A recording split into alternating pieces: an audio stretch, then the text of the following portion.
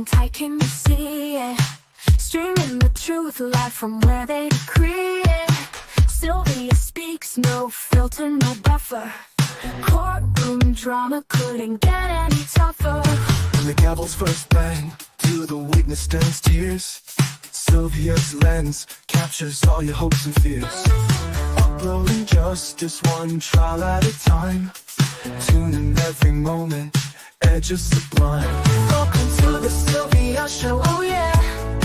She's got the inside scoop, don't you care? With every verdict, suspense does grow. So hit subscribe, let's start the show.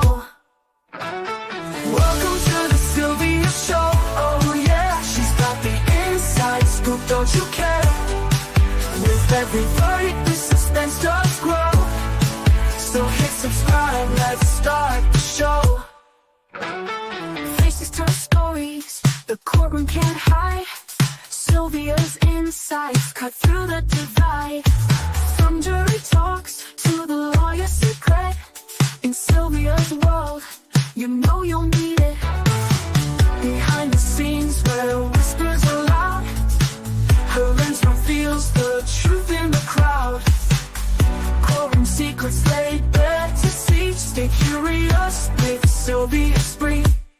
Every objection, every sharp retort, Sylvia's there to give you the report. Exclusive footage no one else can snag. From catchy headlines straight to the tag. Welcome to the Sylvia Show, oh yeah. She's got the inside scoop, don't you care? With every verdict, the suspense does grow. So hit subscribe, let's start the show. Welcome to the Sylvia Show, oh yeah. She's got the inside scoop, don't you care? With every verdict, the suspense does grow. So hit subscribe, let's start the show. Faces tell. I'm back, y'all. YouTube person helped me out. I was pissed.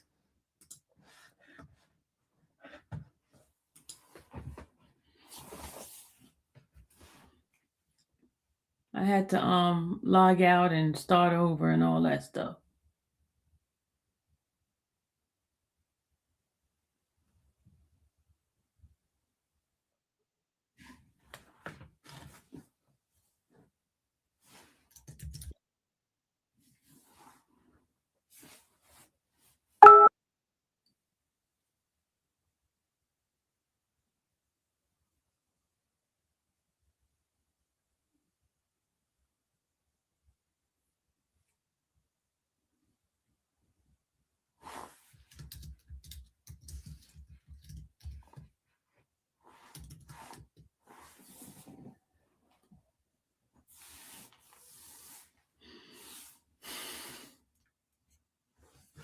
Okay, guys. Sorry, I was so frustrated. I was so upset.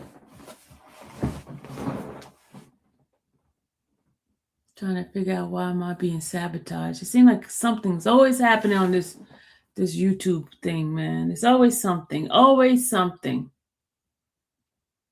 Always something.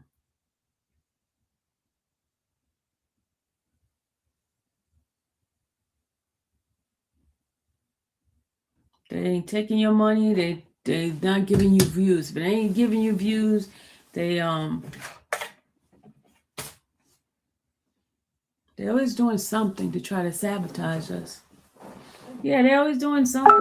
YouTube is always doing something. Every time I communicate with them, I always send a copy of my stuff to myself to find out why certain things are not working. They're always doing something. They do it to the small content creators. The big ones, they never have a problem. We the one with the problems.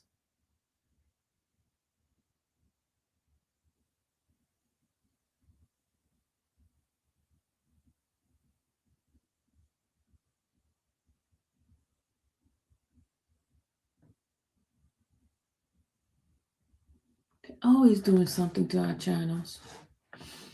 Oh, my God. But it's only 24 of you guys here. Hey, Lady L. I'm just frustrated today.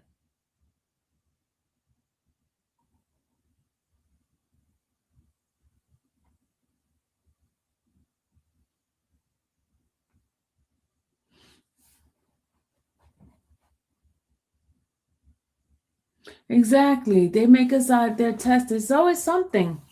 They take our money. It's like, come on. And then, like, oh, it's always something.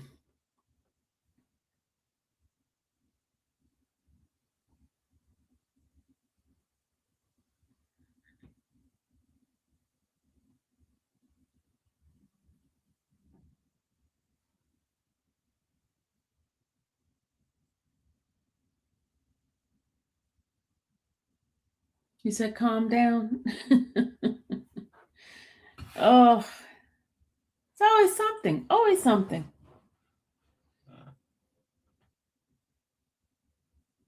I need to go get me some water because I'm just frustrated right now.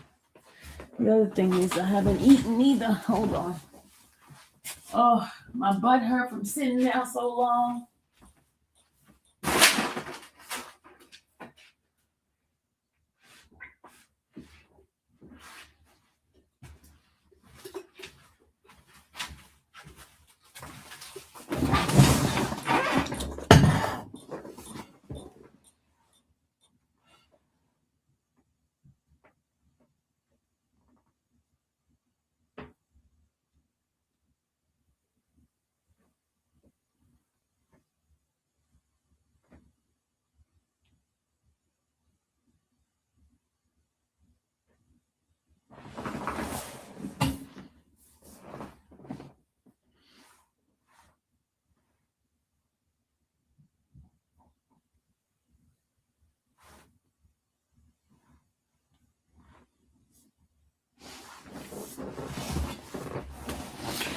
Oh.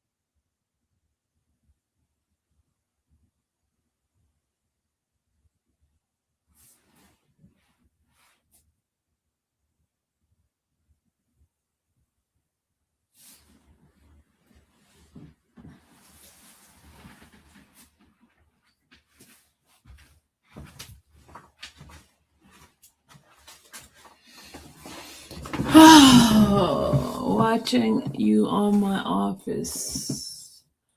Yeah, but look at y'all should see the numbers I have in here. Nothing.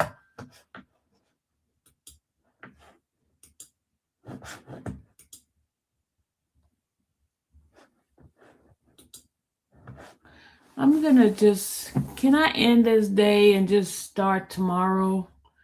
I'm a little frustrated right now. Is it okay, y'all? Is it okay?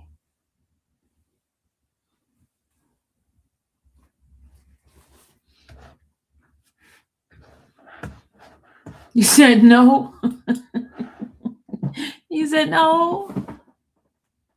Don't keep going. Come on, look at this. I got 19 people in this chat. 19. 19. Now 14.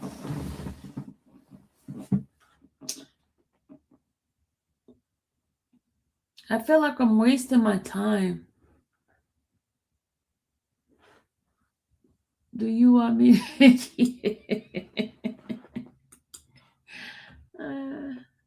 I have people. I have 12. Now going down to 12.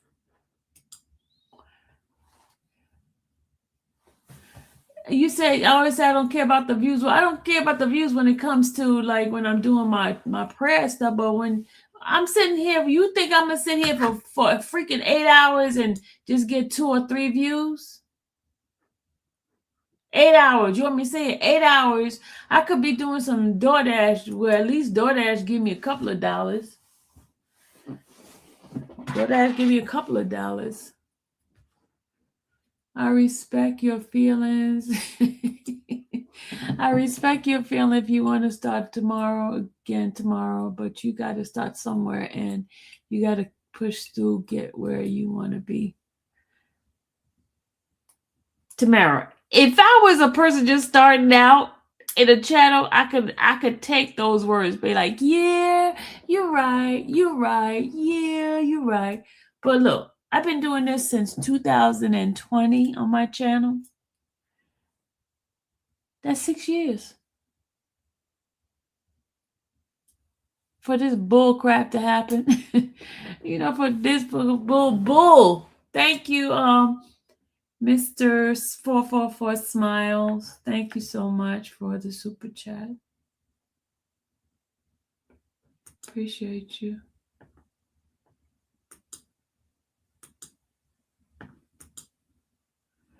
Why did I do my thing like that?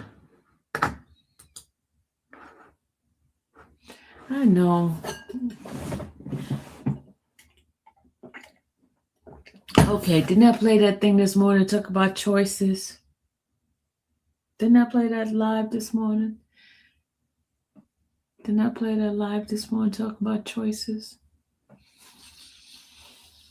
Oh gosh, I need to go.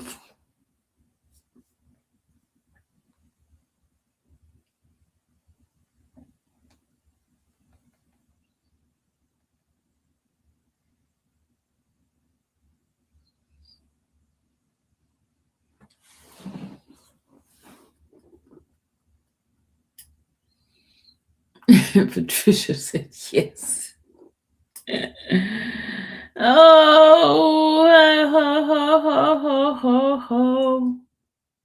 Oh, Lale. Oh, Lale.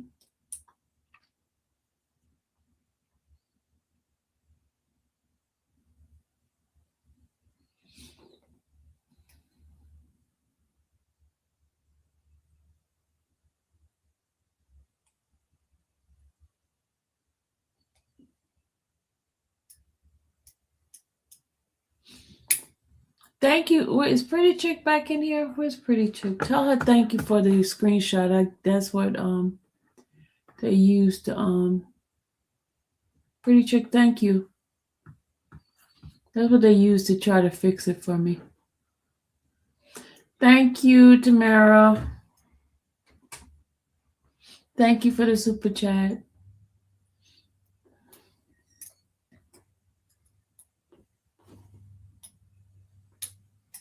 Appreciate it. I do get upset sometimes, y'all. I do.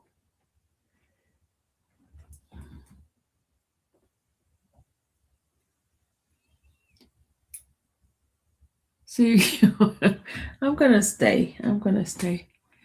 The numbers are going back up. Numbers are going back up. I'm gonna stay. I'm gonna stay.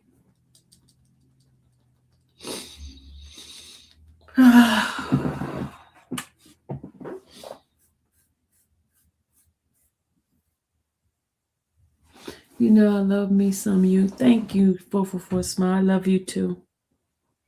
You've been with me a while. Thank you. Thank you. Thank you.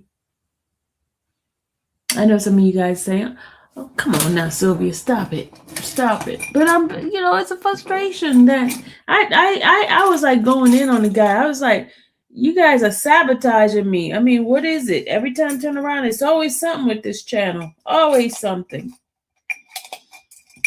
Always. If it ain't the people hating on me and trying to make me look bad, it's YouTube doing stuff. It's always something. Never smooth sailing. Always something. If you need to scream, yell, go downstairs. Dallas is not gonna let me scream. She's gonna be like, what's wrong with you? She's gonna be, what's wrong with you?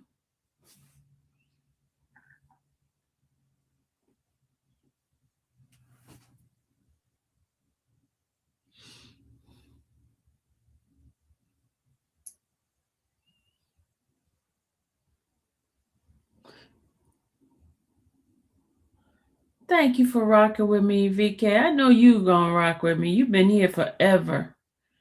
Y'all been here forever. Y'all been here forever. Thank you for being real true supporter. I appreciate y'all.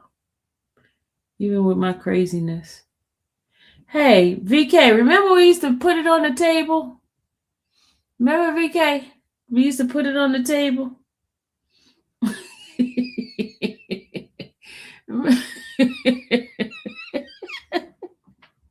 Remember we used to put it on the table? There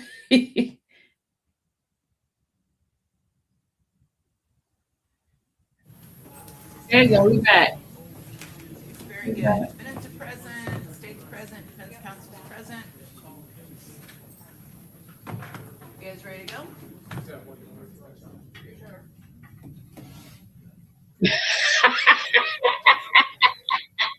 We'll tell you all about it, about putting it on the table. We're gonna tell you all about it, Miss Richard. It's like that picture that I put up, that video that I put up last night. Has to do with something like that. Remember the video that I just put up? That guy has to do with something like that. VK know exactly what I'm talking about. Shay, she knows exactly what I'm talking about. We used to put it on the table.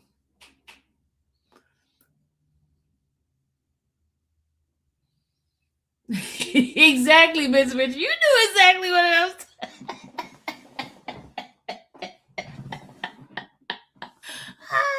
Where's Izzy? Did Izzy come back? Excuse me.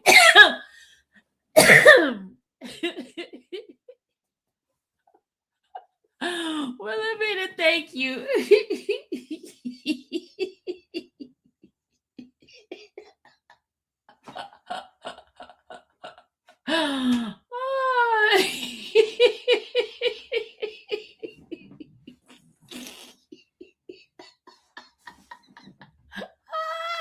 Yeah, made me laugh. Thank you. I'm not upset no more.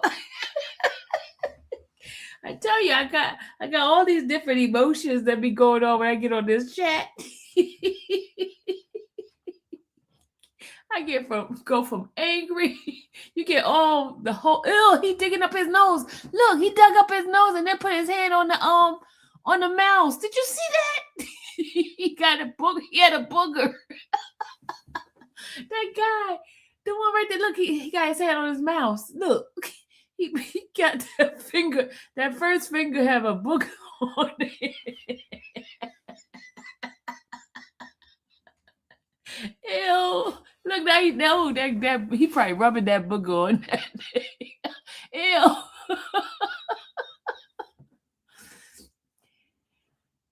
I need to clip that. He got a booger. Yeah, I need to clip. I hope it's a ew, got a booger on there. We'll see if we can clip that one.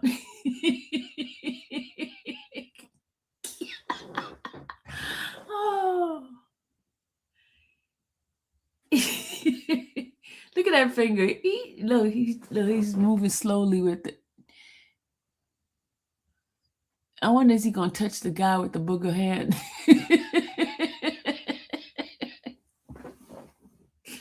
I'm so unprofessional over here. So unprofessional.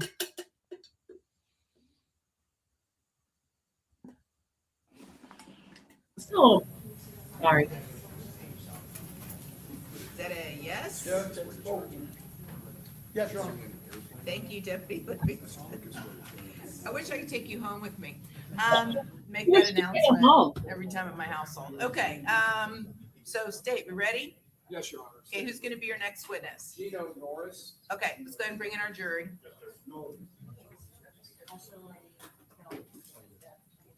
You know I have to pay attention, right, Serena? You know I be paying attention every day. Okay.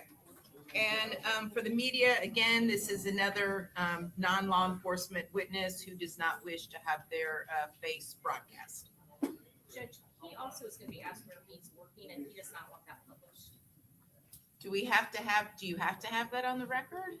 I just like the jury. We got a face, y'all. Can you just ask him if he has a full-time job without disclosing where? And just do that. Okay, we're ready. All Yeah. right. You don't want people to know where he work at.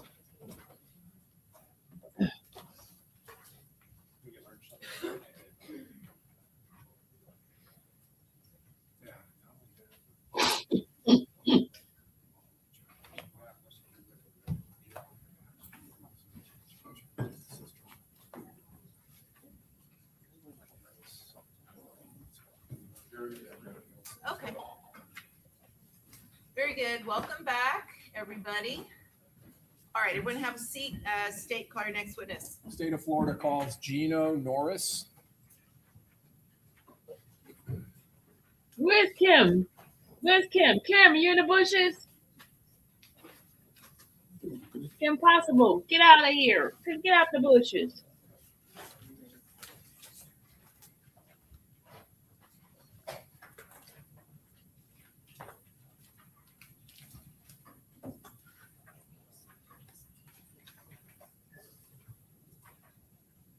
Hey, y'all, let's look and see if we can see their face behind that little thing, the gold thing. Hey, you bad stranger, the white man.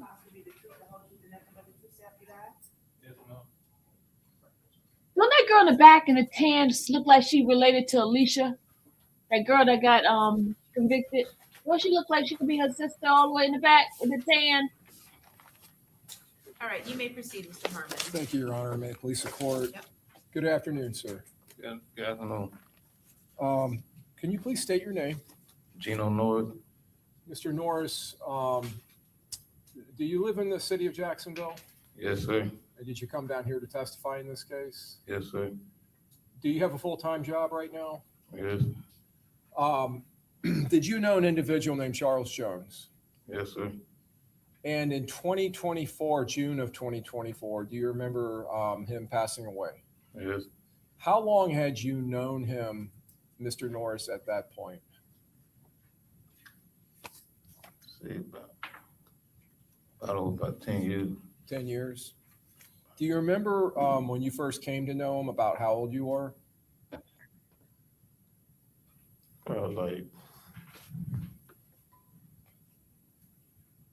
like 14. 14. Was he same age as you or older than you? He older than me. Did you go to the same school that he went to? No, sir. When you met him, when you were 14, was he rapping at that time? Yes. And Mr. Norris, did you go to high school in Jacksonville? Yes, sir. So I want to draw your attention, Mr. Norris, back to June of 2024, the time when Mr. Jones passed away. Do you recall traveling here to Tampa with him? Yes. And do you recall how you came down here, whose car it was? His car. His car? Was it just the two of you, or was there someone else with you? It was me, him, and Robert. Okay, Robert Howard. Yes. Do you remember who was driving on the way down? They took turns. Did you take turns driving? No, sir. So just Robert and Charles? Yes, sir.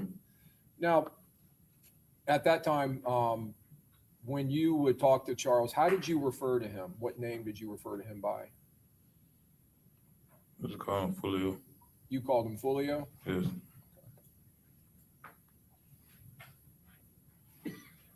When you all came down from Jacksonville, do you remember the purpose for coming here to Tampa? Celebrate his birthday. Did Mr. Jones invite you on that trip? Yes.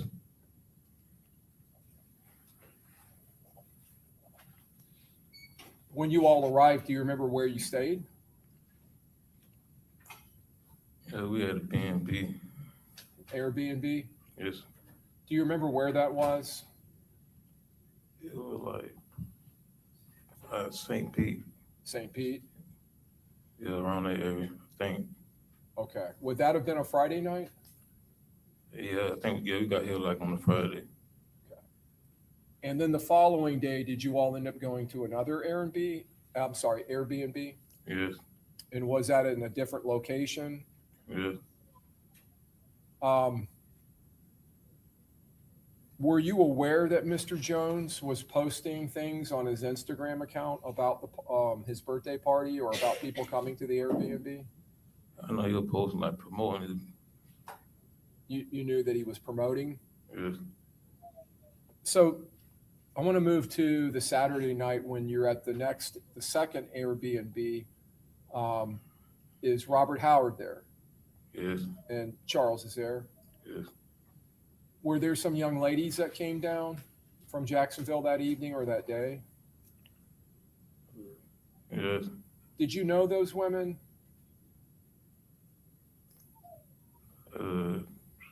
His girlfriend came on that day and her cousin, but all the other people, I ain't really know them.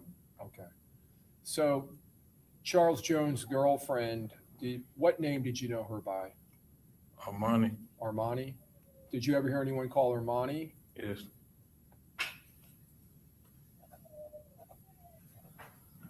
And was there some type of a celebration or a party that night at the second Airbnb that Saturday night? Yes. And you said there was people showing up that you didn't know? Yeah. Yes. Do you remember approximately how long that party lasted? No, sir. I can't remember exactly how long it was. At some point, did the party end? Yeah, because we were finna get ready to leave the club, and the B&B lady basically came like, they were finna kick us out. All right, you all were getting ready to leave Yes. to go anyways, but then the lady who owns the Airbnb kicked you out? Yeah, she sent a call, like, sent the police, saying that like, it was a fight or something. So the police came? Yes. Did you have to pack up a lot of stuff to take with you when you left? Yeah, we had to get everybody's stuff out of B&B, because they had already left.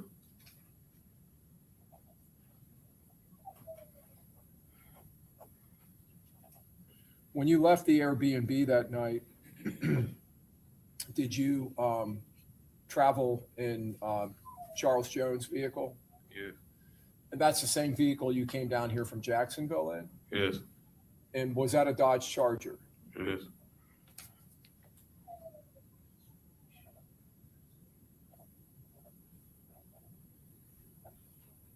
So you leave the Airbnb. Where do you all go? What a club called? I think it was called Teaser or something like that. Okay. And that was a club you went to Yes. here in Tampa? I think that's what it was called. Yes. Teasers? Yes.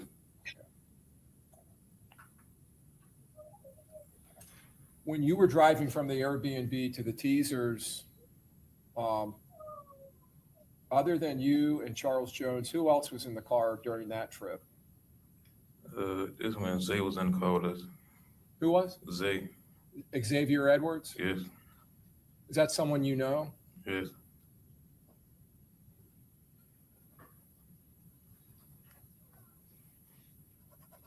Do you remember who was driving? Zay was driving. Xavier was driving? Yes. Do you remember where Charles Jones was sitting? He was in the passenger seat. Front passenger? Yes.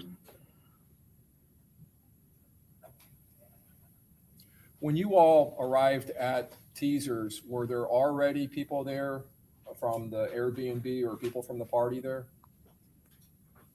No, like all of us like drove around at the same time, so we all met there. Okay. When you all got there and met up, did you end up going inside of the club?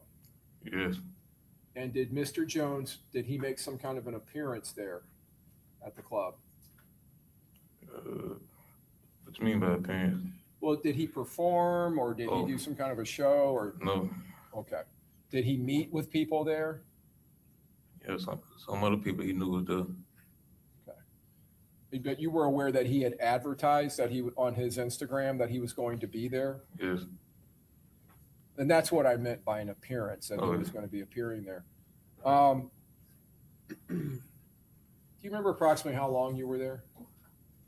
Probably like an hour or two. Okay. During the time you were there, well, let me ask, you and Charles Jones are inside the club? Yes. Was Robert Howard inside the club? Yes. Was Armani and her cousin inside the club? Yes. All of us was inside the club. You all were. Xavier?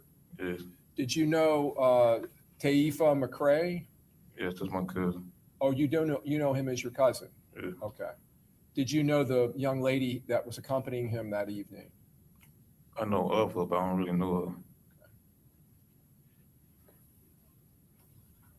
Did you know another, well, let me move on.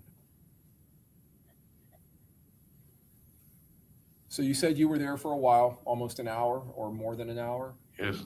During the time you were there, Mr. Norris, did any issues or problems with anyone? No, Any fights, anything like that? no, sir. Anyone threatening any of you? No, sir. And at some point you all leave. Yes. And when you leave, do you again travel in the Dodge Charger or in some other vehicle? Same car, the Dodge Charger. And who's driving this time? Zay was still driving. And was Charles Jones in the car? Yeah, he was still in the passenger seat. So when you leave Teasers, and did the other folks leave? Taifa and Armani and her cousin Yeah, we all went to the next club. went to the next club. Okay. Did you know why you were going to the next club? Just That club, it was like boring, so we just went somewhere else. okay. Still celebrating his birthday? Yes. Do you happen to know how old he was turning? 26. 26?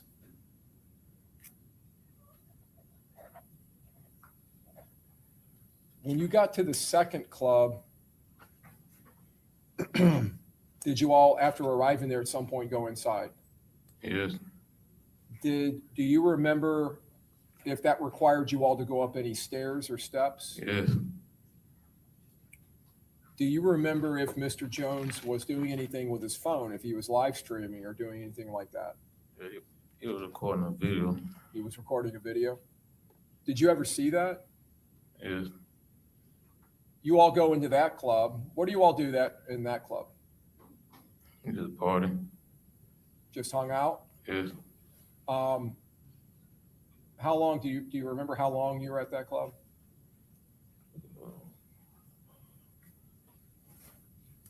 It was probably wasn't up but like about 2 hours.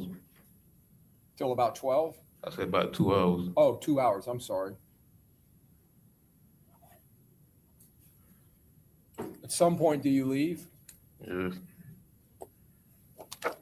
Do you know where you all went? Do you remember where you went? We went to the hotel. Okay, so at that point, you all were just going to call it a night. Yes. So when you left there, what car did you drive in, or what car were you in? Same Dodge Charger. Do you remember who was driving? Zay was driving. So Xavier Edwards? Yes. And was Charles Jones in the car? Still in the passenger seat. So would that be the front passenger seat? Yes. Where were you sitting in the car? I was in the back seat. Back seat. Okay. And you said you all went to the hotel. Yes. When you arrived at the hotel, do you remember pulling up in front of the entrance to the hotel? Yes. At some point during this time period, were you getting groggy or sleepy? Yes. And did you fall asleep at some point? I fell asleep in the bed. So did you fall asleep on the way there or right after getting there, or when? Right after getting there. Do you remember if Charles Jones went into the hotel? I mean, yeah, went in. Then they saying like we couldn't get a room. And we came back in the car and they were looking for hotels and I fall asleep. Were they looking for hotels on their phones? Yes. And was Mr. Jones in the front passenger seat again? Yes. Between the time that you got to Teasers and up to this point, did you have any reason to believe anyone was following you, No, sir. or anyone was surveilling or watching you? No, sir.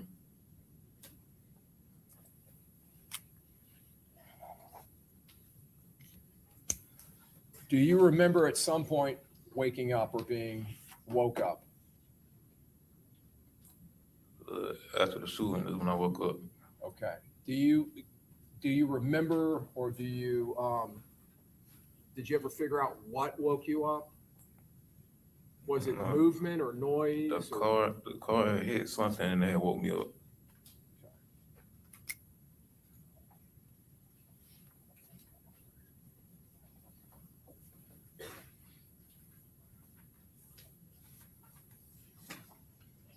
When you woke up, still in the back seat, Yes. what did you see when you woke up? What did you observe? First thing I saw was FOLIO laid up.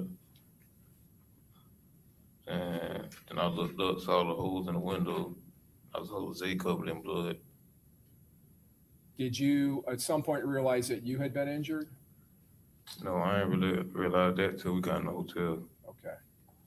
Did you realize when you woke up that you were no longer sitting in front of the hotel? Yeah. After you woke up and you see Mr. Jones and, well, let me ask you, is Mr. Jones, does he appear to you, what shape or condition does he appear to be in? Like he gone. He's gone? Okay. And when you saw Xavier with blood on him and you saw the window, the condition of the window, did you put all that together?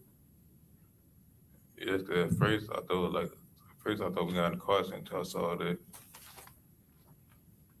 You thought you got into a car accident? Yeah, before I looked up, it saw like the bullet holes in the blood. I thought it was that. When you saw that, the bullet holes and the blood and the condition of your friend, what did you think at that point about your own safety, if anything?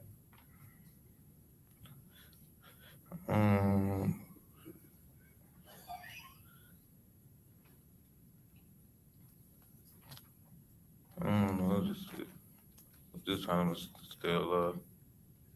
Just trying to stay alive? Yeah.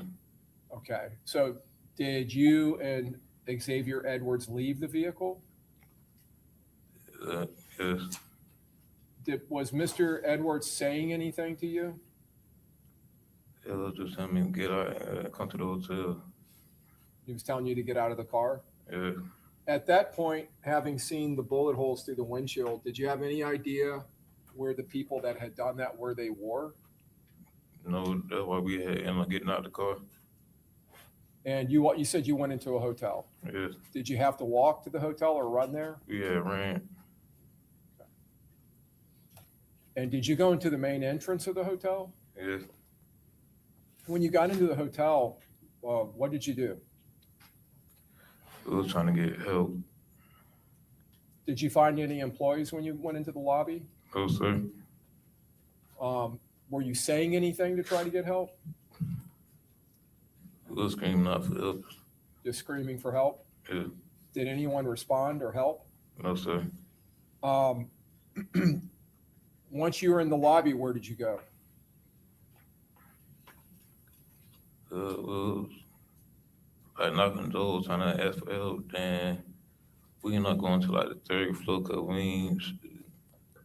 ain't, people still there. I'm sorry, I didn't hear what you said. I said we had ended up getting on the elevator to go to the third floor because I don't know if they would have followed us there or not. So we just went on the third floor. Okay. Before you get on the elevators, do you walk by any doors or any rooms in the hotel? Yes. Do you try to knock or get into those rooms? Yes. We tried to knock on the door, try to ask for help. But nobody responded. Nobody responded. So you and Xavier go up an elevator. Yes, sir. At that point, what kind of condition is Xavier in? He bleeding real bad, then, but he ended up falling against the wall. Like he felt he finna die. He kept begging me not to let him die. He was begging you not to let him die. Yeah. You said that you realized when you got into the hotel that you had been shot. When did you come to that realization? Was it in the lobby or once you were on the elevator? When we got to the third floor, when he fell against the wall, he told me to check his head and make sure he didn't get hit in his head because he was bleeding a lot from his head. And when I looked down, I saw a hole in my arm. Okay. But, okay, me back up. So Mr. Edwards is asking you to check his head, you said? Yes. Because he's bleeding from his head. Yes. And you ended up seeing that you had been shot. Yes. Where were you shot? My right arm. Your right arm? What part of your right arm? Not the up. The upper part? Yes. Did you and Mr. Edwards end up on the floor at some point? Or did you sit down or lay down? He, when he fell against the wall, he was like on the floor, but I ain't really get on the floor till the police came. Okay. What caused you to get on the floor? The police made us get on the floor. They made you get on the floor? Yes.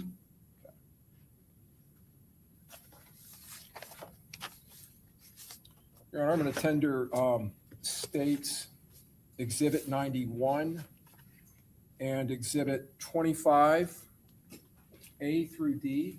That's 25 Alpha through Delta, and States Exhibit 91. Tender for admission. 91 is in, counsel? Okay, thank you. So to 25 A through D, any objection? Mr. Gonzalez, No objection. Mr. Sonardi, No objection. Mr. Wise, Mr. Petridis. Okay, admitted. Publishing States 91. Mr. Norris, I just want you to take a look at this. Does that photograph depict how the position you and Mr. Edwards were in when the police arrived? Yes. Okay, now on Mr. Edwards, is that blood on his face? I know that's not very good. Let me try to do something here. See if that helps. Nope. Can you see blood on his face? Yes. Okay. And your shirt was an all white shirt, Yes. but the red now on the shoulder, is that blood? Yes. Did the police contact Tampa Fire Rescue or some Yes. EMT or paramedic that came to assist you? Yes. And were you and Mr. Edwards both taken out of the hotel on gurneys? Yes. Were you taken to a local hospital here in Tampa? Yes.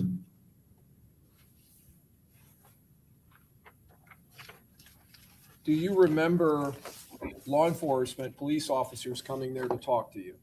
Yes. Yes. It'll probably states 25A. Is that you, Mr. Norris? Yes, sir.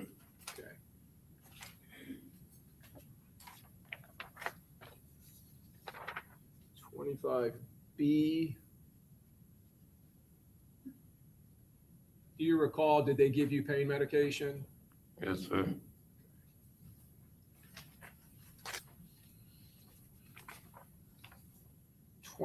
C is in Charlie.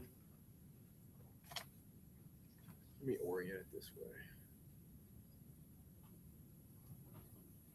Is that you laying in a hospital bed or in the emergency room?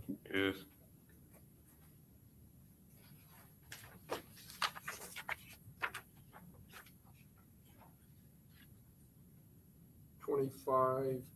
D is in Delta. And a close-up of the wound to your arm. Let me ask you, how long were you in the hospital, Mr. Norris? What it was. I ain't leave till about 11 because I had to wait for my parents, wait for my dad to come to pick me up. Okay. Was that the next day? Or how many days were you there in the hospital? I got out a couple hours after. A couple hours? Yes. Okay. So you mentioned your father, does he live in Jacksonville? Yes. So he traveled here from Jacksonville to come help you? Yes. And when he got you out of the hospital, did you all go back to Jacksonville that day? Yes.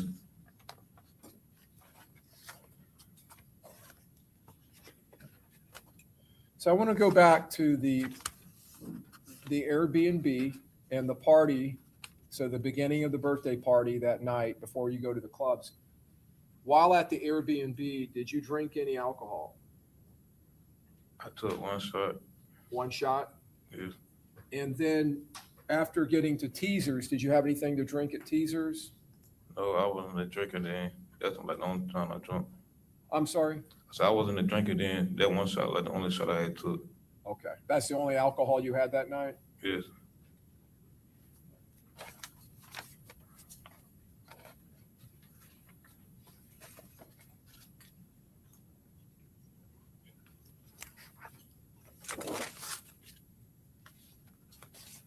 Being that you were asleep during the shooting itself, did you ever see the people who were doing the shooting?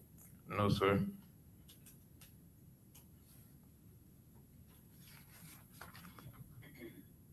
You got anything? Okay. I'll tender the witness, Sean. Thank you, sir. Okay, Mr. Gonzalez?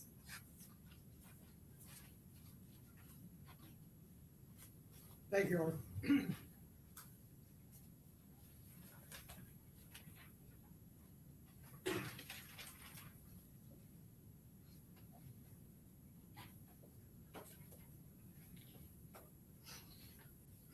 Good afternoon, Mr. Norris.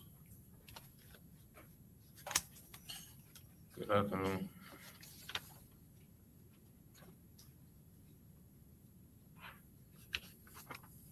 Mr. Norris, I think you've told us that you knew Charles Jones, Julio Folio, since for about 10 years, correct? Yes. And you knew him very well. Yes. You saw him all the time. You spoke to him pretty much daily, correct? Yes. And you also know Tata because he's your cousin, correct? Yes. Okay. That'd be Tapia McCray. Yes. Right. And you know Kenny Capps as well, correct? Yes. And you know, Your Honor, I just asked if counsel can identify who that is he's speaking about. Yeah, is Kenny Capps a nickname or is that a full name or? no, Judge, that would be That's Robert. I'm sorry, Robert. Robert Howard, correct? He knows him as Kenny Capps? Yes, Judge. Okay, thank you for clarifying that. And what about Xavier Edwards, 55? You know 55? Yes. Do you also know him in other circles as Omerta? Yeah, it's a route name, yes.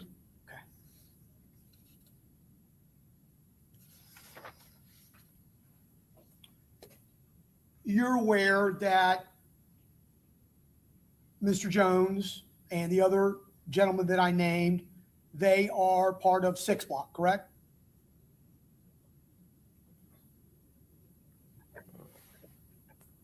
It's about it. Say it again. 6 Block. 6 Block is a gang. I Are don't know you if aware of it's a that? gang. Not of the gang, no. Okay, so you're not aware of 6 Block. I'm singing the songs now, but I don't know about it being a gang. And I'm sorry, sir, I didn't understand your question, if you don't mind. I say I heard in songs, but I don't know that they're like a gang. No, I don't know that there's a gang. So you're telling me you only heard it in a song? I'm saying I hear the songs, but I'm saying I don't know there's a gang. That's what I'm saying. Okay, what is it you know it as? I'm saying that what they were singing the songs and stuff. Okay, and I'm sorry, I'm just a little confused. You knew it because you heard it in songs, but you didn't know it as a gang? Yes, Is that, and I don't want to put words in your mouth. Is that what you're trying to tell me? yes, Okay. And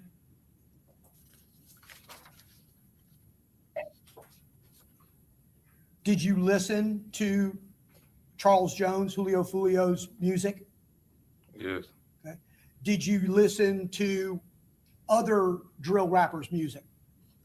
yes.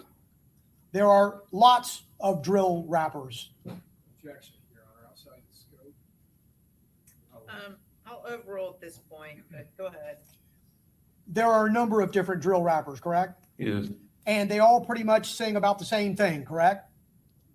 yes.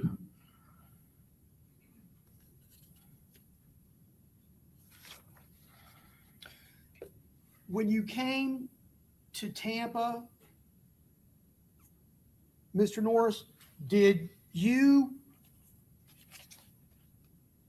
expect that there was going to be some kind of trouble? No, we came here for celebrate his birthday. How about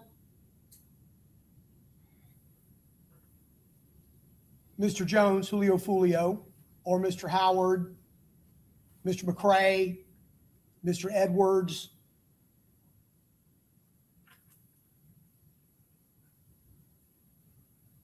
Strike that. Strike it.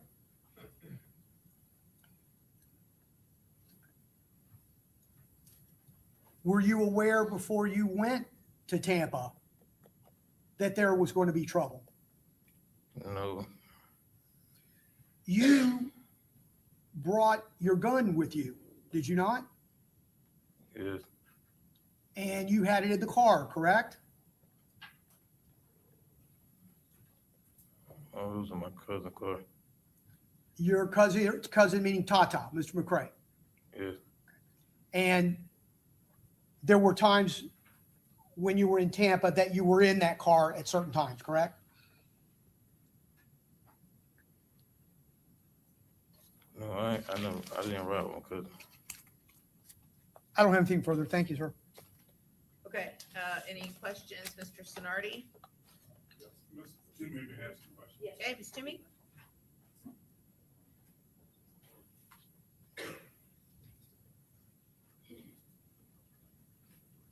Good afternoon.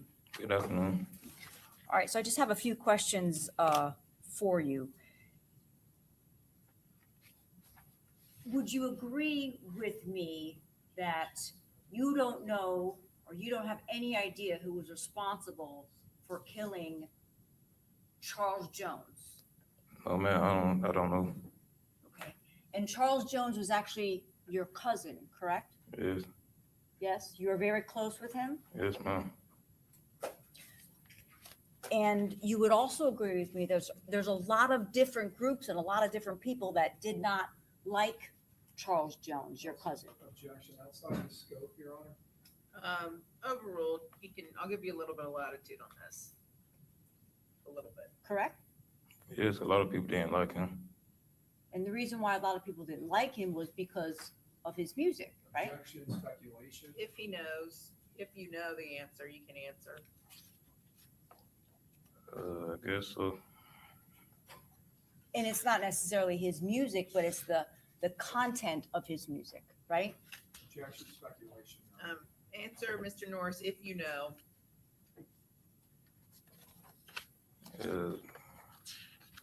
I guess, I don't know. You don't know? I'm saying, like, I'm sorry, I can't understand you. can you repeat the question again? A lot of people don't like or didn't like your cousin Charles Jones because of his music, the content of his music, Yeah, you could say that. correct? Yes, you could say that.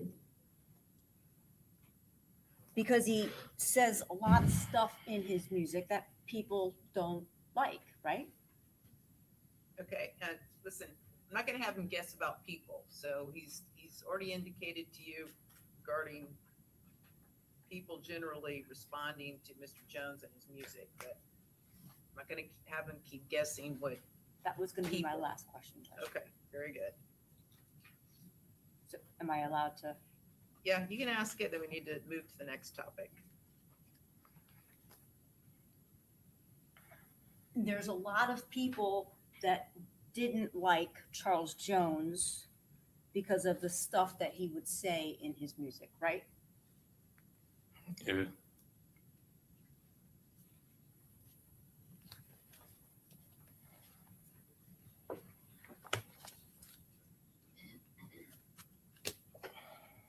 Now, you don't know who Davion Murphy is, do you?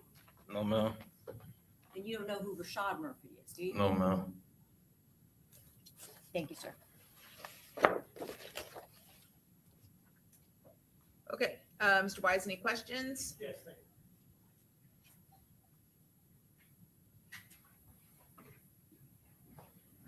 Good afternoon, sir. Good afternoon. Mr. Morris, you don't know Sean Gathright, correct? No, In fact, before he was arrested in connection with this case, you'd never even heard that name, right? no. Thank you, sir. Okay, and Mr. Petrides?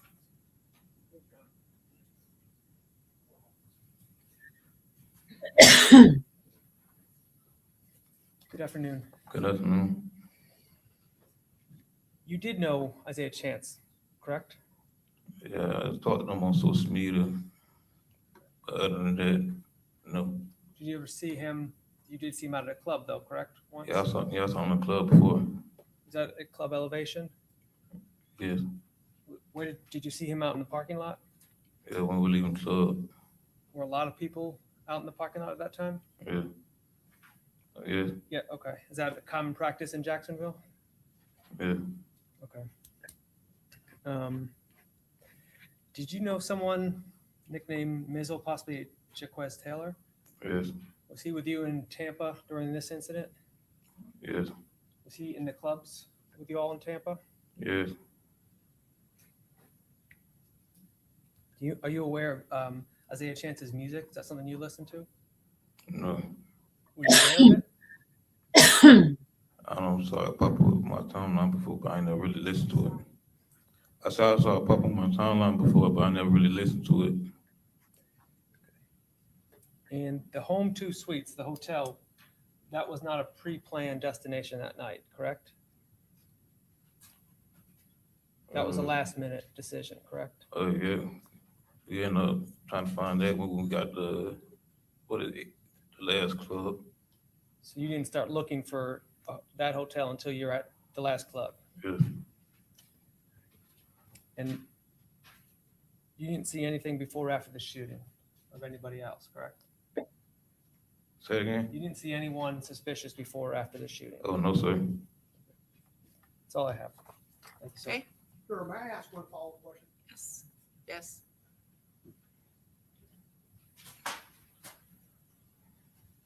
Mr. Norris, you don't know Rashad Murphy, do you? No.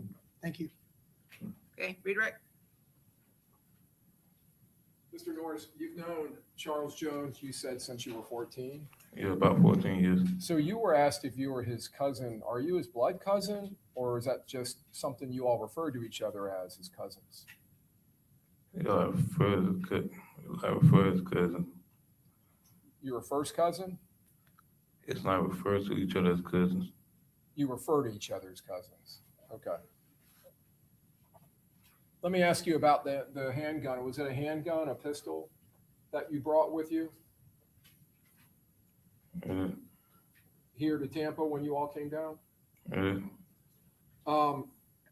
First of all, do you legally possess that, legally own it? yes. And did your cousin Tafa, did he bring that down or did you bring it down? It was my gun was in his car. It was in his car, right? Yes, All right. So this isn't a gun that you were carrying on your person in any of these clubs or anything like that? no. Okay.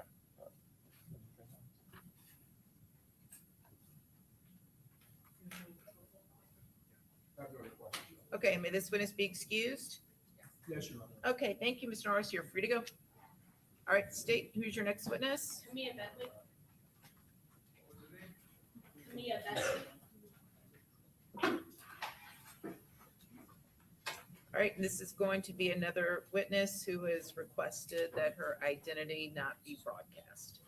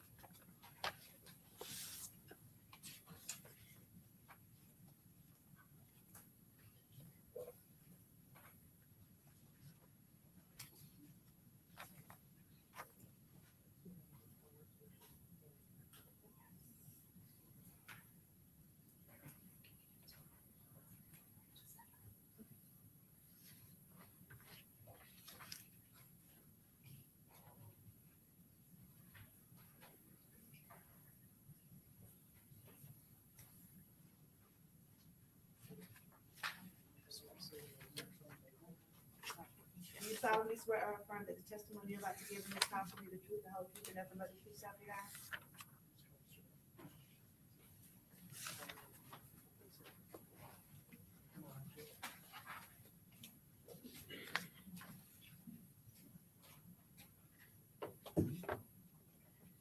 Okay, very good. You may proceed.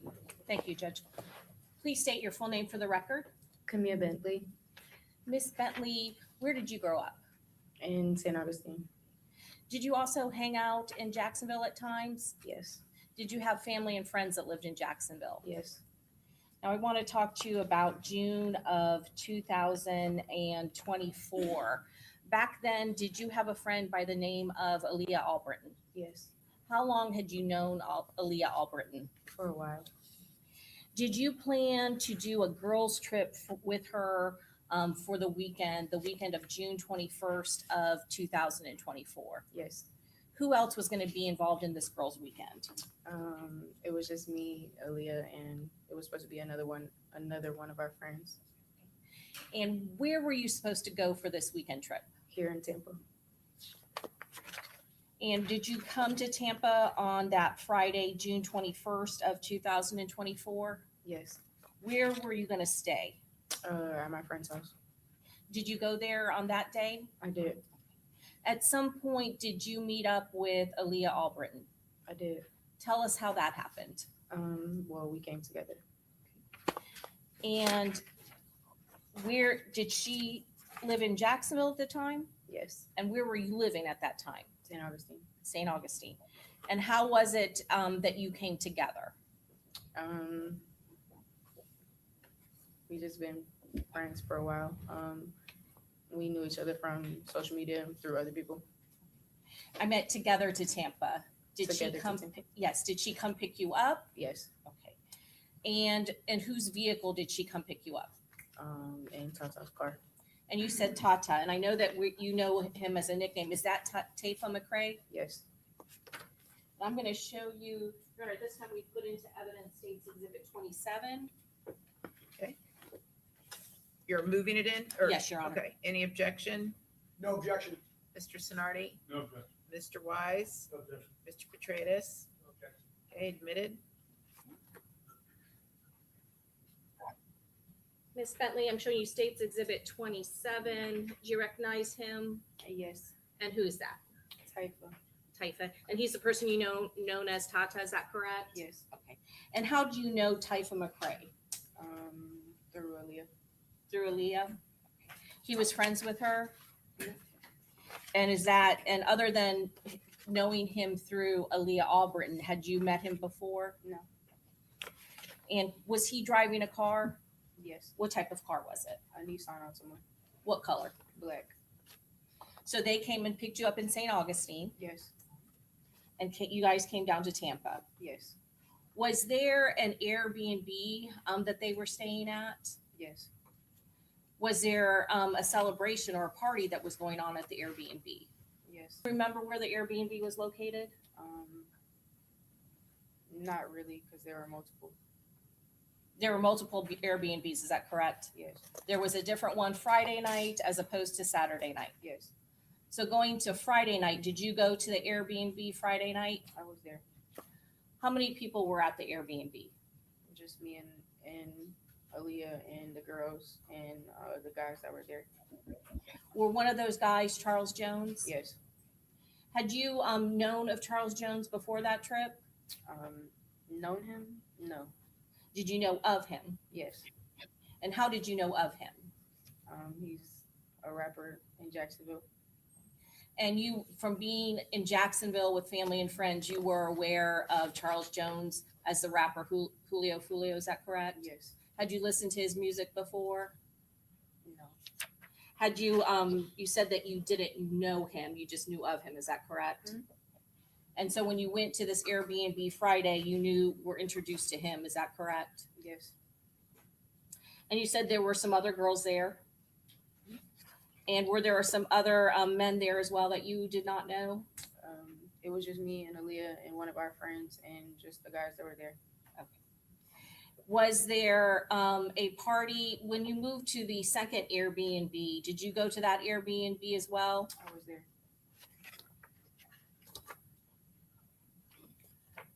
Did you have bags with you? Yes. And at some point, did you go into a room so that you could get ready for the night? Yes. Was there a party that was going on at the Airbnb that you had moved to with Charles Jones on Saturday, June 22nd of 2024? Yes. And in that party, can you tell us approximately how many people were at that party? I don't know. I wasn't a part of it. You kind of kept to yourself that night, Yes. but there were quite a few more people there than who was at the original Airbnb on Friday night. Is that correct? Yes. At either one of the Airbnbs, were there any issues, any sort of fights or any trouble at the Airbnb from the people that you were there with or that Charles Jones was there with? No. Did something happen at the Airbnb on Saturday night with law enforcement?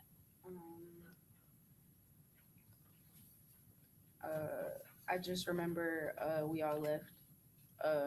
I guess because there was a lot of people there. It's an Airbnb. Eventually, you had to leave the Airbnb, is that correct? Yes. Did you have to get your bags and take it with you before leaving that Airbnb? I actually didn't get a chance to get my bags. Do you think somebody else was responsible and was able to get your stuff for you? Yes. And did that end up in one of those three vehicles that was with Mr. Jones? Yes. When you were at that Airbnb, was Aaliyah Albritton there as well? Yes. And what about Taifa McCrae? Yes. Did you know the names of any of the other guys that were with Charles Jones? No. Had you met them before? No. Had you ever hung out with them previously? No. So you were just there because of your friendship with Aaliyah Albritton, is that correct? Yes.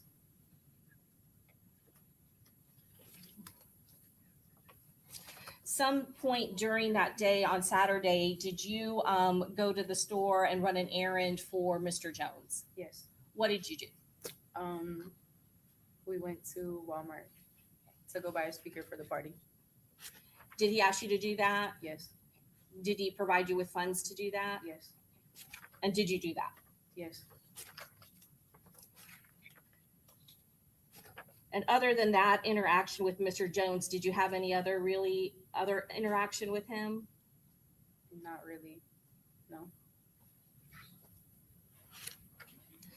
Do you know approximately what time it was, or were you keeping track of time that night, Saturday, June 22nd of 2024?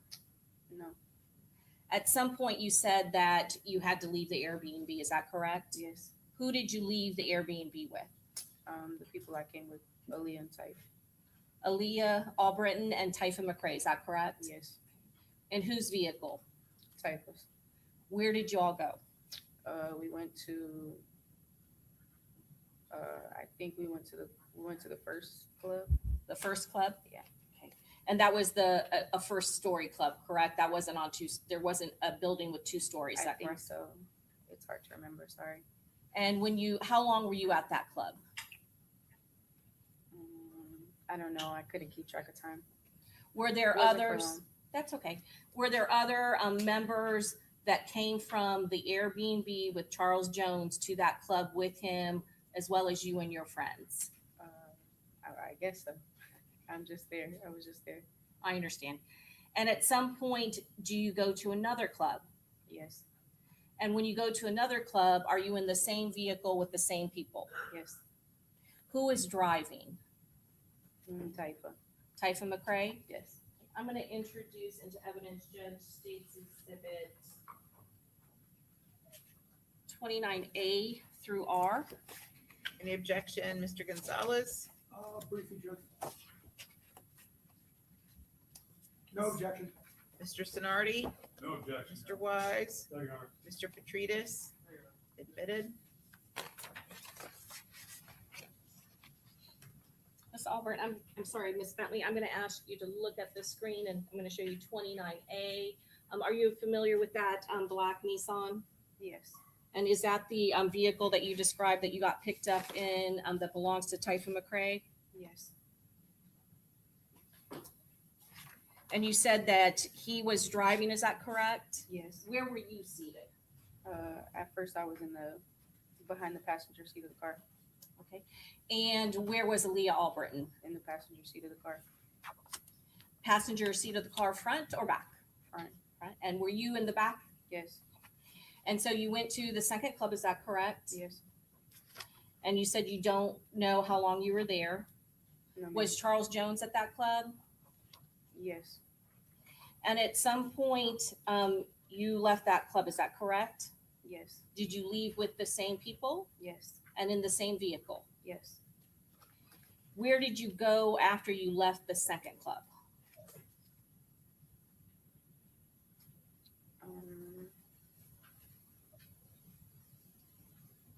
I think that's when we went to the hotel, maybe. Okay, that's what I am asking you about. Who went to the hotel? It was me, Aaliyah, Typha, and everybody who was with Mr. Jones. And you were in the same car with Typha McCrae in the black Nissan? Yes.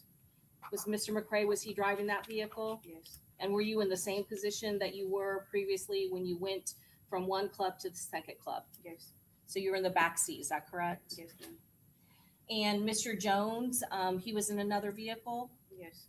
And in it, there were others with him in that vehicle, is that correct? Yes. Did you know, or were you familiar, or did you know his girlfriend at that time? No. Did you know that there was another car that went to the hotel along with your car, Mr. McCrae's car, and Charles Jones? I just remember it being like the car that we were in and 2 other cars, which was Charles Jones and whoever it was. That's what I'm asking. There was Yes. one other vehicle besides the car you were in and Charles Jones. Yes. So 3 cars total, is that correct? Mhm. Okay. And what happened when you got to the hotel? I guess they were there trying to get a room because it was late at night and everybody was really tired and it was too late to get on the road. I really don't know what happened from there. All I know is I sat in the car and I almost lost my leg. I'm going to go back just a little bit. At some point, does Aaliyah Albritton, your friend, and Typha McCrae leave the vehicle? Yes. Why do they leave the vehicle? Aaliyah needed to use the restroom. And at that point, are all the cars in front of the hotel Yes, just sitting there waiting for a room? Is that correct? yes, So Aaliyah Albritton, your friend, and Typhon McCrae get out and go to use the restroom. Is that correct? yes. What do you do at that point? I took initiative and got in the front seat of the car. So now you're sitting in the front seat. Yes. And what happens when you're in the front seat of the vehicle? I just remember looking down at my phone. I looked out the window. I was on my phone for a second. And when I looked back up, that's when I just started seeing bullets flying past my face. And that's when everybody started shooting and all that. So you were hearing shots, is that correct? Did you hear it? Yeah, I heard it. I didn't see anything though. Okay, that's what I'm gonna ask you. When you heard it, what did you do? I immediately, I looked for the keys in the car and I didn't see anything. When you say you didn't see anything, did you see any of the shooters? No, Did you know where the gunfire was coming from? no. And what did you yourself do at that moment? I couldn't find the keys and I prayed until I could find the keys and the car cut on. I still didn't see any keys to that very day. But the car was able to start. The car was able to start and I tried to make it out as soon as I could to save myself. And so you left, is that correct? I did. What happened as you were leaving the parking lot? It was just a lot of commotion going on. It was a lot of chaos. It was very chaotic. I just remember leaving the hotel. I remember stopping at a light and that's when I realized like that's when I got shot and you see a lot of gruesome things and that's when I tried to just calm down and realize my adrenaline was up there and I had to realize like just calm down. Like I called Aaliyah, told her, hey, I just got shot and I need you to take me to the hospital. And were you able to get a hold of her on the phone? I did. What did you do after you got a hold of Aaliyah Albritton on the phone?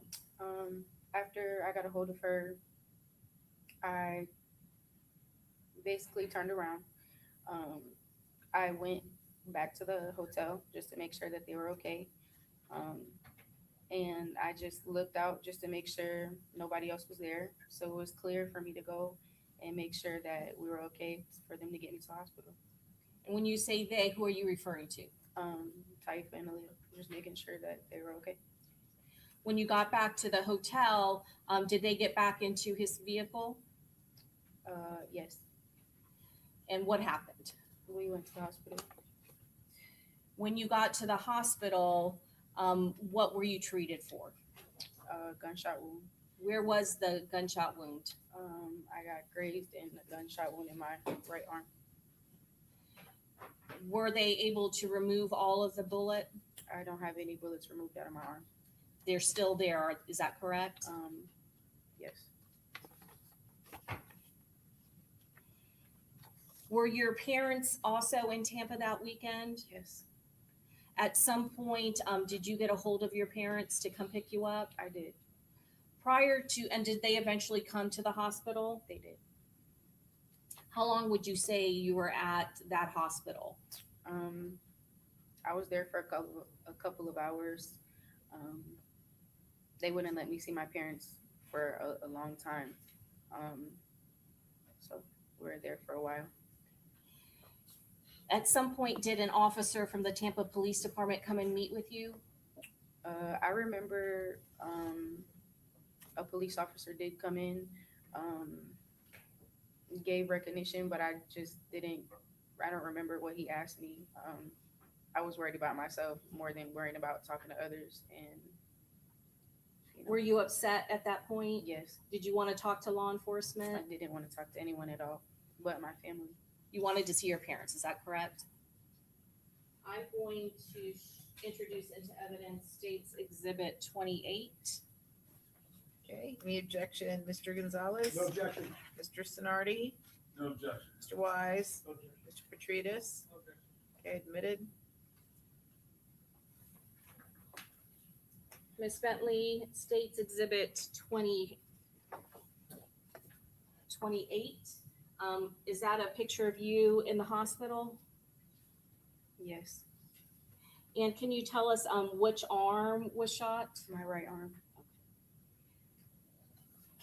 And you said your parents did come and retrieve you from the hospital, is that correct? Yes. Who was at the hospital with you when you were at that hospital? Well, at first it was just me and Taifa in there first. You said Typha And then McRae, my is that parents correct? came. Yes. Do you know what happened to Leah Albritton and the vehicle? No. Were you wondering where Leah Albritton was at that point? I was wondering where she were, just to make sure she was okay, but I don't know.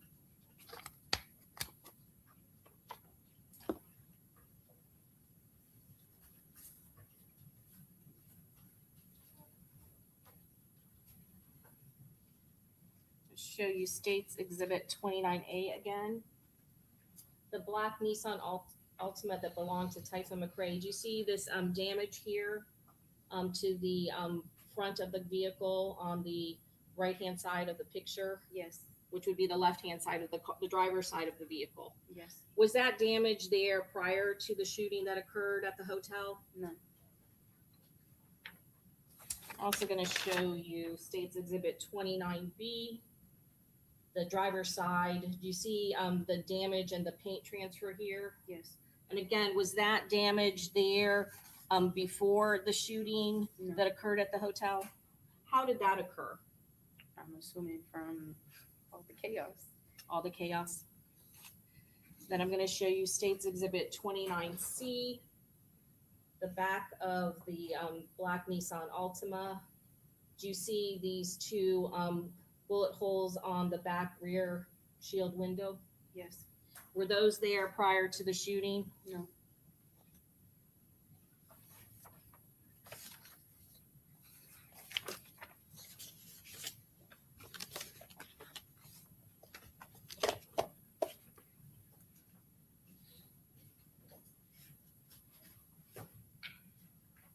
And Miss Bentley, you are not a part of any gang called Six Block, is that correct? No. Not a part of any ATK No. or 1200? No. You are familiar with the rivalry between Six Block and ATK, is that correct? I don't know anything about none of that. Do you know about it just from the music that you listen to in Jacksonville? Yes. But you yourself have never been involved in any of that, is that correct? Yes. And other than knowing Aaliyah Albritton is the only reason you were at that hotel in front of the Home to Suites when that shooting occurred, is that correct? I'm sorry, can you repeat that? The only reason that you were with that group and at that hotel is because of Aaliyah Albritton, is that correct? Yes. Your Honor, may I have one moment? Yes. Your Honor, this time we'd pass the whip. Oh, I actually do. I have one more thing. Okay. We're going to publish 26B.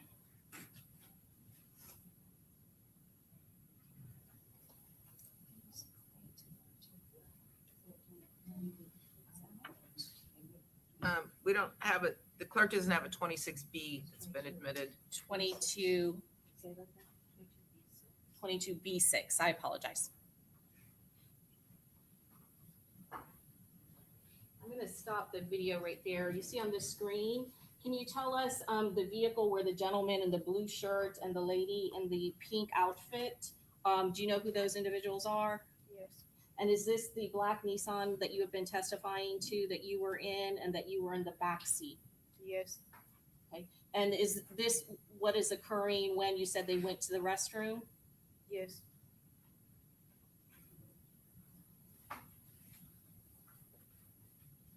And did you see a hand come out and shut that front driver's side door? Back it up just a little bit.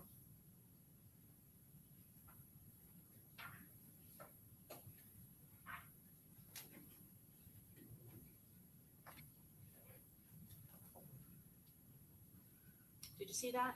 Yes. Okay, and who's that? Me. And where are you now at this time?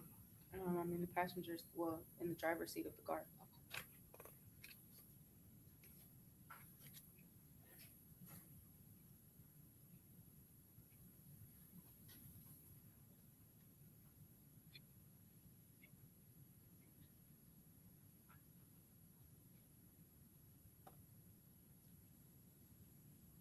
She answered.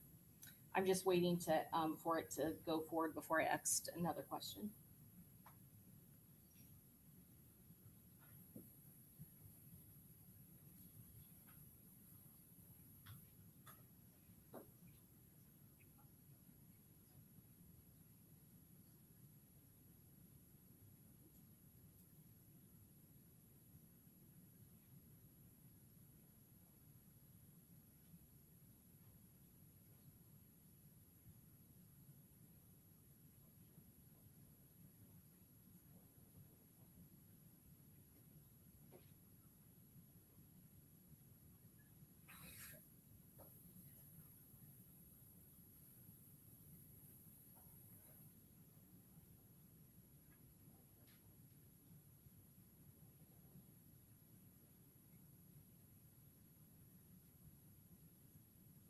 Okay. Is that you then driving? Yes, And do you see the other car that goes into the driver's side door? yes, Is that when the damage to that side of the driver's side panel of the door happened? yes. Your Honor, this time we pass the witness. Okay, Mr. Gonzalez, No questions, Your Honor. Mr. Sonardi, No questions, Your Honor. Mr. Wise.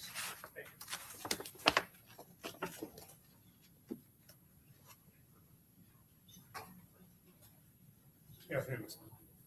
Hmm? Ms. Bentley, you did not know anyone named Sean Gathright, correct? I don't know who that is. Right, and you never even had heard that name until you heard he was arrested in connection with this, correct? Yes, And you knew, as we've heard this afternoon, you knew a lot of the people who were down here in Tampa, right?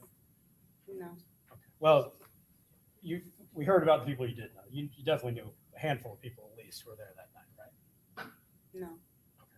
Well, specifically, Besides you, who I came with. okay. That night, you didn't hear anyone who was in Tampa who went by the name Fat Boy, right? No, And you don't know anyone who goes by the name Fat Boy, No. right? Thank you. Okay, Mr. Petridis.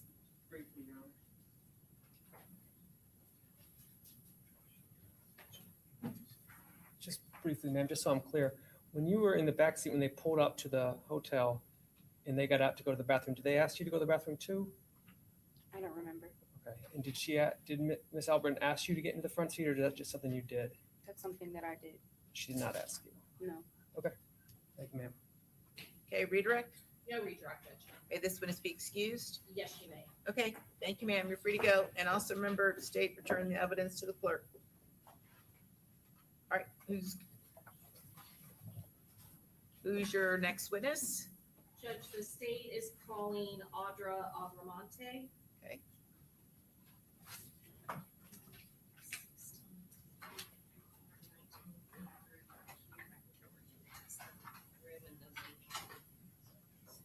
All right, and this is, I believe, another witness who does not want their identity broadcast, correct? Yes, Your Honor. Okay, very good.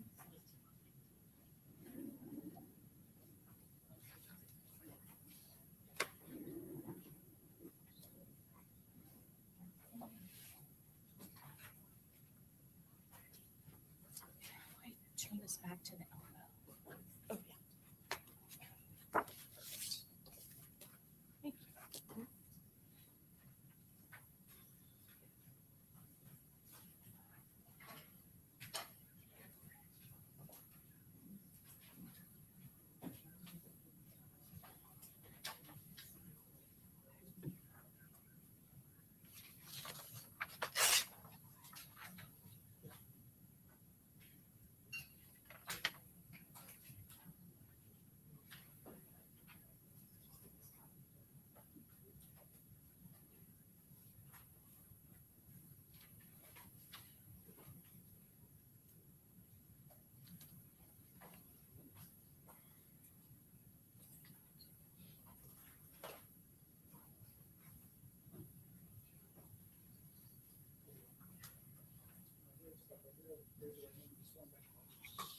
Do you solemnly swear or affirm that the testimony you're about to give in this class will be the truth, the whole truth, and nothing but the truth, so help you God?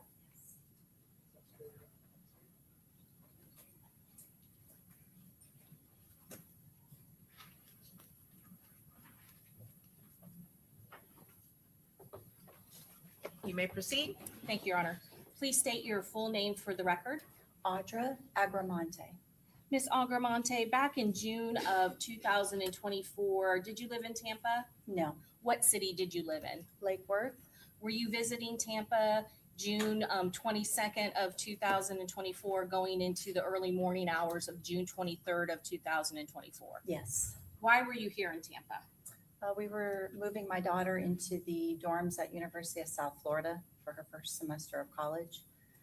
And with myself was my husband, Nestor Agramonte, my daughter, Alyssa Agramonte, and her boyfriend, Braden Smith. Where were you staying at during the time in Tampa? Home 2 Suites across from campus. Is that the one located on McKinley Drive? Yes, I believe so. And you said across the campus from University of South Florida? Yes. I'm going to ask you about the early mornings of June of 2024, June 23rd of 2024. Do you remember what hotel room you were staying in? Yes. It was on the second floor, and I believe it was room 230. And who was staying in that room with you? It was myself, Nestor, and Braden. Did anything unusual happen in the early morning hours? Yes. Tell us what happened. Sorry, it was a really scary night. We were sound asleep around 4:30 in the morning. I heard popping noises. By the time I realized what it was, thinking it was maybe gunshots, Braden, who was in the bed on the other side of us, pulled me down to the ground and shielded me. Right at the same time, my husband went and looked out the window, saw there was a bullet that hit the window. So he yelled for us to get down. And of course, we were already down at that point. Was your daughter at the dorm rooms at that point? Yes, she was.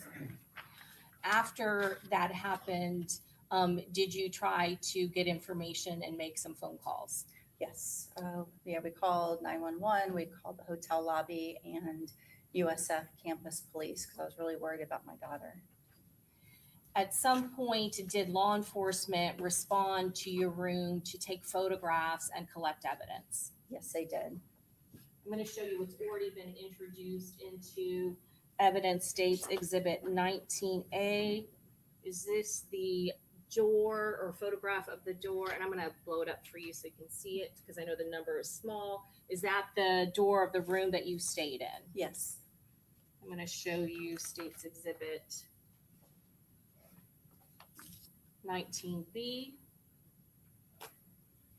Is this a picture looking in at the room that you were in? Yes. And you said that there were 2 beds, is that correct? Yes. Which one were you and your husband in? And let me show you 19C.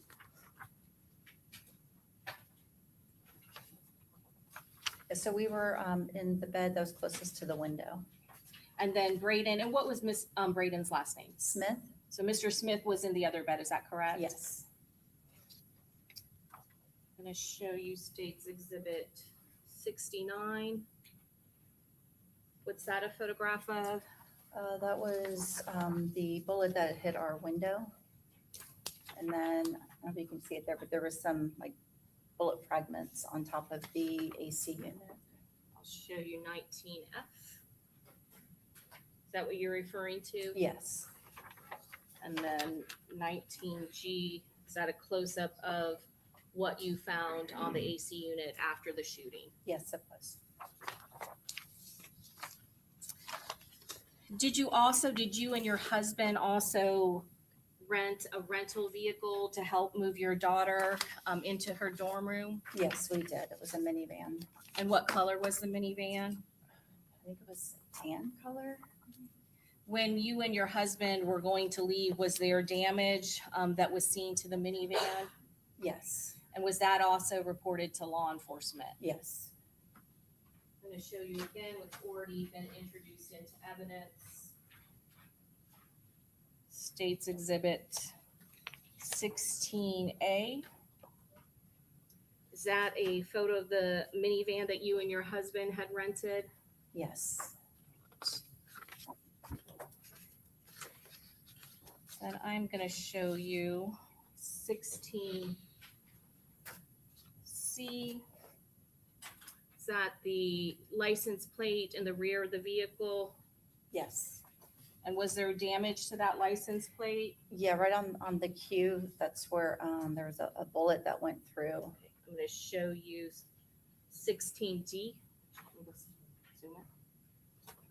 Hold on a second, let me zoom it a little bit. Is that what you're referring to? Yes. And did the bullet actually penetrate into the interior of the vehicle? Yes, it did. And was there damage to the interior of the vehicle? Yes. And at some point, did crime scene investigators from the Tampa Police Department, did they respond to document and photograph all of the damage, the exterior as well as the interior of that vehicle? Yes, they did. Your Honor, at this time, we pass the witness. Okay, any questions, Mr. Gonzalez? No questions, Your Honor. Mr. Sonardi? No questions, Your Honor. Mr. Wise? No questions. Mr. Petrides? All right, may this witness be excused? Yes, Your Honor. Thank you, No ma'am. question, Your Honor. Thank you. No question, Your Honor. No All right, question, Your here's Honor. next witness. Officer Craig Douglas. Okay, this one's gonna be a long testimony.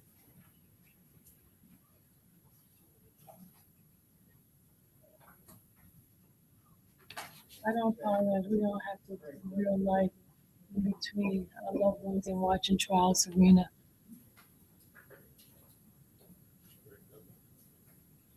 Oh, trust me, I fell asleep a couple of times earlier, y'all. That's why I was so quiet.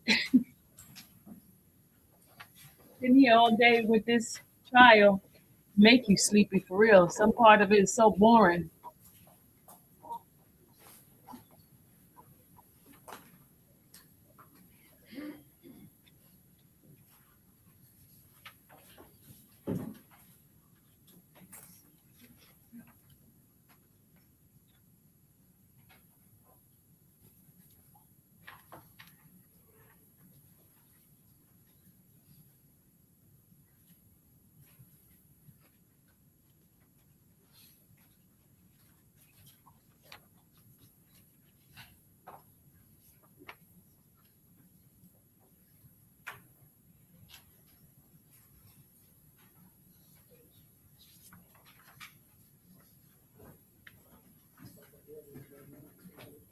Do you solemnly swear or affirm that the testimony you're about to give in this class will be the truth, the whole truth, and nothing but the truth, so help you God? I swear.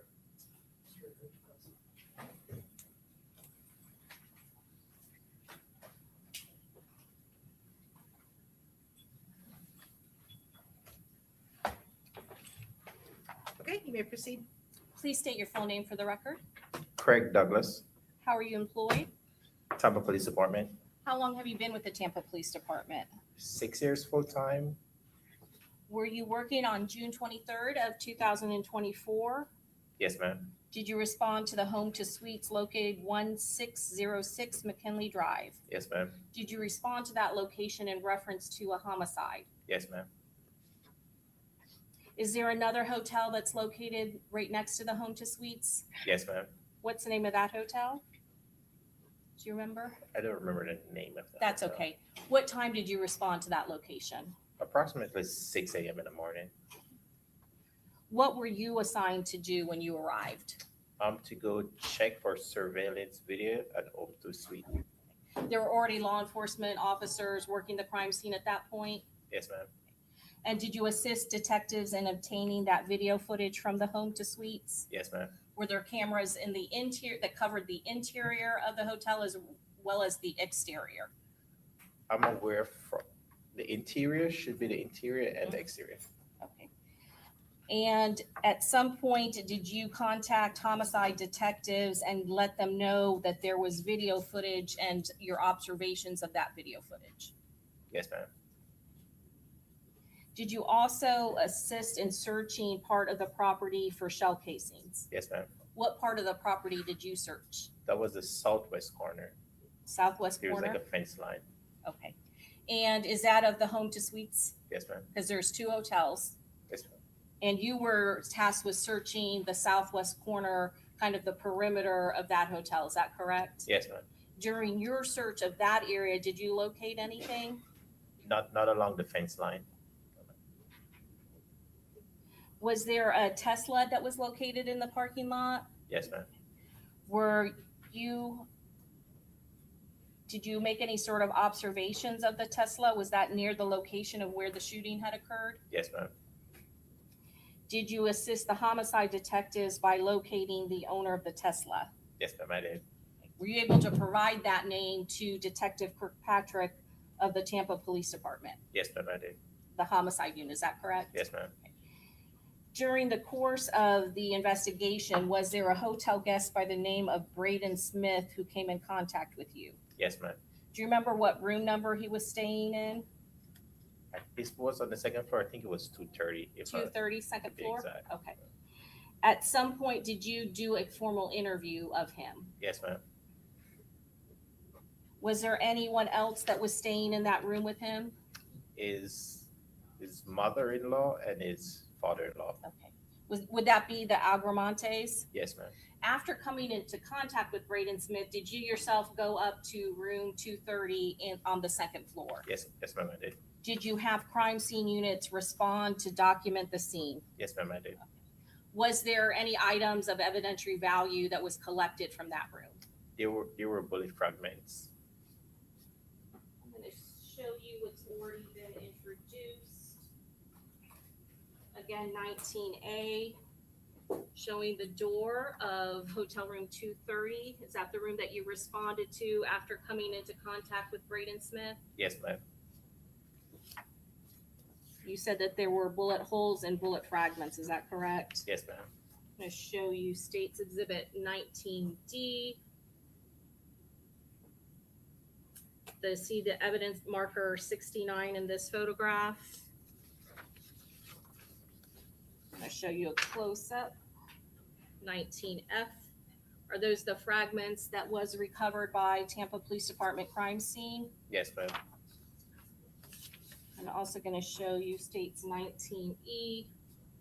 Is that a close-up of the window that was overlooking that air conditioning unit? Yes, ma'am. And again, after having crime scene document the photographs and collect the evidence, did you also brief Tampa Homicide as to what occurred in that room? I think I did, ma'am. I can't remember for sure. Okay. Would you have written it up in a report as well? Probably would have. Okay. All right, may I have one moment, Judge? Yes. Your Honor, this time we've passed the witness. Okay, Mr. Gonzalez, No questions, Your Honor. Mr. Sonardi, No question. Mr. Wise, No question. Mr. Petrides. May this witness be excused? Yes, Your Honor. Okay, thank you, sir. You're free to go. Thank you very much. State, do you have another quick witness? I do, Your Honor, but I don't see the interpreter has arrived yet, so this might be an appropriate time for a break. Okay, very good. Okay, so we'll take our quick afternoon recess, 10 minutes, okay? See you all in about 10. All rise.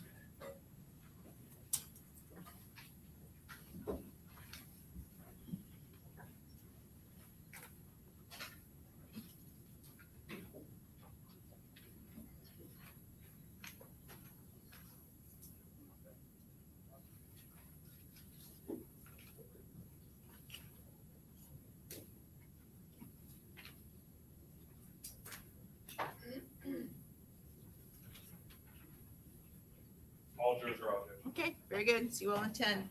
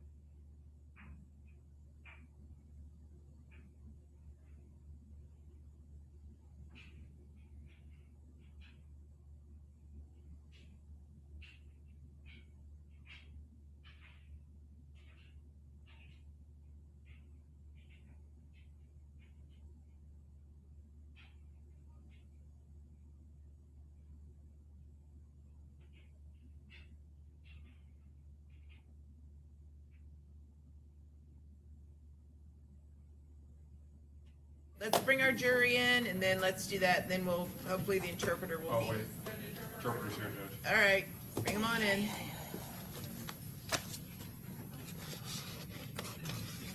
Michelle? Yes, ma'am. Do you have an instruction? I do, and it was jury instructions during the trial. All right, defendants are present, defense counsel's present, state's present. Let's bring in our jury. I'm not sure if Your Honor wants to read the instruction for the interpreter now or at the close of. Do we have people that speak Spanish? Do we know? On the panel, I'm not sure, Your Honor. Sure, I'll read it when they come in.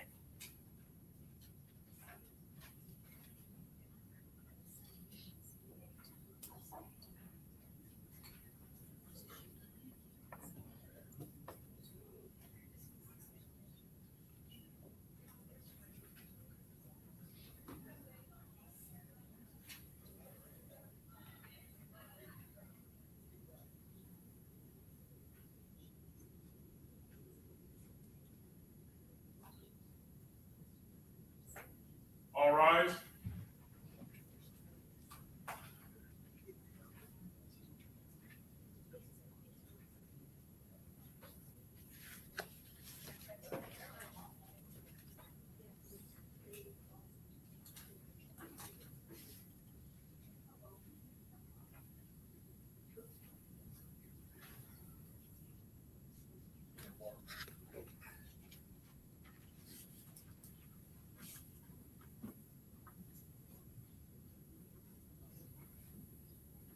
All right, you guys can have a seat as soon as you get to your seat.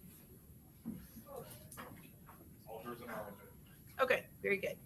Okay, everyone, please be seated. All right, members of the jury, Spanish may be used during this trial. The evidence you are to consider is only that provided through the official court interpreters. Although some of you may know Spanish, it is important that all jurors consider the same evidence. Therefore, you must accept the English interpretation. You must disregard any different meaning. If, however, during the testimony there is a question as to the accuracy of the English interpretation, you should bring this matter to my attention immediately by raising your hand. You should not ask your question or make any comment about the interpretation in the presence of the other jurors, or otherwise share your question or concern with any of them. I will take steps to see if your question can be answered and any discrepancy resolved. If, however, after such efforts a discrepancy remains, I emphasize that you must rely only upon the official English interpretation as provided by the court interpreter and disregard any other contrary interpretation. And we have our interpreter present. Please state your name for the record. Good afternoon, Your Honor. Ryan Woodson, State Certified English Spanish Worker for the Okay. record. Raise your right hand. Do you swear or affirm to translate to the best of your ability from English to Spanish and Spanish to English? Yes, ma'am, I do. Okay, very good. Call your next witness. The state would call Pablo Gabor, Your Honor. Okay.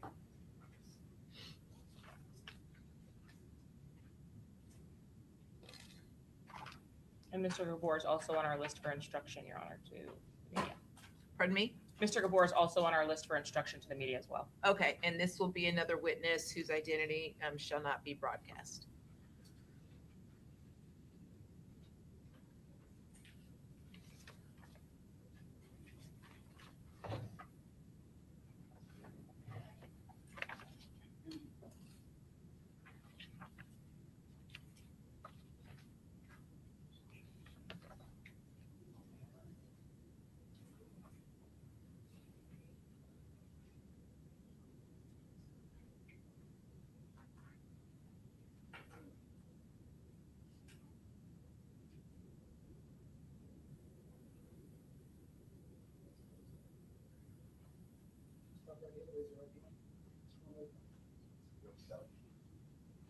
Do you solemnly swear or affirm that the testimony you're about to give in this cause will be the truth, the whole truth, and nothing but the truth, so help you God?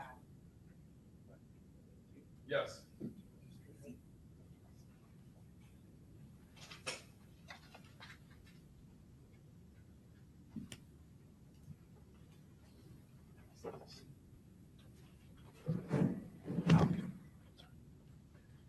Okay, you may proceed. Good afternoon, sir. Buenas tardes, señor. Buenas tardes. Good afternoon. Would you tell us your name, please? ¿Nos diría su nombre, por favor? Pablo Gaibor. Pablo Gaibor. And do you work or live here in the Tampa area? ¿Y trabajo, vive usted aquí en el área de Tampa? No, yo vivo en Ocala. No, I live in Ocala.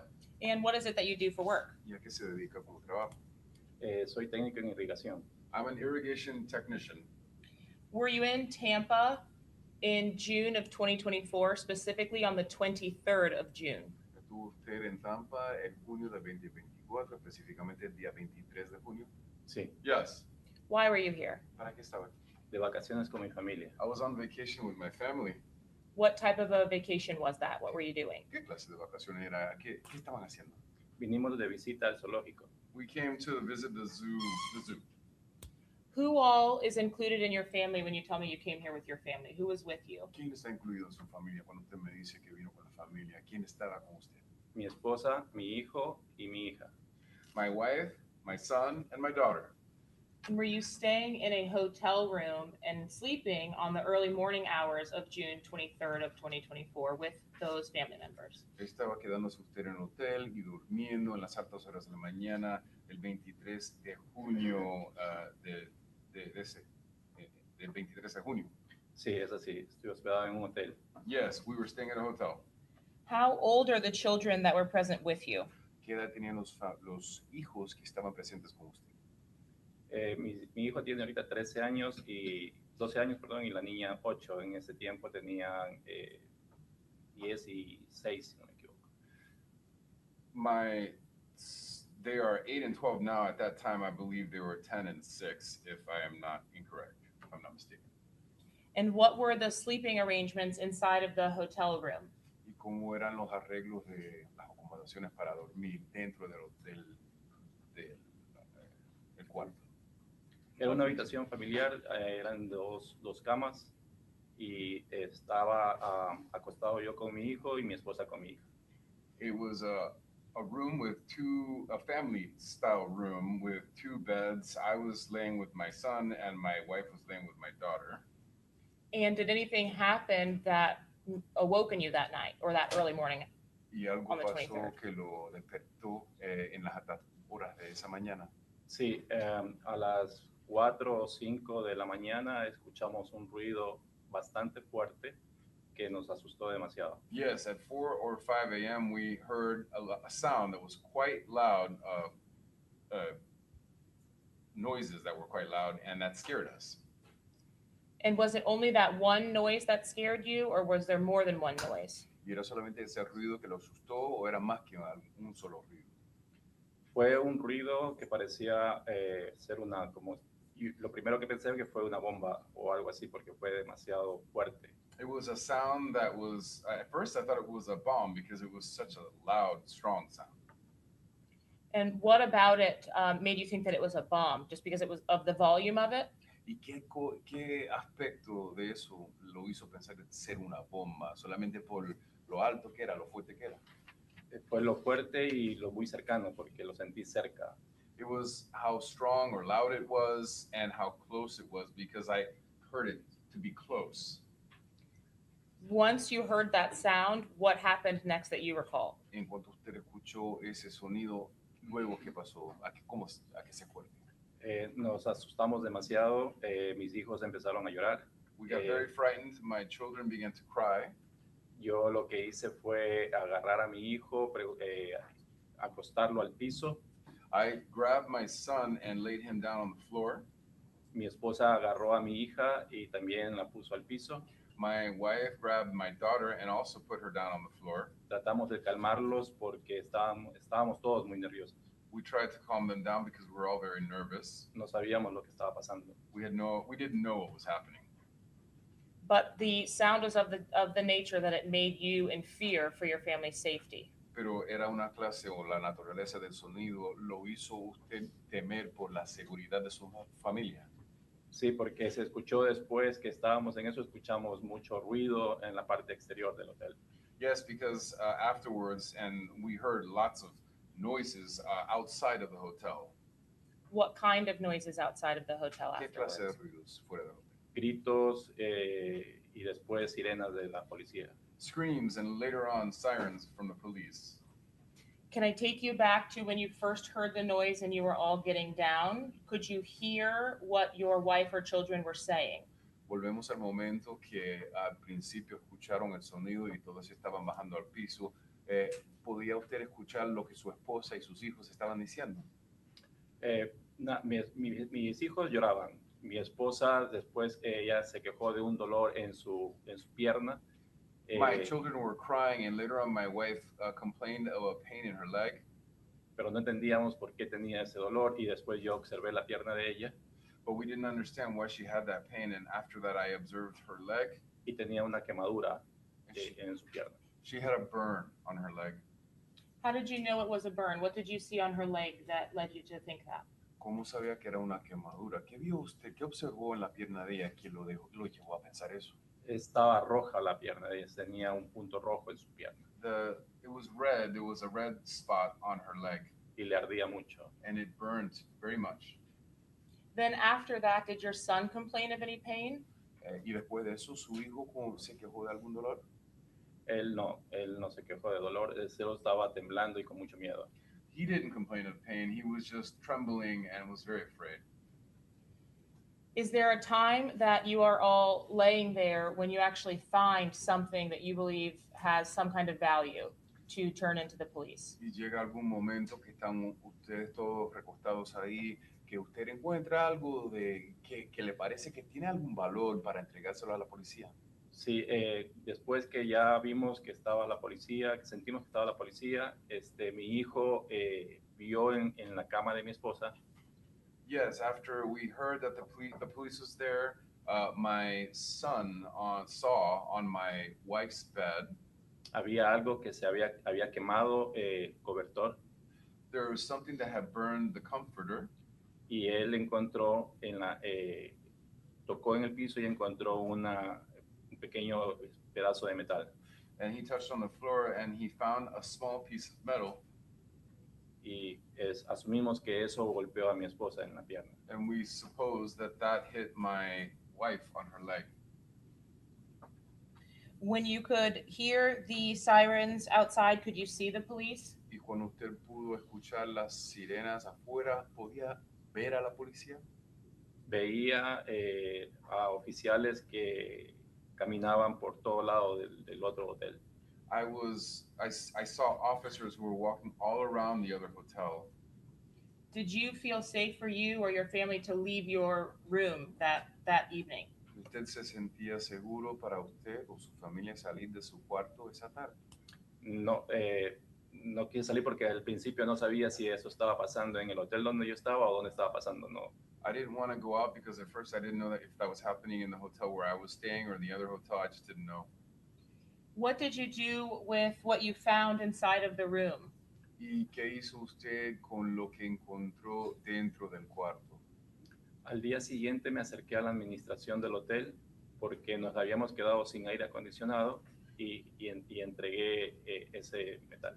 The following day, I approached the administration of the hotel because we had been left without air conditioning, and I handed over that piece of metal. Did you have any information or idea about whether the loud noise that you heard and the lack of air conditioning were linked in some way? ¿Tiene usted alguna información o idea sobre si el pedacito el sonido que había escuchado y la falta de aire eran relacionados de alguna forma? No puedo yo relacionar eso que haya sido, pero justamente cuando ya nos quedamos sin aire es porque pasó eso. No, I can't relate the two things, but just at the moment when we were left without AC is when that happened. And did you ultimately have an opportunity to provide a statement to the police about what happened? Y al fin y al cabo tuvo usted la oportunidad de hacer una declaración a la policía sobre qué había pasado. La policía se contactó conmigo cuando yo estaba de regreso a casa, a Ocala. The police got in touch with me when I was back at my house in Ocala. So you had provided the metal that you found and your contact information when you all checked out. Entonces usted le había suplido o proporcionado el metal que encontró y sus datos de contacto ya cuando ustedes salieron, se abandonaron el hotel. El pedazo de metal lo dejé en la administración del hotel y ahí quedaron mis contactos. Ahí quedaron mis contactos. I left the piece of metal with the administration of the hotel and my contact information also. I will pass the witness, Your Honor. Okay, any questions, Mr. Gonzalez? No questions, Your Honor. Mr. Sonardi? No questions, Your Honor. Mr. Wise? Mr. Petridis? All right, may this witness be excused? Mrs. Murr, may this witness be excused? Yes, Your Honor, I apologize. All right, thank Okay. you, sir, you're free to go. Okay. Thank you, thank you. And is that it for the interpreter? Yes, Your Honor. Okay, you're free to go too. All right, have a good day. All right, who's your next witness? Aaliyah Albritton? And is this another witness that, Yes, Your Honor. all right, and again, this is another witness who does not wish to have their identity broadcast.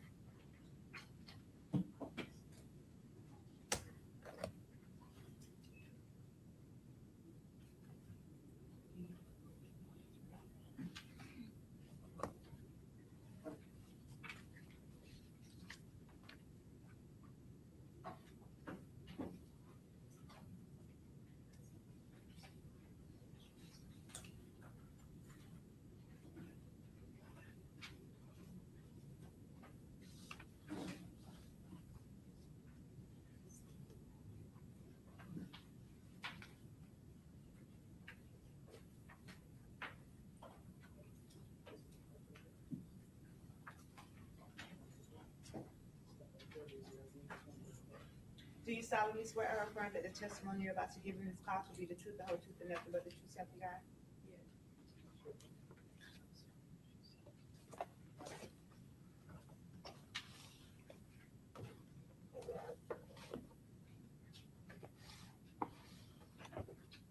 Okay, you may proceed.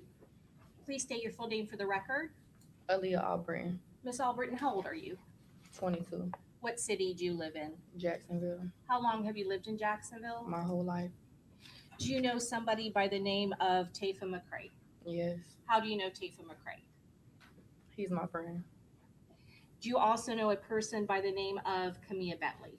Yes, How long have you known Miss Bentley? a few years. I want to ask you about June 23rd of 2024 and the weekend leading up to that day, that Saturday. Did you have plans to come to Tampa on that weekend? Yes, Who did you come to Tampa with? Taifa Tafa and, McCray? and Camille. Who was the driver? Taifa, Did you come in his car? yes. And what day did you come to Tampa? I think on a Friday. The Friday of that weekend? Yeah. Where did you all go? To Airbnb. Who was at the Airbnb? Taifa and his cousins. And when you say his cousins, are you referring to Charles Jones? Yes, Did you know Charles Jones? yes, Did you know who he was? yes, Did you know that he was a rapper in Jacksonville? yeah, He goes by Julio Folio. yeah. Were you close friends with Charles Jones? No, Were you at that Airbnb that weekend because you are good friends with Tafa McCray and Tafa McCray? yeah, And were you the one that then invited Camilla Bentley to come along? yes, Now I want to go to the Saturday, June 23rd of 2024. Did you all go to a different Airbnb? yes, Was there going to be a party to celebrate Charles Jones's birthday? yes, Were there a lot more people at the party than who had been at the first Airbnb? yeah, Did you know Charles Jones' girlfriend at the time? no, Did you know, even though you didn't know her, was there a girl that was there that night that was his girlfriend? yes. When you all went to a club, who did you go to the club with? Everybody, everybody that was there. How many vehicles ended up going to the second club? 2 or 3. 2 or 3. Whose vehicle were you in? Taifa's. Is that the same vehicle that you were in all night? Yeah. And were the same people with you all night? Mhm. Had you been drinking that night during the birthday celebration? Yeah. Had you been drinking at the clubs that you were at? Yep. How would you say that you were after the second club? I was drunk. Do you still remember that night, ma'am? Yes. After the second club, where did the group go? All of the people that you were hanging out with? After the second club, Yes. on the second day, Yes, the Saturday. to a hotel Why were you guys going to the hotel? to find somewhere to stay. Were you familiar with Tampa and the location of the hotel? No. And when you got to the hotel, what happened once you got there? I went to use the bathroom. Did anyone go with you? Taifa. And was Camilla Bentley, she left alone in the car? Yeah. Right. What happened when you were using the restroom? I heard stuff outside, What specifically did you like hear? boom sounds. And when you heard those boom sounds, what did you do? I went by the front desk in the hotel. Did you go outside at that point? No. Did you see Typha McCrae? Mhm. Did he meet up with you at that lobby area? Yes. How many times did you hear those boom sounds? Like 2 different times. Two separate. I'm sorry, Your Honor, I couldn't hear the witness. Could you say it a little bit? Can you move up to the microphone? Like it started, then it stopped, then it started again. So there was kind of like a brief pause in between the shooting. Is that correct? Yes. At some point, does Mr. McCrae, does he go out to look to see where any of the vehicles are? Yeah. Can you see, were there glass doors that led out to the parking lot, that separated the parking lot and the lobby? Yes. From that position inside the hotel, could you see whether or not your friend Camilla Bentley and Taifa McCrae's car was still out there? Yeah, it wasn't. It was gone? Mhm. And what about all the other cars? All the cars were gone. At some point, did you receive a phone call? I called Camilla. You called Camilla Yeah. Bentley. And did you, after that conversation, did Camilla Bentley come back to the hotel? Yeah. What happened after she came back in Taifa McCrae's car? We took her to the hospital. When you got to the hospital, did you stay there with her or did you do something else? No, I left Why did you leave? because I didn't want to come in contact with any police officers And why did you not want to come into contact with police officers? because I was on probation. I wasn't supposed to be there. So did you leave in Taifa McCrae's car? Yeah. Did Mr. McCrae, did he stay there with Aaliyah, your friend, while she was getting treatment? Camilla, but yeah, he did. I'm sorry, Camilla Bentley, is that correct? Mm-hmm. And where did you take the car? To some apartments. I don't really know what they're called. I don't even know where they're at. Did you call Mr. McCrae to let him know where the car was? Yes, I spoke to him. Well, I didn't call him and tell him. He called me and told me that the police were looking for the car. So I told him where the car was. You communicated that to him? Yes. And were you still at the location with the car at the apartments when the police got there to look at the car? Yes, I came back there with Taifa. At some point, did one of Mr. McCrae's, Taifa McCrae's friends come to pick you up? Yes, when I dropped the car off. Did you at some point go back to the hotel where the shooting occurred? Yes. Do you know when you went back there, approximately what time it was? It was daytime. It was daylight early, at that yeah. point? Mhm. And were there others from the party that were still at that location? Yes. And you could see them? Yeah. When you heard the booms and the shots occur at the hotel, did you see anybody with any firearms? No. At some point, did a homicide detective Ramos with the Tampa Police Department call you and communicate with you after you had left back to Jacksonville? Yes. while you were in Tampa, did you talk to any law enforcement officers? No. And again, that was because you were concerned of probation? Yeah, I didn't get permission to go out there, so I didn't. Now, I know that you said that you knew Charles Jones, but you were not friends with him. Is that correct? Yes. But you were familiar with all of the drill rap that he had done. Is that correct? Yes. And you were also familiar with kind of the rival group, Young and Ace. Is that correct? Yeah. In fact, you knew Kenyatta Bullard. Is that correct? Keontae, yes, I did. Keontae Bullard. Thank you for correcting me. And he is known as Young and Ace. Yeah. Did you date his younger brother? Yes. And what was his name? Trayvon. And when did that occur? 2018. So quite a while before. Is that all of this? Yeah. And so you know people on both sides. Is that correct? Yes. Your Honor, may I have one moment? Yes. Your Honor, this time we pass the witness. Okay, Mr. Gonzalez.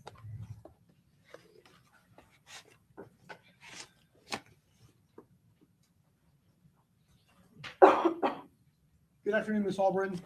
Good afternoon. So if I understand this, it dawned on you, you didn't want to have to give your name to the police, correct? I didn't mind giving my name to the police.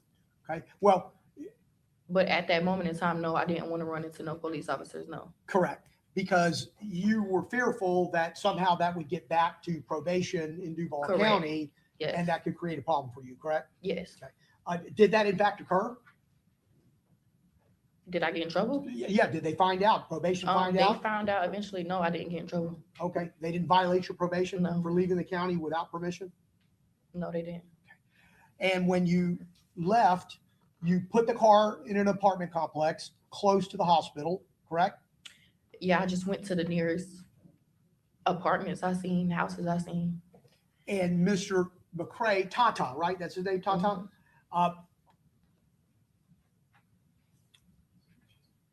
I'm an old man, but when you have some type of relationship with someone, do you call it talking? When you're talking with someone? Yeah, you can call it that.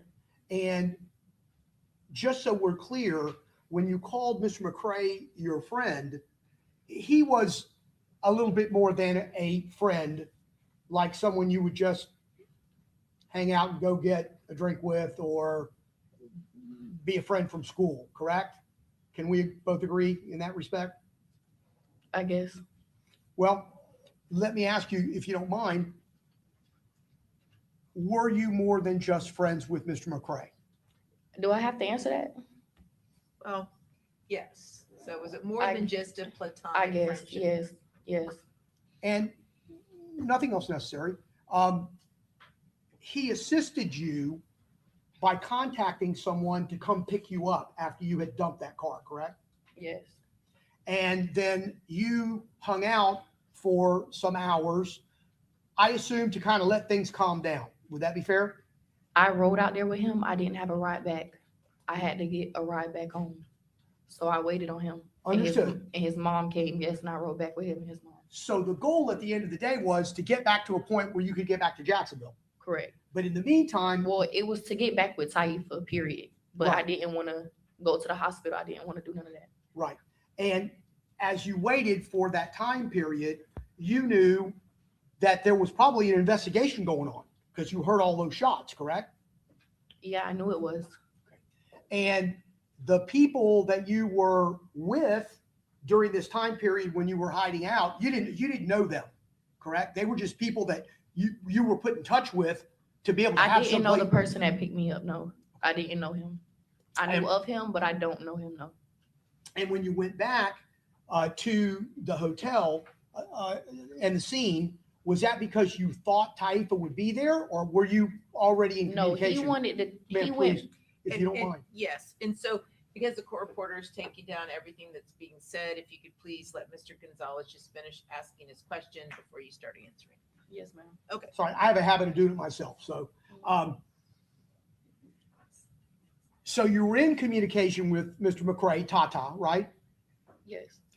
And did you know that he was going back to that scene? Is that why you went there? No, he wasn't at the scene. I went back at the scene because the person I was in the car with went there to check on, I think, Monty. Because Okay. I seen Monty and I don't remember who else, but I seen Monty when I came there. Armani Turner. Yes. Okay. Who you know fairly well, correct? I don't know her. You don't. Okay. So No. you just met her that weekend? I guess I didn't even meet her then. Okay. But you went back to check on her. I was just in the car. Okay. The guy that you were with was Yes. going to check on her. Okay. And you didn't stay there very long, correct? No. Probably Probably like 25 minutes.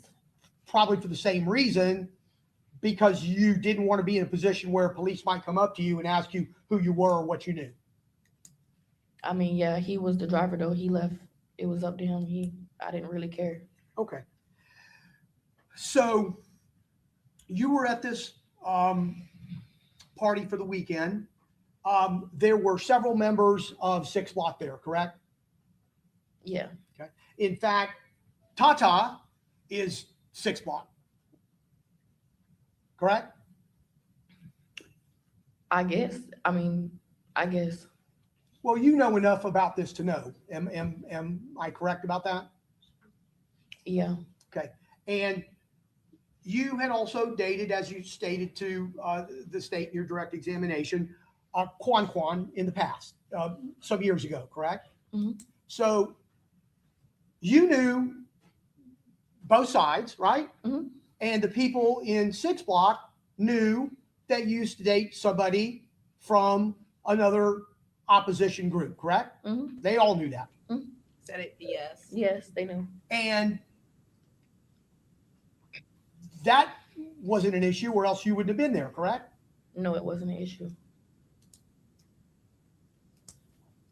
No one gave you any problem over that, correct? No.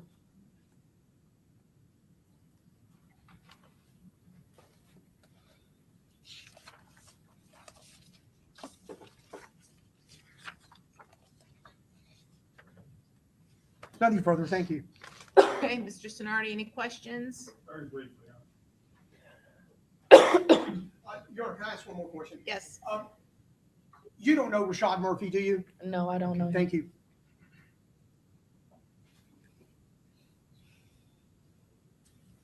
Good afternoon, Ms. Altman.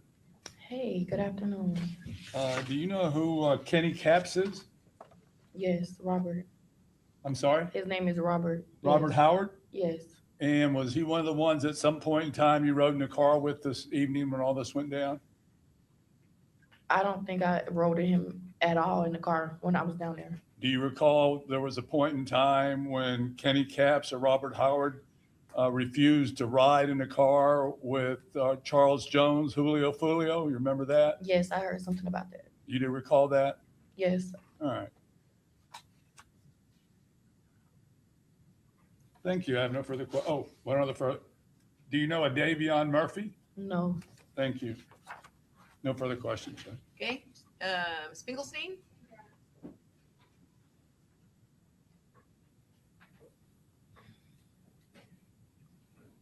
Good afternoon, ma'am. Good afternoon. My name's Jenna Finkelstein. I represent Sean Gathright. Do you know Mr. Gathright? No. Before this incident, we'll say, have you ever heard that name before? No, never seen him before. Okay, and you did testify a few minutes ago that you're familiar with people that associate with 6 Block and opposition groups, right?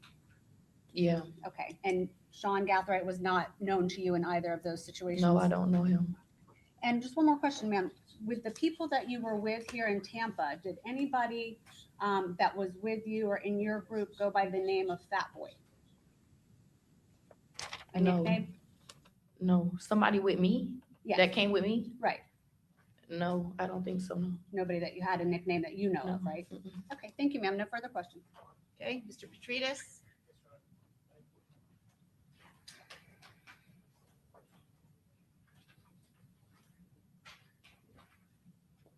Good afternoon. Good afternoon. You mentioned Mr. McCrae's friend Sorry. You're fine. Do you need some water? Please, if I can get some. The deputy will get you. I shouldn't have offered before I knew where it was.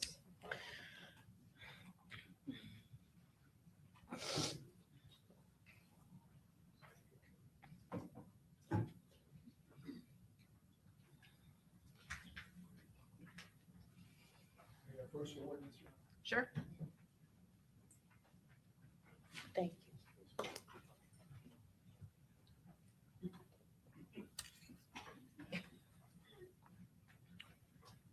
Okay, I'm ready. All right, thank you. You said Mr. McCrae's friend picked you up from the apartment complex? Yes. Was that someone named Mizzle, Mr. Taylor? Say it one more time. Was that someone who goes by the name of Mizzle, Mr. Taylor? Yeah, that I went with him, but that's not who picked me up. No, I don't know the name of the boy that picked me up. But was a Mizzle there with you that weekend? Yes. Was he with everyone? Yeah, he came to the clubs and stuff, and I think he came to the B&B, but he didn't come there like with us. So he stayed somewhere else? Yeah. Did he have his own car? Yes. Do you know what car he had? No, I don't remember. No. And what about Robert Howard? Did he go to the clubs with you all? Yeah. Did he have his own car? No, I think he rode with Charles. And when before the shooting happened, you didn't see anything, correct? Out of the No. ordinary? Mm-mm. Were you able to hear the shooting when you were inside the bathroom? No, I didn't hear it till I walked out the bathroom. The bathroom was in a hallway, so I didn't really hear it till I got out the hallway. I think you even took a selfie in the bathroom and posted it. Is that correct? I didn't post it, but I do have pictures in the bathroom, yes.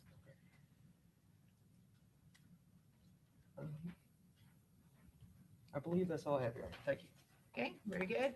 Redirect? Yes, just briefly, Your Honor.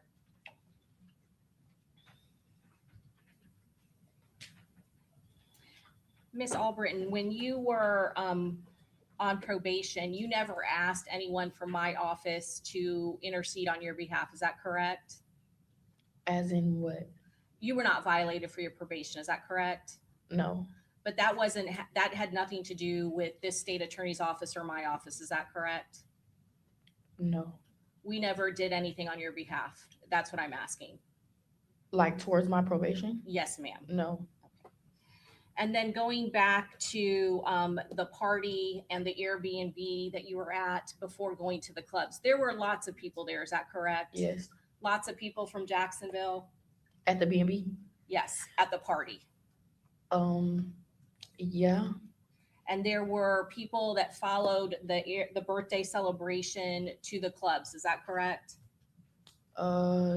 Yes. Some of them. Some of them, yes. But at the hotel, there were only 3 vehicles. Is that correct? Yes.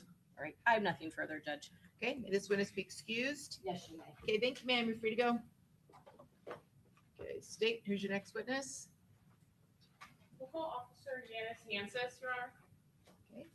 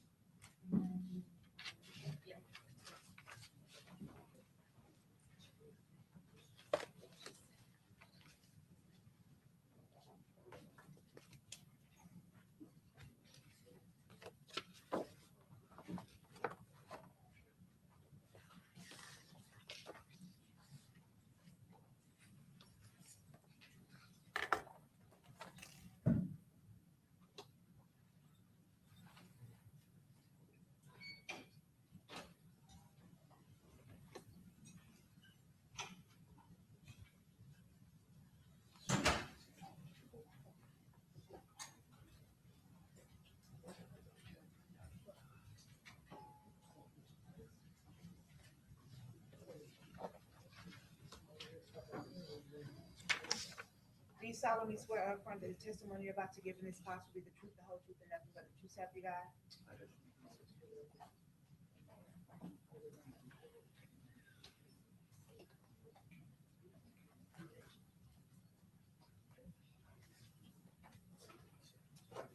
Very good. You may proceed.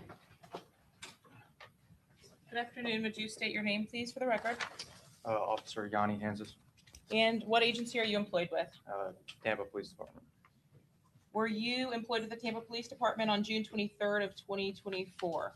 Yes, In your capacity as an officer with the Tampa Police Department, did you respond to the La Quinta Hotel on East Fowler Avenue? yes, ma'am. What was the purpose of your response to that hotel?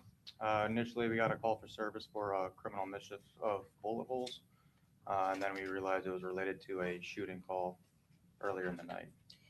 When you arrived on scene, did you recognize that there were a large amount of other officers at the location for like the home to suites and in that same parking lot essentially? Yes, And is there some correlation that you made when you actually responded to that call for service to the homicide itself? yes, Did you ultimately determine that a room in the La Quinta had been struck by gunfire? yes, And when you arrived, did you actually make contact with a complainant or an employee of the La Quinta? yes, And was he able to provide you with some items of evidentiary value or an item of evidentiary value when you actually arrived? yes. What was that item? He provided me a piece of a bullet fragment. Did you, based on your training and experience, immediately recognize what it was when he provided it to you? Yes, What was the condition of the item when he handed it to you? it was in a plastic Ziploc bag. And is that how it had been provided to the manager of the La Quinta? He placed it into a Ziploc bag. On your own accord, did you take some photographs of the damage that you observed at that location? Yes, And did you also ask for crime scene to come out and take some photographs as well, or had crime scene taken photographs of the same location? yes. Crime scene also came out and they took over photographs as well. Is that standard procedure for the Tampa Police Department? Yes, ma'am. And did you ultimately get access to the hotel room in which Mr. Pablo Gabor and his family were staying? Yes, ma'am. Had the manager also confirmed the information of the occupants of that room? Yes. Mr. Gabor, his family, whatever the contact information was? Yes, And did you create a report in this case to document that, ultimately providing that as a supplement to this homicide investigation? yes, When you actually responded to the hotel room, did you take pictures or overalls of the room itself? yes, I did. What about the exterior of the room? I did that as well. How were you able to find the essentially window of the room that had been struck? The manager led me to the outside window and pointed it to me. So the complainant was familiar, at least, with where the damage was internally and externally on the building. Yes, The state seeks at this time to introduce State's Exhibit 21A through T, Your Honor. Any objection, Mr. Gonzalez? No objection. Mr. Sonardi? Objection. Mr. Wise? Mr. Petratus? Admitted. So I'm going to show you, if you can see on the monitor in front of you, State's 21A. Is this the exterior of the La Quinta? yes, it's the lobby. Is this a different entrance than, I'm sure over the course of the last 2 years or so, you've become familiar with some of the video footage from the homicide of Charles Jones? Is this the different entrance than the location that occurred? Let me ask it a different way. When you arrived to the La Quinta, was there an investigation and shell casings happening at this entrance? No. Okay. And throughout the time that you were there, was there an investigation happening at this La Quinta hotel? No. Was the investigation occurring at the hotel, which is essentially parallel to this one? Yes, Okay, thank you. And were there overall stills taken, including 21B at the entrance of that La Quinta? yes, Was there a room just off of the entrance there in which you took photographs of the AC units that are outside of the hotel? yes, And is that what's depicted here in 21C? yes. What is it that we're looking at in this image? One of the bullet strikes on the AC unit. And your actual photographs that you took, can you tell us specifically, maybe 21M, if you're able to tell us where the bullet strike was? Right here, there's a hole underneath the AC unit. When you're saying right here, are you talking about the area here with the pipe, or are we looking Little at up, this area here? up there. All right, so at the bottom of this photograph on essentially the second line of metal for the AC cover, Yes, ma'am. did you actually directly respond to room 201 to photograph that in 21D? Yes, As you entered the room, was that room one which occupied 2 double beds? Yes. In 21E, is this how the room looked when you arrived? Yes. Did you know where exactly the damage to the interior of the room was when you entered? I did not. I had to canvass the room and search for it. Tell us how you did that. So initially I walked in, went to the AC unit because I saw it was struck from the outside AC unit. I then kind of like bent over, looked underneath the AC unit, and that's when I found another entry hole underneath the AC unit. And did you actually have to get down to photograph or document the entry hole that was underneath the AC unit? Yeah, I got on my hands and knees and looked under there and found it.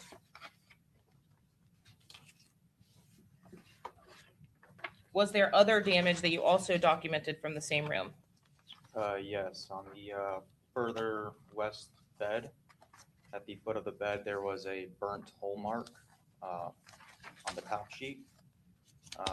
And on this burnt hole mark, there was also more bullet fragment pieces. And then below that sheet, directly on the floor, was more fragment piece on the ground of the hotel. Starting first with what you said you were able to capture under the AC unit, could you take a full overall photo from a distance underneath the AC unit, or did the space not allow for that? Space did not allow us too narrow. Did you have the opportunity in States 21S to actually place your phone under the unit to photograph the damage? Yes. And is that what we're looking at here in 21S in the center of the photograph? Yes. Did you recognize that as damage consistent with the damage that you saw as an entry point on the exterior of the building? Yes. And as you followed that, was that in the path of travel to the damage that you had articulated you saw on the bedding? Yes. I'm showing you States 21P. Is this the bed that you were talking about? Yes, ma'am. Is that something that you yourself, when you were just canvassing the room, noticed that there was some kind of damage to the bed in 21P? Yes. And once crime scene arrived and had an opportunity to photograph that, is that what's depicted in States 21H? Yes. Was there actually still a piece of metal on the bed itself? Yes, there was. And was that ultimately collected by crime scene? Yes. This would have been a different bullet fragment than what was provided to you in the baggie, correct? Yes. Did you, or was that also collected in this case? Yeah, all the fragments were collected. Underneath that same area at the foot of the bed, was there also another piece of a bullet fragment 21I? Yes. And in 21J, is this that fragment right underneath or right on that bed area of that room? Yes. In the same room, was there some kind of debris underneath or around the AC unit as well that was documented by photograph in 21Q? Yes. And were you able to tell at least the source at which that was consistent with coming from? Were you able to see where that came from? That was the drywall that was broken from the strike. Just based on your training and experience, was that consistent with the trajectory of the entry point that you saw outside and then the entry point that you saw inside? Yes, ma'am. And lastly, does 21K fairly and accurately depict the baggie as you had received it from staff at the hotel? Yes. And is this exactly how you provided it to Crime Scene Tech Nunez when she arrived to collect the evidence? Yes. And in 21N, is this that same projectile from the baggie? Yes, it is. Again, those are different than the objects that were provided or that were collected from inside the interior of the room. Yes. I will pass the witness, Your Honor. Mr. Gonzalez? No questions, Your Honor. Mr. Sonardi? No questions, Your Honor. Mr. Wise? No questions. Mr. Petrides? Can this witness be excused? Yes, Your Honor. Thank you. You're free to go. Thank you. All right, who's your next witness? Detective Travis Oliver.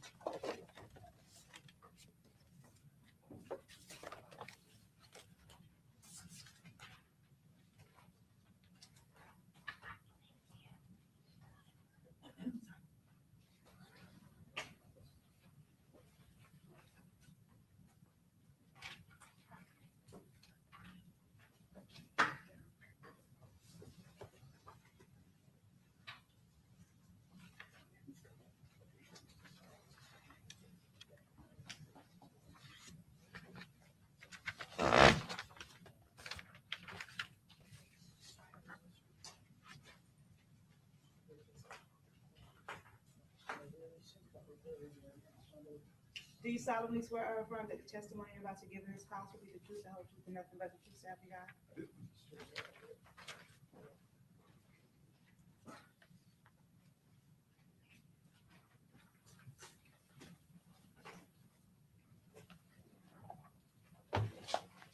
Okay, very good. You may proceed.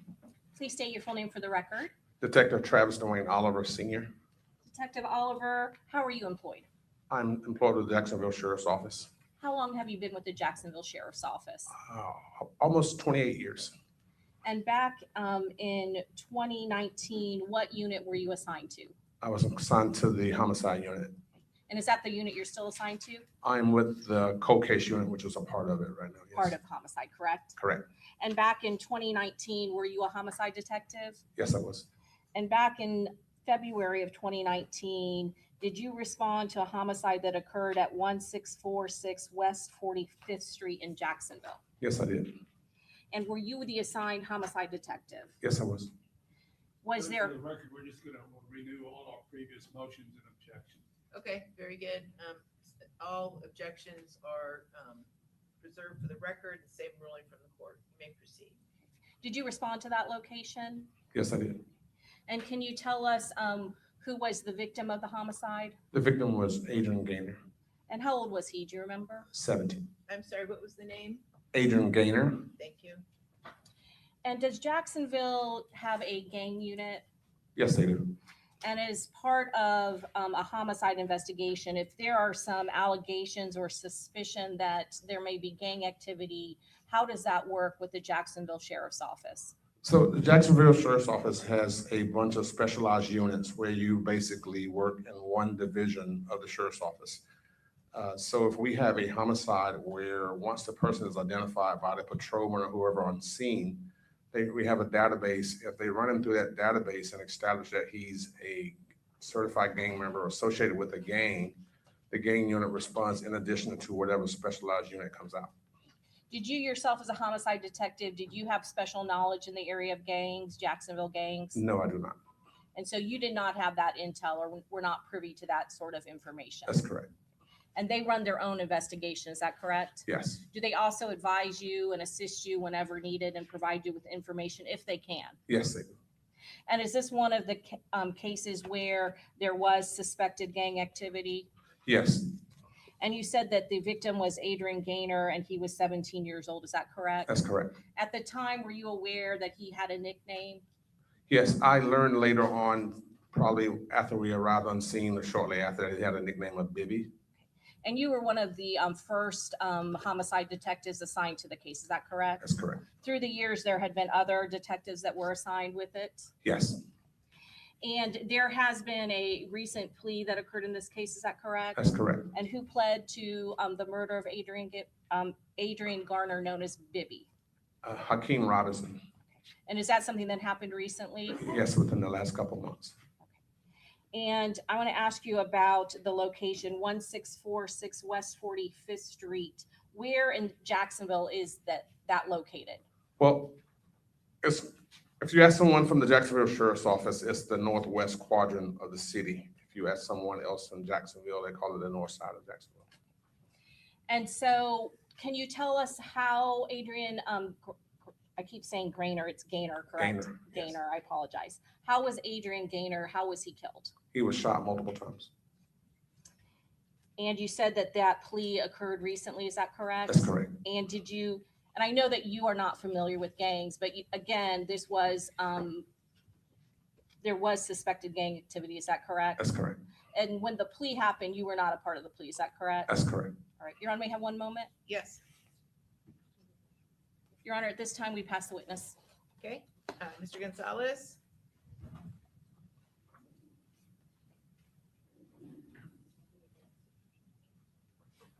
Good afternoon, Detective Oliver. How are you? I'm great. How are you? Good.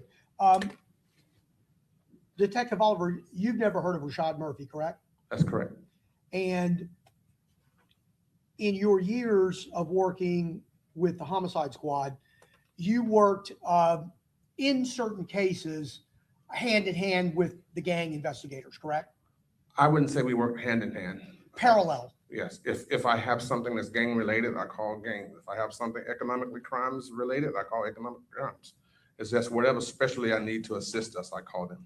And when you do so, you do that because you desire, or it would be pertinent to have their involvement or have their assistance, correct? No, their assistant doesn't do anything for me in my homicide investigation. Okay. They are gang detectives. They come out when a gang member or someone associated with them is killed or involved in something. What they're doing have nothing to do with my homicide whatsoever.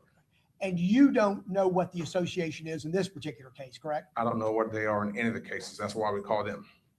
Got it. And is that term, I don't want to make it up, is it called paralleling, or do you parallel? Well, we parallel, yes.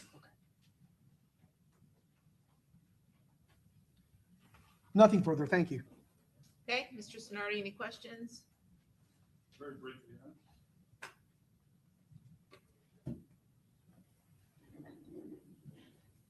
Good afternoon, Detective. Good afternoon. As I understand it, you're with the Jacksonville Sheriff's Office, correct? Correct. Been there 28 years, you said? Almost a couple months shy of 28 years, yes. Getting ready to retire, I presume? September this year, I'm done. Well, congratulations. Thank you. My understanding is the homicide of, is it Adrian Gaynor? Yes, sir. Known as Bibby? Yes, sir. That was back in 2019, correct? Correct. And did I understand you to just say that not you, but the Jacksonville Sheriff's Office or someone in Jacksonville just arrested Joaquin Robinson for that homicide? No, you're not understanding that. We did not just arrest him. He just took a plea on it. Oh, you took a plea on it? I didn't take one. He did. Okay, yeah, but someone at the state attorney's office. Was that Mr. Robinson? Yes. Okay. And so that the record is clear, none of these gentlemen here have anything to do with the homicide of Bibby, correct? That's correct. All right. And you don't even know who Damian Murphy is that correct? Never seen him in my life. Thank you, Detective. Have a good retirement, sir. Thank you. Okay, Mr. Wise?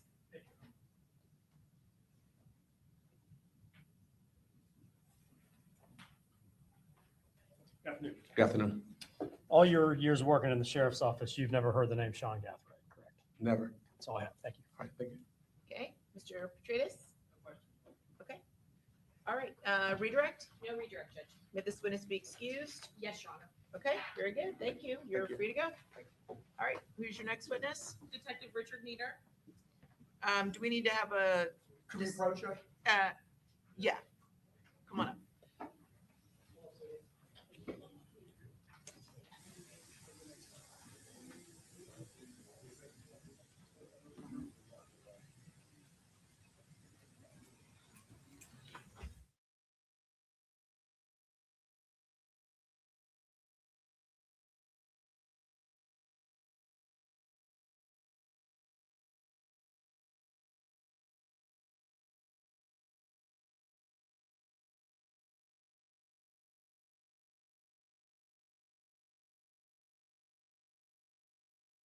I need to discuss a matter with the attorneys outside of your presence, so I'm going to ask you to briefly step inside the jury room, and we will be with you momentarily.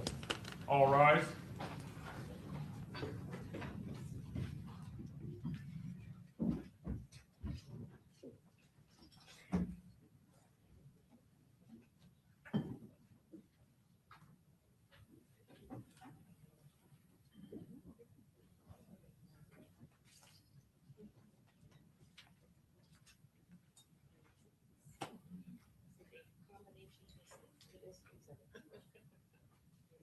All jurors are out there.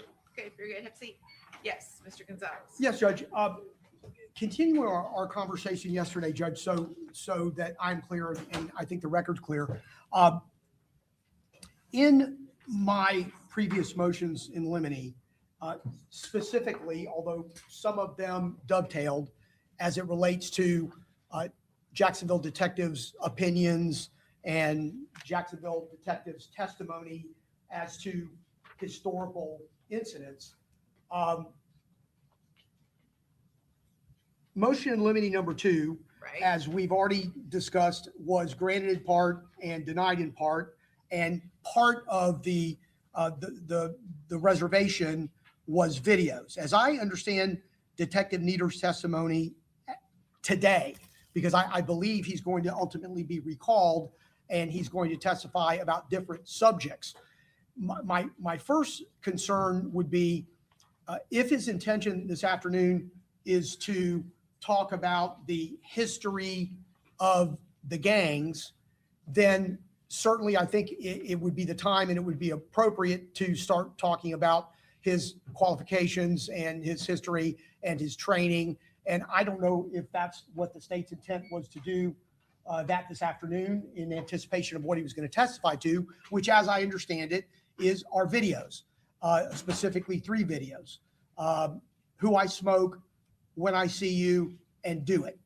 And as I understand the court's ruling, as it relates specifically to the 6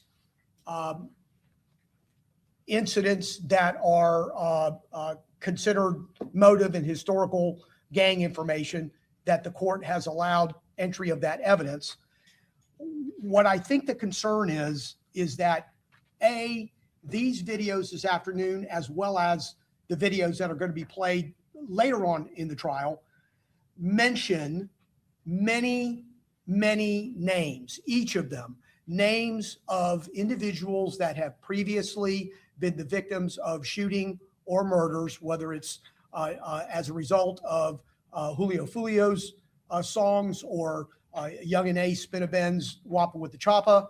And I don't believe that was the court's intention, is to allow Jacksonville gang officers to identify other victims of crimes that are historically related to gang violence, and whose names are within those videos.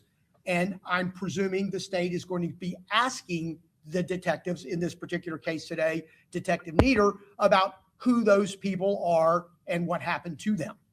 And I understand, and I know, Ms. Ismer, we've had some conversations about, I'm going to try to streamline it. I'm going to try to say, look, who is this? Did they die? When? If I'm correct. And I still believe that, based on what I understood the court's order to be, that that's not what you intended, nor that's what you ordered. Now, I certainly could be wrong, but my fear is that the jury then being apprised of all of these other individuals that were killed as part of his testimony discussing historical gang warfare or historical gang violence would not be in the spirit of what I understood the court's ruling to be. Okay. And so my understanding is that, having seen these videos, that what makes them drill rap, as that term is understood, is that there is some reference that whoever is performing the rap makes certain reference to people that have died, right? And so if the state's intending to not go any further than to have Detective Nieder explain to the jury the significance in this drill rap of the rapper identifying these specific people and that it's ops, so to speak, then that could be relevant. So go ahead, Ms. Ismer. That is the exact purpose of the state's introducing the video and the inquiry of the detective. I can assure the court that the nicknames, for example, or the references to certain incidents or locations are things that only Detective Nieder or detectives could describe. And in this case, we have consolidated that to Detective Nieder to describe these 3 videos and only certain lines from those videos. So the inquiry is, of course, limited to what does that reference mean? Because surely the jury on their own would never be able to understand what's happening or the relevance of that to this case or the investigation. Okay. And then some of, because we have the 6 prior incidents that I've already ruled would be admissible. During these videos, are there other incidents or other victims that are not part of the 6 previous incidents that I've said are admissible?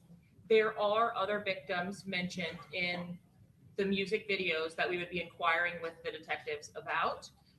Those persons that are mentioned are relevant. So they're relevant both to the gang history, but also to later evidence in the case. How My many are we intention was to not go into depth with the relevance of that until the gang detectives were testifying about how that would have related to the specific defendants and their gang enhancement. And can you identify specifically what the references are per video? I can identify what the references are. I wouldn't be able to do it off the top of my head, meaning there are so many persons listed and we're only going to ask about certain individuals, but I'd be happy to identify those. Well, just so the record's clear, what we're talking about here. So for example, there is reference to in Mr. Charles Jones' video, "When I See You," Suge, and Suge being shot off of his bicycle. When the detectives are present and testifying about the gang enhancements in this case, they will be discussing Suge, which is Avery McKnight, an individual that is tattooed on Davion Murphy's body, in image, by name, and by alias. And so, yes, we will circle back, I guess, to those issues or those mentions from the videos, specifically as to the defendants during the gang enhancement portion. For today only, though, we will be asking who is Suge and what does it mean to say shot Suge off of his bike? And the detective would, I presume, respond, this is an individual that was killed in Jacksonville as a part of the war. Okay. Judge, I do have all of the people that are listed, and there's a dozen in one. There's 6 or 7 or 8. I can name them all in each video that the state intends to introduce, plus the ones that will be introduced later that have the same potential issues. But I think it exceeds what I understood the court's ruling to be by a large margin. Right. And what's going to happen is that there's no way that this jury can't have a takeaway much more expansive Right. than what I believe the court's ruling is. So state, can't you basically have the detective convey what's going on without going into identifying each and every person that's referenced? Like, can't you have it? I have no intent to have them identify each person by reference at all. Okay, so then there are in all of the videos dozens and dozens and dozens of references. And so those which would be essentially relevant to our case without discussing the defendants at this particular phase for historical gang evidence, to discuss the motive at this point without talking about enhancement evidence, because I'm trying to create a clear delineation between those two things for this trial. Right. I am asking them, what does that mean essentially in these videos? Or why is that item of importance for purposes of the motive evidence in the historical gang? Right? That is separate and apart, which is one motion that we've had, historical gang evidence in one category for the motive, from additional items of evidence, which are gang enhancement items that the detectives would individually testify to at a different time from today. Sure, no, I understand that, but I'm saying that for this purpose, just to give context to the motive for this homicide, the state's alleged motive, as the detective's talking about the video, does he have to explain each and every reference, or can you curtail that just to, as an example, say, as an example, this is a drill rap, it's an ops rap, and in this video, the rapper, for example, he mentions. Absolutely. Okay. Yes, Your Honor. And I plan to do that. I plan to say, are these individuals, even though there's a couple named, I can loop that together by saying a part of the case, instead of having them described, died on this date. That is not my intention whatsoever. Okay, so is there any way with the videos to identify ahead of time who you're gonna actually ask about in the video? Yes, I have a PowerPoint with the videos and the lyrics as we have presented to the court previously. I'd be happy to discuss that with the defense if the court would allow us time to do that very quickly. Yeah, so what's gonna be the first video you're gonna play? Who I Smoke. Who I Smoke, okay. And so, Judge, I could probably tell you all those people, and she might be able to say yes, no, yes, yes, yes. well, why don't you guys talk, okay? So I'm inclined, just so you know, I'm inclined to let the detective as an example, okay, when he's explaining what these drill rap videos mean, I'm inclined to let him testify to a couple of examples of why he believes, as a gang expert, why these names are being mentioned, okay? But not to have a wholesale go through the whole identify every single person and what happened to every single person, just as like a demonstrative example of the rapper and what it is, the message they're conveying. Okay. So maybe you guys can agree on a couple that Detective Nieder, because I am going to allow them a couple. Okay. Just as an example. Yes, Your Honor. Okay. So you guys get together right now. If you cannot agree, then I guess I'll pick. Understood, Judge. And for the record, a couple's too many. So please don't mind objection. Yes, objection noted. Okay. Correct, Judge. That's why I was standing up there on behalf of Davion Murphy. We're going to object to it. The introduction of the drill rap videos initially, and any interpretation by anyone of what they allege they proclaim. Sure. So Okay. a continuing objection. Yes, and same with Mr. Petridis and Mr. Wise, I assume, Correct, correct? Your Honor. Thank you. Okay, very good.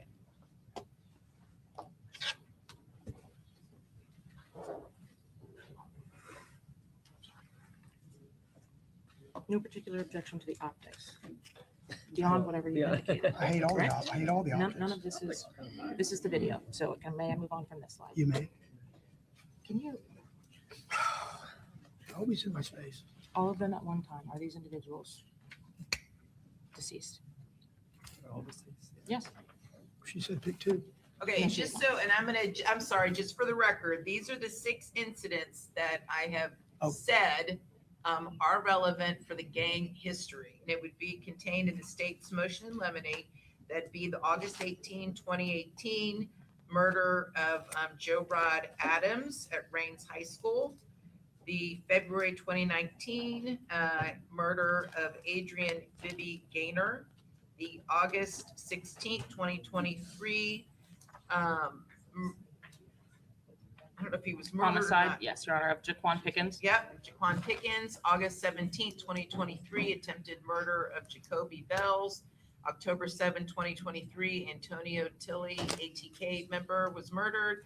And then the previous attempted murder of Mr. Jones. That's correct. Correct, Your Honor. Okay, so if there's anything outside of those 6 that the state feels they want Detective Nieder to just briefly explain the significance of the reference to. Okay, per video. So pick.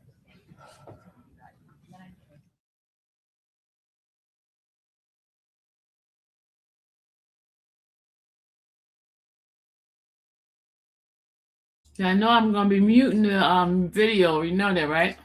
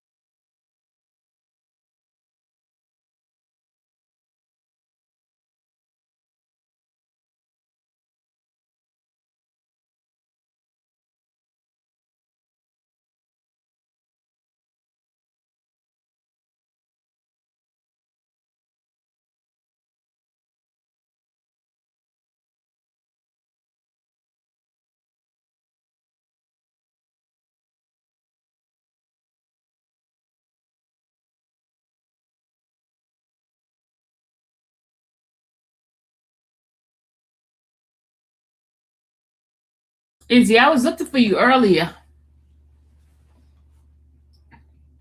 I had stepped away for a little while, but I was looking for you.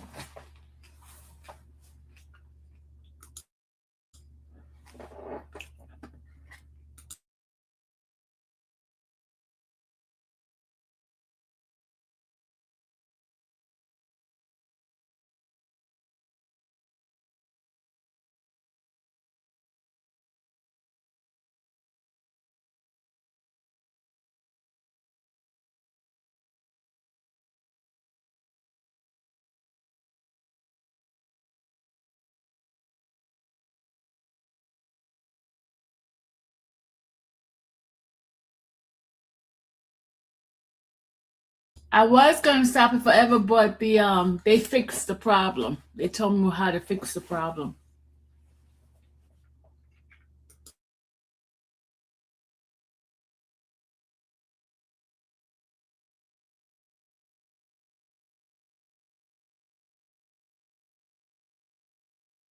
Volunteered to sing after the hired singer never showed up. He mocked her. Everyone mocked her, but they let her go anyway. Margaret walked to the center of the field with a borrowed guitar.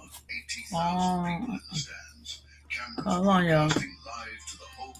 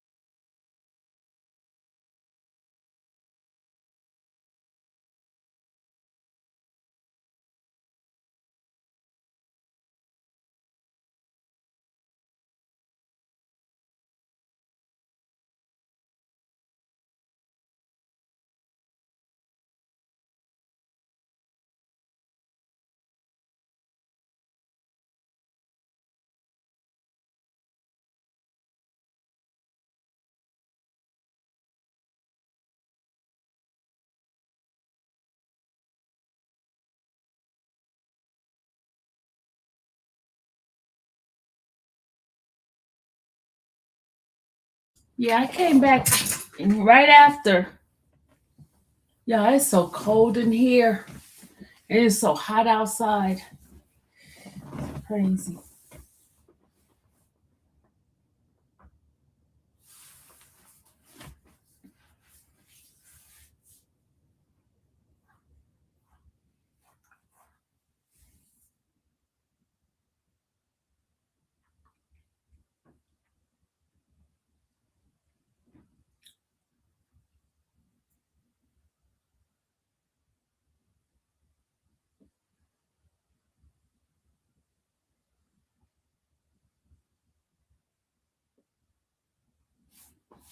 He forgot to unmute it. The judge is talking. He forgot to unmute it.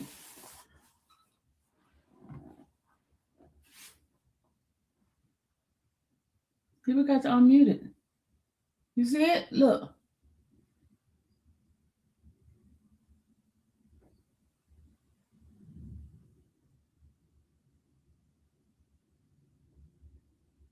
It's so cold. No, Dallas tell me go put on some socks and some.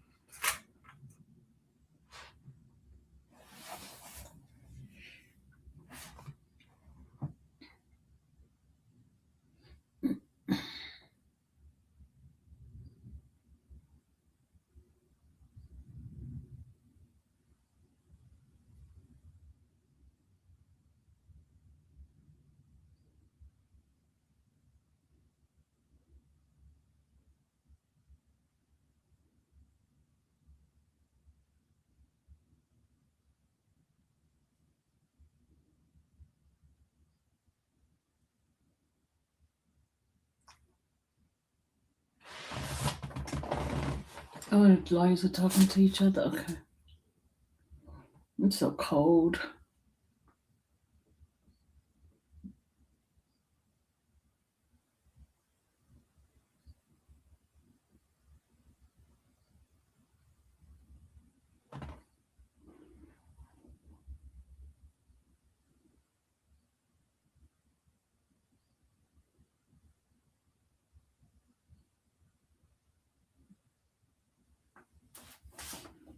When they get ready to play the app, the music, I have to mute it.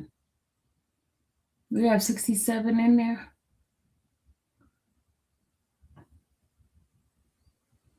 I have a total of 76 on the chat. I guess the others from the what's the name channel.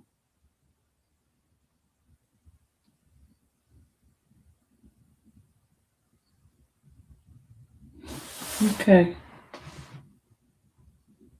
She's making another cup of tea.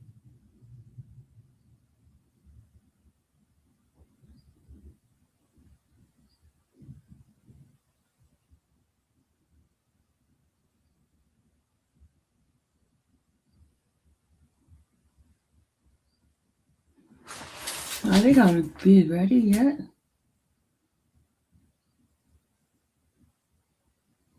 Thank you, Cam. Guys, hit the heart. Hey, Danny. My sides are hurting.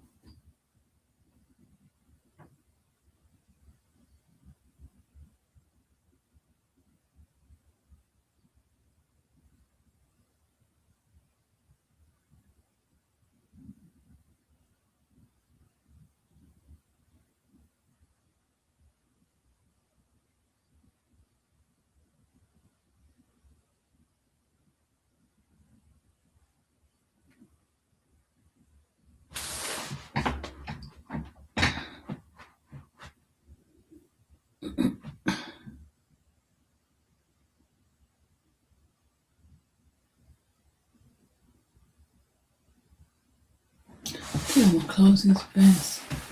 I'll close these vents because it's cold in here.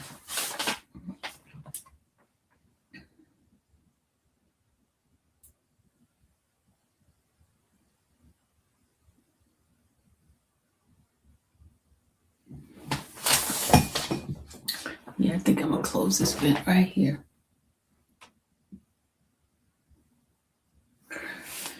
Let me mute myself before I say something and you guys hear it. Oh.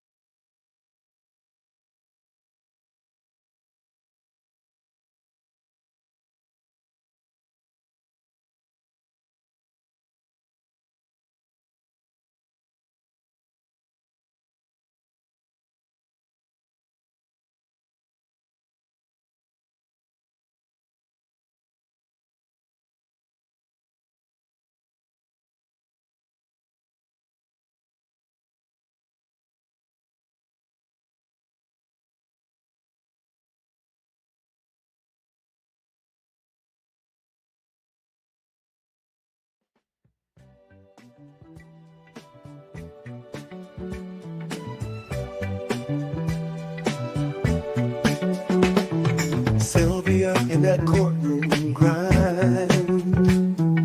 All day long she's making time.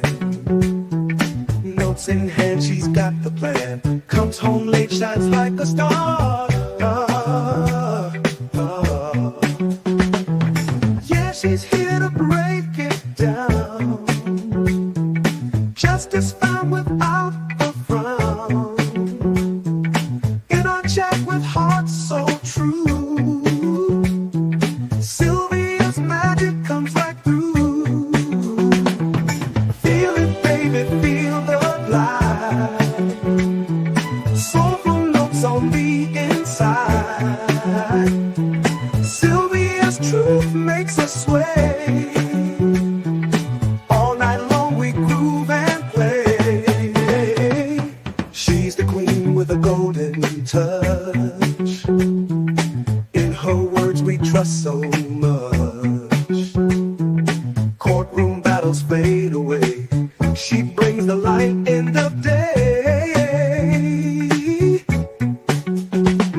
Slide it slyly, can't deny. Sylvia knows just how to fly. All I want, she melts away.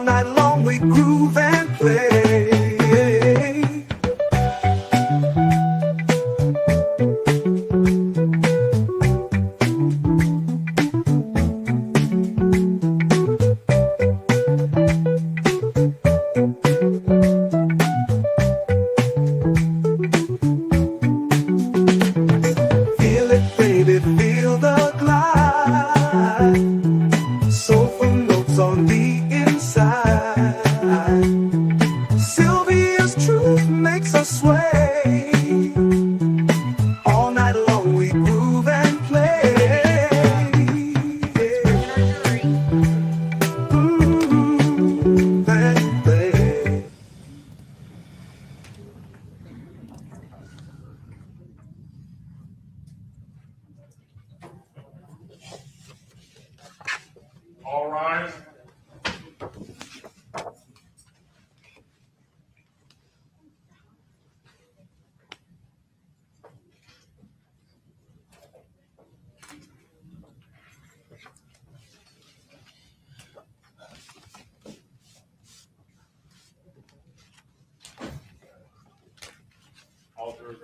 Okay, very good.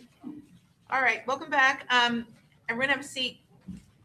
Just so you all know, because we do not have court tomorrow, we're gonna work a little bit later, okay? Not too terribly much, but a little bit to keep making progress, all right?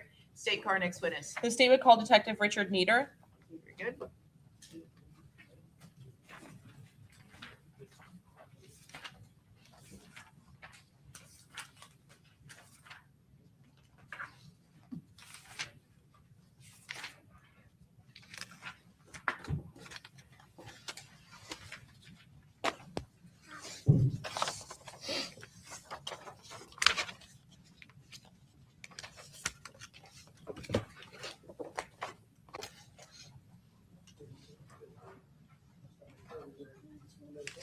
Do you solemnly swear or affirm that the testimony you're about to give in this case will be the truth, the whole truth, and nothing but the truth, so help you God? Yes, ma'am.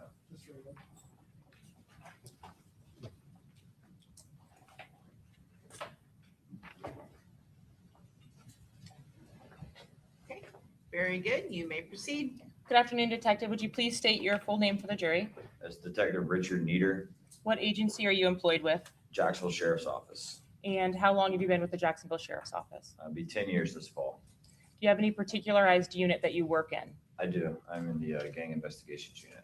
And how long have you been in the gang investigations unit? 4 years this fall. What types of duties and responsibilities do you have as a part of that unit? That unit every day, we monitor gangs, members in the gangs themselves. We document them and their activities. We assist other units with intelligence in the gangs. We purge them if they no longer meet state statutes. And we also do a thing we call customized notifications, where we go out to their houses and offer them resources and stuff like that to get them help in a better lifestyle. Is the outreach specifically something that your agency has the gang units do? So a community outreach of some kind? Yes, ma'am. We do that. We try to do it once a week. Sometimes we get busy, but we go out with pastors and other leaders of the community and make notifications at their doorsteps.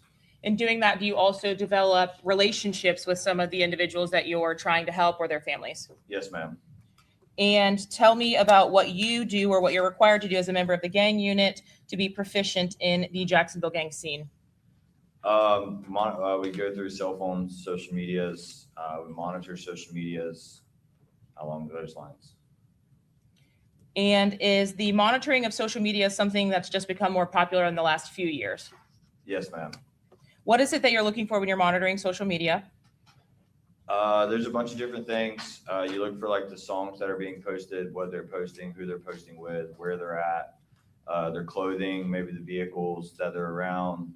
And if they're like with other gang members, are they throwing up signs? What do the signs mean? What do the lyrics mean behind the songs that they're posting? Are you in the gang unit with other gang detectives? Yes, ma'am. There's 12 of us. Are you specifically assigned to investigate one gang in particular? Yes, ma'am. And what gang is that?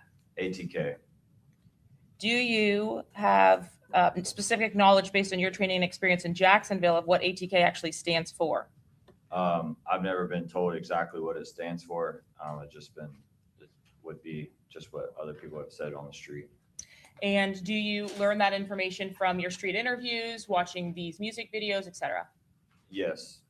Does the review of the internet or what's been posted include posting things that are directly posted by individuals of each of these gangs? Yes.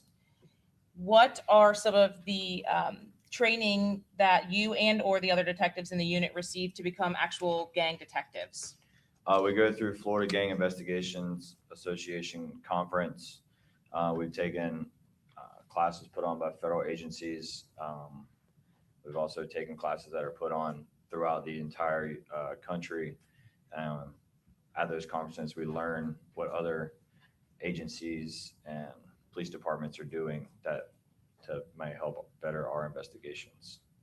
Does the FGIA conference that you mentioned, does it specifically teach courses on Jacksonville gangs? No, it teaches like a general aspect of what they see across the state of Florida. It's not necessarily just related to Jacksonville, but each area of the state of Florida may investigate stuff differently. So it's more of like a networking conference where you learn different things, what other people are doing. So you mentioned cell phones. If Miami-Dade County said cell phones are being utilized to commit crimes in this way, you share that information. Yes, ma'am, we would. Are there courses that are taught at those conferences by experts from across the country as far as traditional and hybrid gangs? Yes. And during the course of taking those courses, do you attend each of the courses that are presented? You attend the class that you would find interesting. Throughout the entire conference, there will be like 5 or 6 classes going at one time. And so you go to the ones that kind of relate to what you're doing as a gang unit or like your investigations. So generally, if there is a course about what gangs are developing or what's happening nationwide, and there's a course about something Florida specific, do you choose to attend the Florida courses? Generally, it just depends on what the nationwide would be offering. If it's offering something that I don't know, I would go to learn that instead of something I already know. And is there specifically a statute in Florida that you and the other members of your unit are required to follow in documenting, undocumenting, and investigating gang cases? Yes, ma'am. And what is that Florida statute? 874. Does the statute provide for the legal definition for a criminal gang member in the state of Florida? It does. And is that the statute that you follow when you mentioned you document or purge different gang members? Yes, ma'am. How do you go about reviewing that statute and then comparing it to the evidence or information that you've collected? So the statute is 3 or more people that are committing one of their primary activities is criminal or delinquent acts.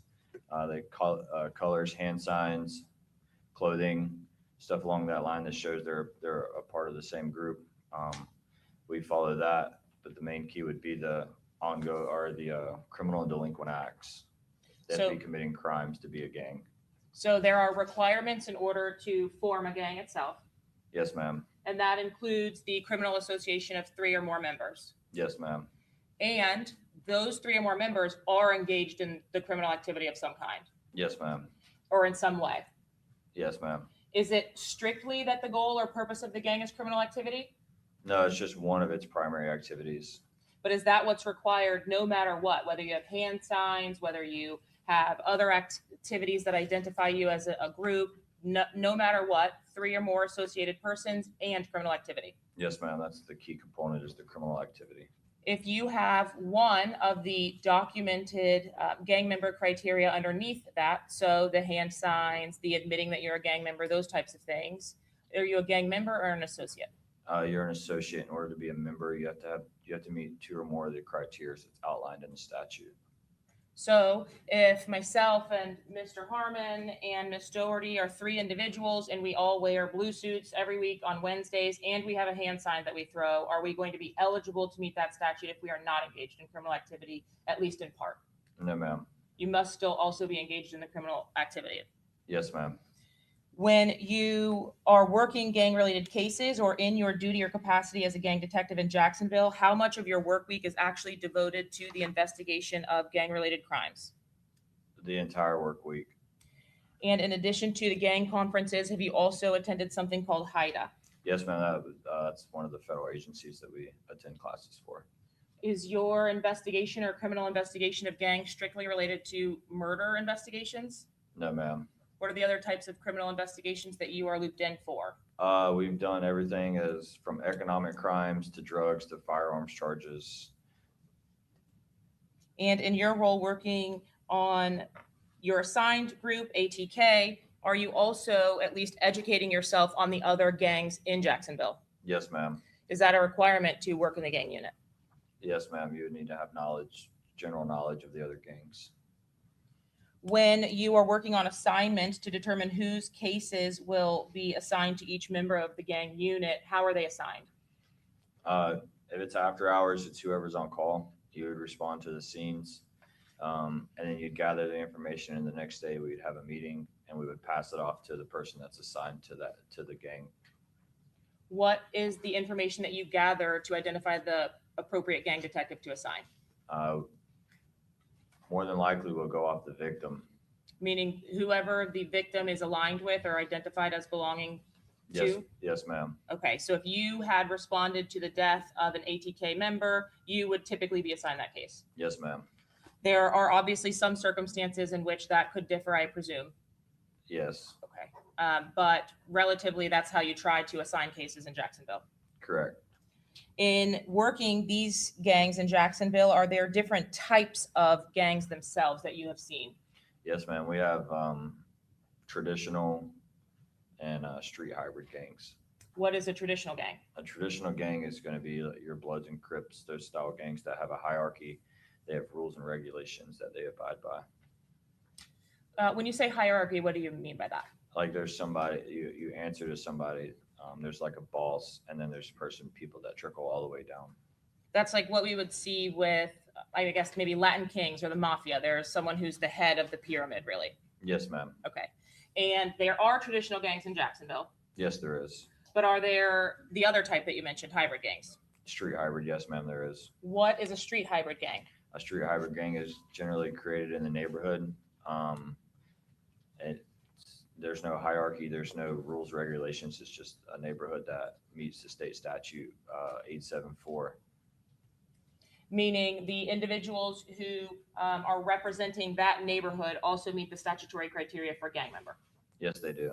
Okay, so you are saying from a neighborhood, are there certain neighborhoods that are identified in Jacksonville as belonging to certain gangs or groups? Yes, ma'am. Can you describe for me one example of that? The easy example would be like 1200. Their area of town is 1200 East First Street.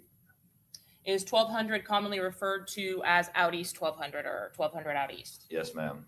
And that's literally geographically where a lot of the members reside? I wouldn't, maybe not reside, but that's their hangout. That's where they're more than likely to be found. They could reside elsewhere in Duval County. Over the course of the last several years, have you also seen a trend where individuals will belong to Out East 1200 that have never lived Out East? Yeah, they could. You don't have to live out there to be a part of that gang. What about 6 Block? Is that a location in Jacksonville? Yes, ma'am. Does that refer to a specific neighborhood or area? It's the area, it's the north side of Jacksonville, the area near 45th and Moncrief. And typically near 45th and Moncrief, are you seeing 6 Block members that were essentially born and raised there? It would be the same for them. Like you don't have to be born and raised in the area to be a part of that gang. But that's just the general spot that they used to or like to hang out. Well, let's talk about geographic locations. If you are a member of 1200, are there certain areas that you have seen acts of violence occur in the 6 Block geographic locations or locations that only 6 Block should be? Yes, if you it would raise concern if you found a 1200 Out East member or associate in the north side And 6 vice Block versa. area, Jacksonville. Yes, ma'am. That would raise concerns for us. So certain areas that if you are a member of 6 Block, you don't go, that are other members' territories. Yeah, I wouldn't say that you can't go, but it just raises concerns and acts of violence would likely occur. Okay. Now, when you investigated or became involved in this investigation, were there 3 specific gangs relevant to the this case? Yes, ma'am. And what were those 3 gangs? 6 Block, ATK, and 1200 Out East. Are you familiar with all 3, 6 Block, ATK, and 1200 Out East? Yes, ma'am. I would say to a certain extent. Which one are you most familiar with? ATK. Is that because that's the gang that you're assigned to? Yes, ma'am. Do you, in assisting the other gang detectives, provide information about ATK members when they have an investigation of their own about 1200 or 6 Block? ATK and 1200 we would help out a lot, just due to our gangs associating with each other and they have like an alliance. When you say alliance, can you describe for us what that means? Yeah, they make music together, they hang out together. They're often seen together, maybe like at a party or nightclubs or stuff like that. But the main thing that they would do is make music together. So just because you are not from the same gang doesn't mean that you don't associate with other gang members. Correct. It's not like every gang is completely isolated to themselves. No, you would have your associates and people that you get along with. So ATK and 1200 are allied together. Yes, ma'am. Do those two gangs get along? Yes. Relatively. I mean, obviously there are sometimes outliers in anything, but those gangs you've seen music videos, for example, where they're together. Yes, ma'am. And were they always known, for example, 1200, always known commonly as 1200 in your entire career? I think they have other names that they call themselves by, but the gang itself is 1200 out east. That would probably be a better question for the 1200 detective. Let's talk about ATK then. Are there subsets or earlier names that members of ATK went by? Yes. Early on they went by Youngin Gang. They've also, you'll hear them say NHG too. What does NHG stand for? No Hospital Gang. And when you are looking at ATK itself, do you see members that you had previously identified as NHG photographed, making music videos with, or even claiming ATK? Yes, ma'am. How does that happen? So how does one group that's identifying as one thing develop into something else? They just call themselves different names. The gang is ATK. That's the one that meets the state statute. And then generally they'll spin off of it. They don't quite meet the state statute, so they don't become a gang. They're just a group. When you are documenting an ATK member, for example, do you document if they represent or present NHG but are photographed and making music with or committing crimes with ATK members, that individual as an ATK gang member with some kind of subset or affiliation to NHG? NHG is just a group, but the people a part of NHG are documented ATK members. Okay, that's what I'm asking. So I'm sorry if that was a confusing question.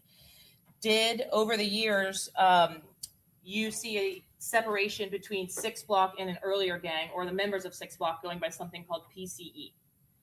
I have, but the extent of my knowledge on that isn't the greatest because I don't investigate them every day. So that would probably be a better question for the 6 Block detective. And who is that gang detective?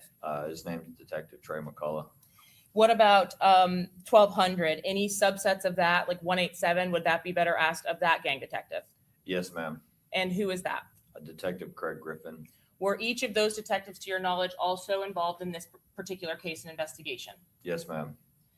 When you had an opportunity to become involved in this investigation, did you specifically document several music videos of relevance to provide to the lead detectives? Yes, ma'am.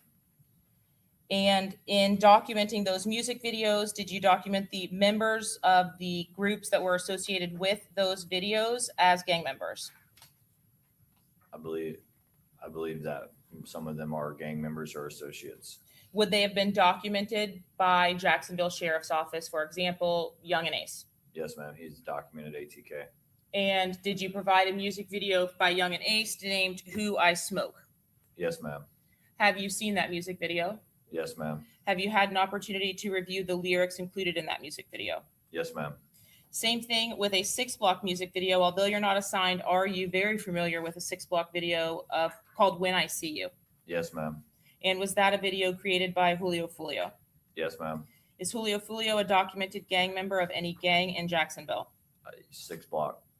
And lastly, did you have an opportunity to review the lyrics of a third video called Do It? Yes, ma'am, by Young and Ace. Also, same Young and Ace that is an ATK member. Yes. And is it a part of your investigation to learn the legal names of these individuals despite these monikers of Folio or Young and Ace? Yes. What is the legal name of Young and Ace? Kenyatta Bullard. And have you been familiar with him since you have been working in the gang unit? Yes. Had you had an opportunity even prior to your time in the gang unit to patrol the neighborhoods in which these crimes of violence would occur? I have.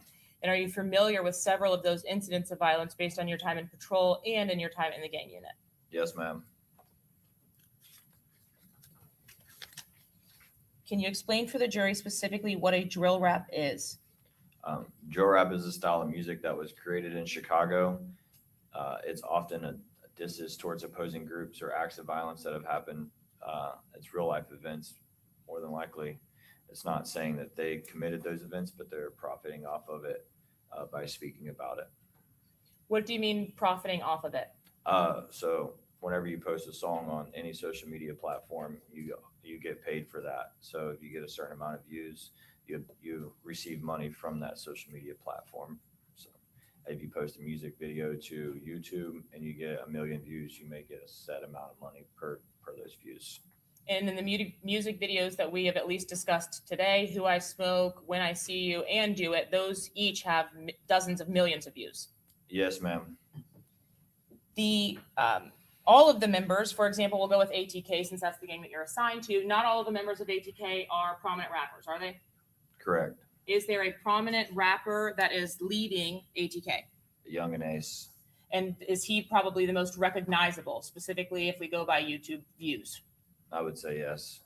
What about for 6 Block? Is that still Julio, FOLIO, or Charles Jones? More than likely it is. Are there other members of ATK that are rappers? Yes. To the level or extent that Young and Ace is? Not quite that level. But not everyone is a rapper. No.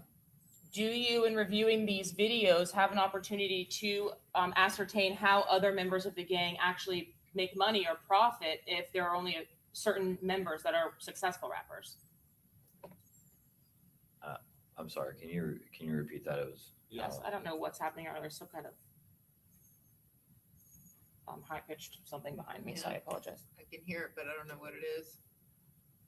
Now it's stopped. Okay. Are you able to interpret the lyrics of those videos and ascertain how other members of ATK, for example, may be making money, but are not rappers in those videos? Yes, ma'am. And is that based on the lyrics or the admissions that are given in those videos as well? Yes, ma'am. It is not just that drill videos are made by ATK, is that correct? Correct. You have seen and essentially interpreted music videos from 6 Block? Yes, ma'am. And you have seen and interpreted videos which include ATK and 1200? Yes, ma'am. So while those are two separate and distinct identified gangs with the Jacksonville Sheriff's Office, it is not unusual that you have seen both of those two allied together. ATK and 1200, you're asking? Correct. Yes, ma'am. What is it that you have learned causes them to be allies to each other? They have a common enemy. And who is their common enemy? 6 Block. Are ATK members and 1200 members vocal about 6 Block being their common enemy? Yes. And have you learned over the course of your time in the gang unit a specific member that receives that disdain from 1200 and ATK? Specific member of 6 Block, yes. Do you also have an opportunity to interview current and former gang members to get deeper understandings of the inner workings of gangs in Jacksonville? Yes, ma'am. And are you also familiar with the cases or the outcomes of certain cases that occur in Jacksonville when they are gang related? Meaning if one gang member pleads guilty to the injury, homicide, crime against another gang? Yes, ma'am.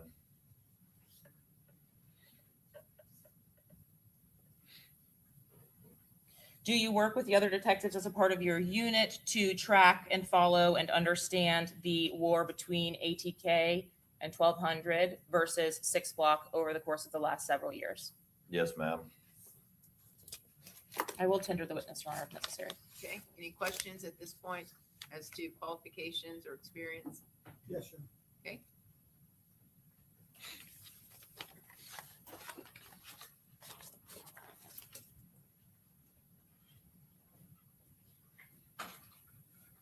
Good afternoon, Detective. How are you? Good. So you've been in the gang unit since 2022. Yes, sir. And during the course of your assignment in the gang unit, I think you told us that you have gone to HIDA conferences, correct?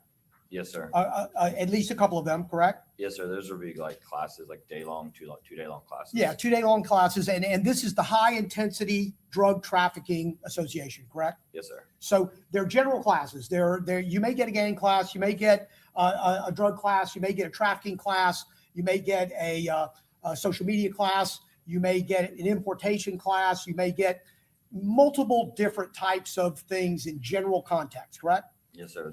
They generally put the class title out and then you sign up to attend that specific class. So I would only attend the gang related classes for that. And this occurs over a 3-day period, correct? They could be up to 3 days, but generally they're 8 to 10 hour classes. Correct, because there's lots of things going on. It's 3 days, Yes, but it sir. has a whole bunch of things going on at the same time, correct? Yes, sir. And in addition to those 2 conferences, you also attended the Beginners and Intermediate Florida Gang Association Conference, correct? Yes, sir. Additionally, I think you've indicated to us that you also have taken some social media classes or technology classes that generally talk about cell towers and mapping and social media and getting warrants, things of that nature, giving you a general understanding about how to go about doing those things. Yes, sir. And I'm going to presume that you haven't trained anyone else or been a part of any type of panel as it relates to gangs and gang activity. No, sir. And I'm guessing that you haven't authored any kind of paper on that particular subject, gang intelligence or gangs in general, gang affiliation, correct? No, sir.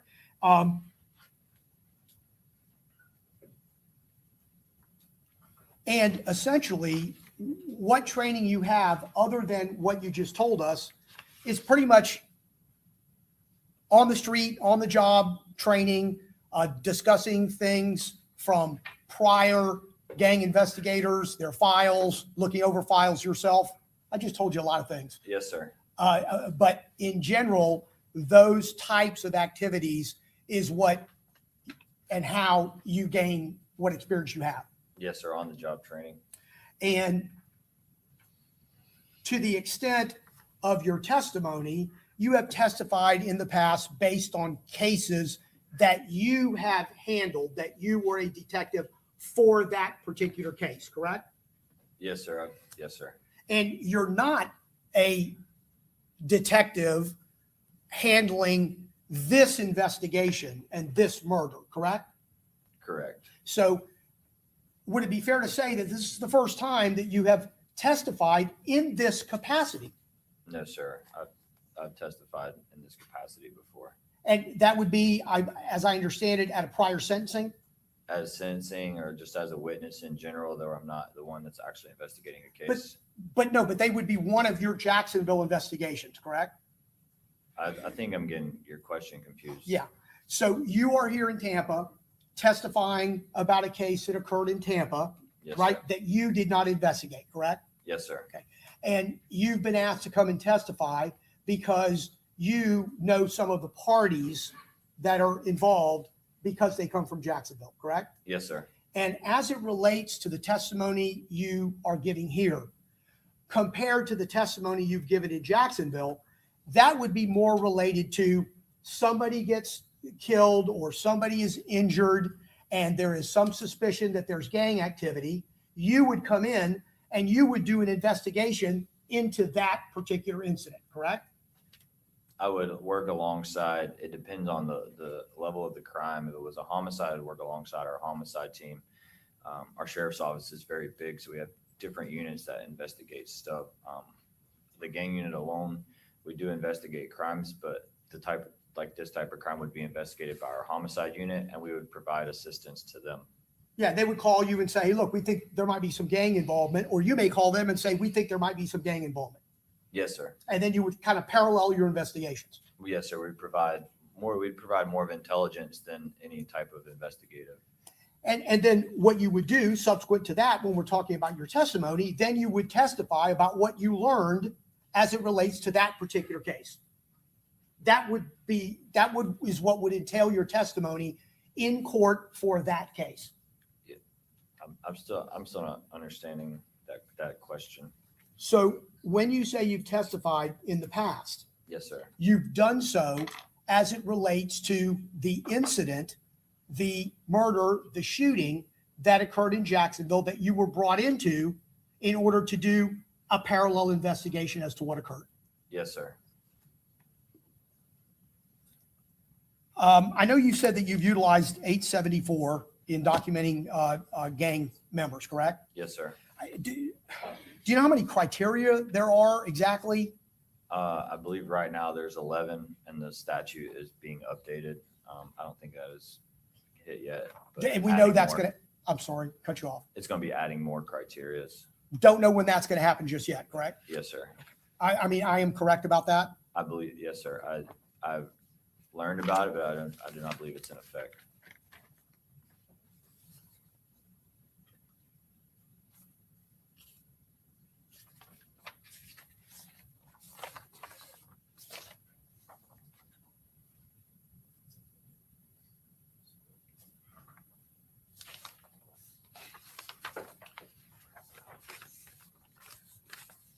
Detective, you've never documented a gang member in Jacksonville based on the criteria of them making an admission to you, correct? I have not. And you have in the past used a criteria where you utilize a documented reliable informant, correct? Yes, sir. And it's the standard with the Jacksonville Sheriff's Department, as it is a lot of other agencies, that when you have an informant, a confidential informant, and you need that person to be deemed reliable, you open up a file, you bring somebody in, you have a process that you go through with the agency in order to get that confidential informant documented, correct? Yes, sir. And you would include paperwork and you would have a file. Sometimes other detectives might share that informant depending on what their needs might be, correct? Yes, sir. And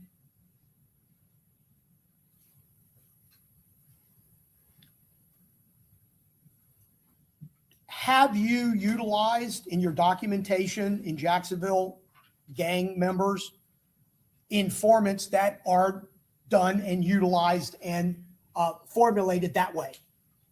That's not what you do, is it? The informant that I used was documented. We do have informants that they're called sources that are not documented, but they're not. I utilize the documented informant. So you're saying you do both? Correct.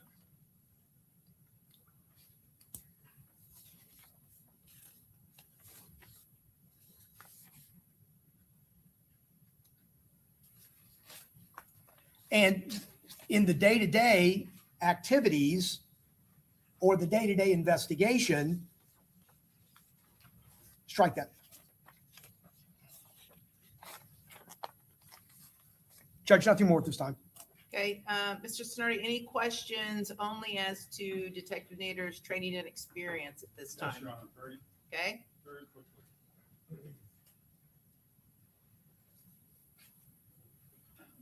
Good afternoon, Detective. How are you?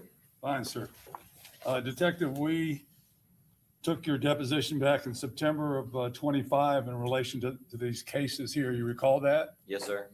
And since that time until today's date, have you ever been qualified by any court for a trial or hearing as a gang expert? Objection, Your Honor, improper argument. sustain the objection. No further questions. Okay, Mr. Wise? Mr. Petratus? Treatise.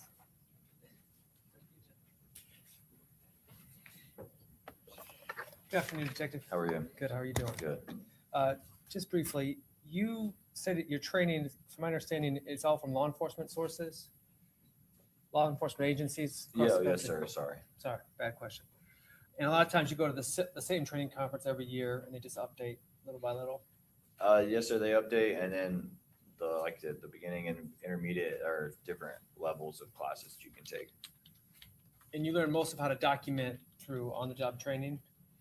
The document is just straight from the statute, and then reading it and interpreting it, and then the evidence that corroborates the statute. None of the national gang conferences teach you about the Florida gang stuff, correct? Correct. Yes, sir. They just teach you the general stuff in the national gangs. Yes, sir. When you're talking to gang members, you're generally talking to them when they've been arrested? It just depends. I've talked to them when they've been arrested. I've talked to them just in public if we see them, or we're out doing proactive police work and they're on a traffic stop and they get let free that night. Any chance I get, I talk to them. Would you say it's fair that for the most part, they're not giving you specific details or a lot of information? Yeah, it just depends what kind of situation they got themselves into. But generally, they're not telling the full truth of everything that's going on to law enforcement. Not at the beginning.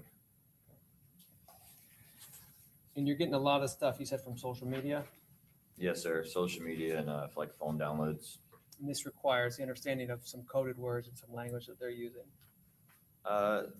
They'll talk. They might like change up a couple words, but they don't really talk in like very like code like you would think. And you get those from just watching more and more videos, correct? What, like the videos? The coded word that they do use, you understand those by just watching more and more videos. That's basically how you. Yeah, do it. you kind of just like I generally just figure out what they're talking about and then kind of piece it together what they're trying to say. That's all I have. Thank you. Okay, thank you. Okay, you may proceed. Detective, if there is a question either interagency or nationwide, really a question about ATK, are you the focus of, or the sole person at the Jacksonville Sheriff's Office that those inquiries are directed to? Yes, ma'am. You spoke a little bit about having reviewed music videos, specifically related to this case. At this time, the state would seek to admit the self-authenticating business record, State's Exhibit 111 for the YouTube videos, Your Honor. Okay, is that the? Oh, Lord, here we go. Yes, it's the certification and the Here we return, go. essentially. It has the data and the dates for the YouTube videos. Okay, any objection? As Previous just- objections on. Okay, okay. Okay, same ruling from the court, it's admitted. Sir, this particular case, speaking first about the 3 YouTube videos that were identified, were they documented as being in chronological order from Who I Smoke being first? Yes. And Your Honor, at this time, the state would seek to admit and publish States 112A and B, 113A and B, and 130A and B. Okay. Hello. And, you all renew all previously made objections, correct? Yes, sir. Vince? Okay, with all previous objections being renewed, same ruling from the court, they'll be admitted. All right, here we go. Can you see the screen before you, sir? Yes, ma'am. Remember the music video, I have to do other Showing things. you States Exhibit 112. Do you recognize this still image? Yes, ma'am. That's the opening credits of the music video Who I Smoke. This is probably one of the most successful videos from out of ATK and 1200, a joint venture between the two. Yes. Are you able to identify the rappers that are featured in this music video? Yes. And who are those rappers? The dude on the bottom left holding the golf club is that's going to be Wappa with the Choppa. His name's Reginald Williams. The guy to the right of him sitting down behind the steering wheel is Spinabens. His government name's Noah Williams. Guy standing up with the cigar is Malquise Worthen. And the guy in the back in the neon yellow shirt is Young and Ace, whose government name is Kenyatta Bullard. In the credits page, or this title page here, on top of the Who I Smoke title are the individuals who actually rap in this music video, also named. Yes. And are 3 of the individuals that you've just named, Spinabens, Wappa with the Choppa, and Young and Ace, rapping in this video? Yes. Are Spinabens and Wappa with the Choppa affiliated to a gang? They're 1,200. And is Young and Ace the individual that we previously spoke about, Mr. Bullard, the most prominent person in ATK? Yes. The publication from the records on this case indicates March 28th of 2021. Do you recall having viewed this video when it first came out? Yes. And did you have an opportunity to see these opening credit images that are depicted on the screen before you? Yes. Is this symbol in the top left, ATK, the symbol that you frequently see as a part of your investigations, which represents or is the moniker for this ATK group? Yes. What about the moniker to the right there, A Team Records? That would be affiliated to 1200. And what about on the bottom, Cuckoo Gang?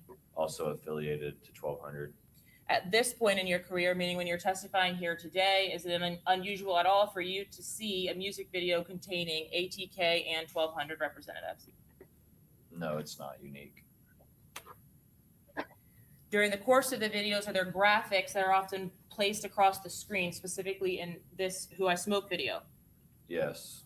And over the course of your reviewing these music videos, are there significance in the names that are utilized by the rappers in these videos? Yes.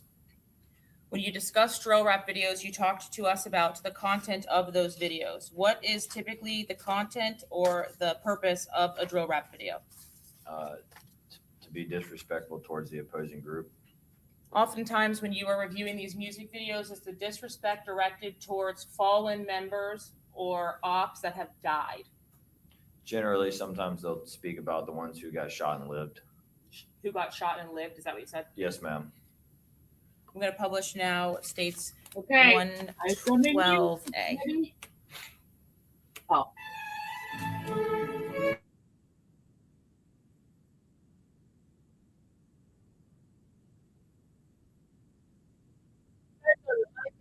Music, y'all. I just don't like that kind of music. Are you hearing the music?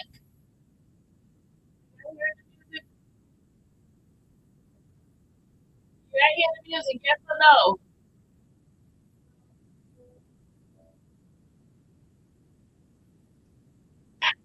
Turn the music down. Y'all hear the music, yes or no? Okay, good. Thank you. Thank you, folks. Okay, good. We gotta do it this way.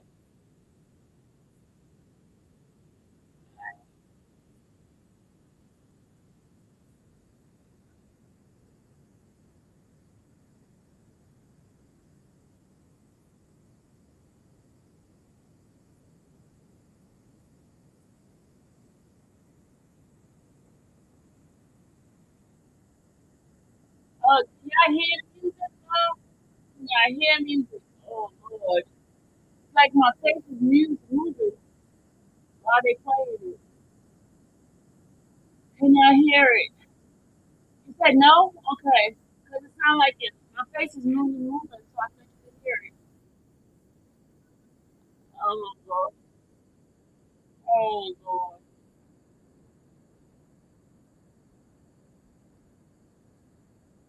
You said no, no, no. My face is moving, so I thought you could hear it. Thank you, guys. The reason why I have it, okay. The reason why I have it like that is because YouTube will strike you down if you play their music that's on the video. So I made the video small and I'm talking over it. It's still playing. You hear your mouth. Be quiet. Be quiet, Miss Richard. The judge, this music is getting on the nerves of the judge. She's like, can you turn it down?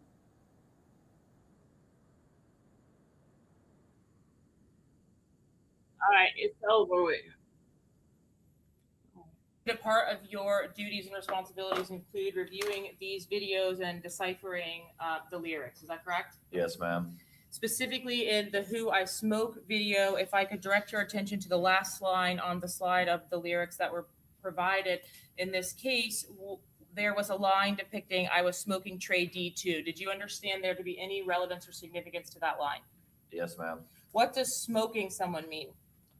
Smoking somebody means like you killed them or like if they're dead, you roll them up in a joint and smoke them. And is Trey D someone who is affiliated to a specific gang in Jacksonville? Yes, 6 block. And is Trey D someone who was killed in the rivalry? Yes. When we see reference to choppas, what is that? Gun, like a firearm.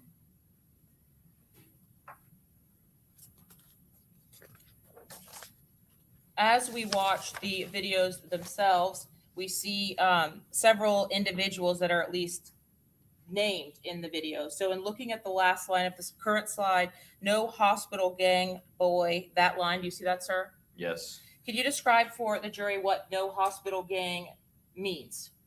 that's the name of their group. Whose group? It would be like a spin-off of ATK.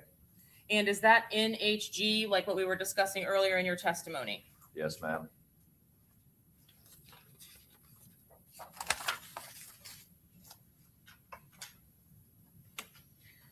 More specifically, in this song, there is a line referring to Houston. Is that the actual city or an individual? That's the city.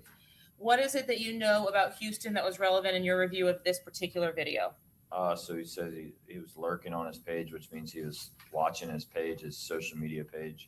He called him lacking in Houston, let off shots. He got shot and went live. They're speaking about the attempted murder on Charles Jones that happened in Houston.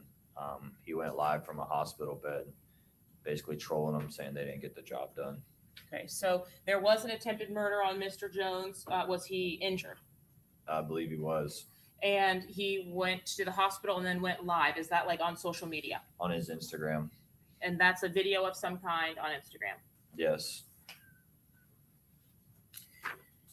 Did you also have an opportunity to observe specific hand signs that were utilized in the video by Wappa with the Choppa and Spin a Benz depicted on the images in front of you? Yes. Is this a common hand sign that you see depicted by members of a specific Jacksonville gang? I believe that is 1200's hand sign, but like referred to earlier, Detective Griffin would probably be the know-all for that criminal gang and their hand signs and what they do. So in your review of a music video like this, you would document what we're seeing on the screen and then speak to specifically Detective Griffin to confirm the meaning behind the hand sign. Yes, ma'am. I would show him the picture, send him a picture, and confirm that is them doing the hand sign. That would be part of the criteria to document them as gang members.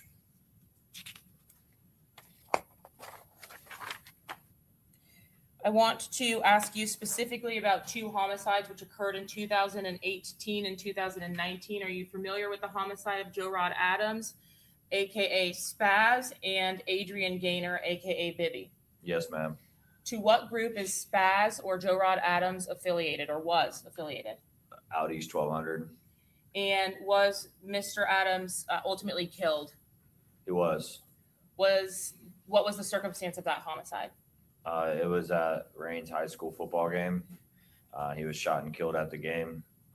Robert Howard, who goes by Kenny Caps, who is a 6 Block member, was charged with and arrested for manslaughter and was sentenced to 5 years in that case. So Kenny Caps or Robert Howard, the individual who was also present on the night of Charles Jones's homicide, Yes, he was. arrested and convicted of that homicide Yes. of Joe Rod Adams. Yes. Had that sentence been concluded and he ultimately been released at the time of Charles Jones's murder in June of 2024? Yes. Was there an individual present for during the homicide of Spaz or Joe Rod Adams named Adrian Gaynor, a person present with or aligned with Robert Howard? Yes. What group is Adrian Gaynor or was Adrian Gaynor a part of? 6 Block. Mr. Howard, in the homicide of Joe Rod Adams, he was arrested approximately how long after the homicide occurred? I'm not exactly sure of how long it took to arrest him. I don't think it was very long, but I don't know the exact time. Okay. But ultimately afterward, was there also a homicide of Mr. Gaynor? Yes. At the time Mr. Gaynor was killed, Mr. Howard would have already been in custody though, correct? Correct. And we're talking about specific instances or acts, but these are not the only investigations or only cases that you investigated as a member of the gang unit between the dates that we're talking about in these offenses, correct? Correct. Did you also have an opportunity to view or review a video called When I See You that was posted on April 23rd of 2021, so about a month after Young and Ace's video, Who I Smoke? Yes, I have.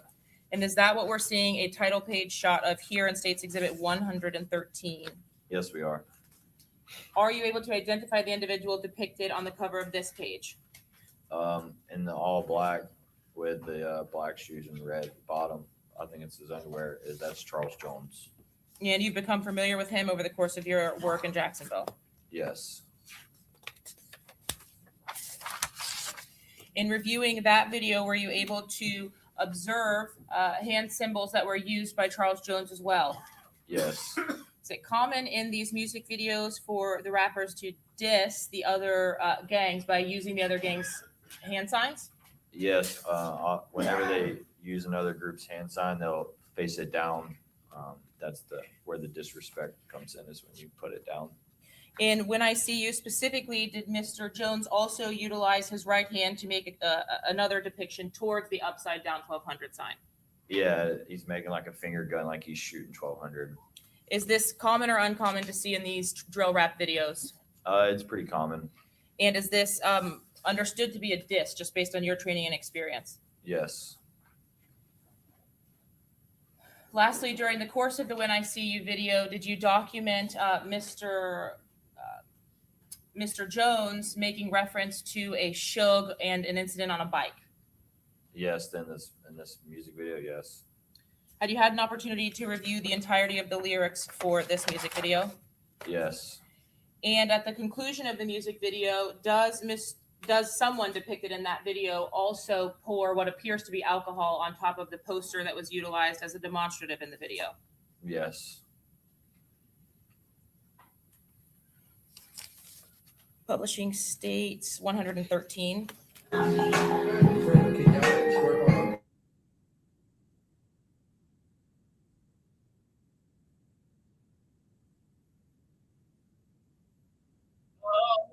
Oh, another video.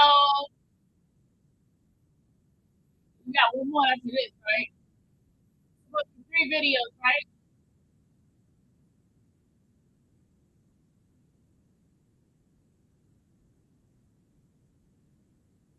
Oh, here we go.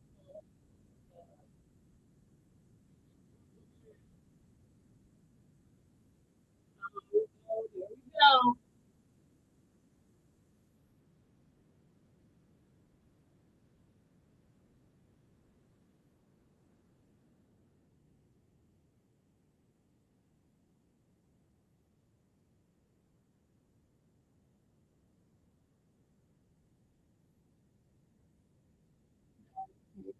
Okay.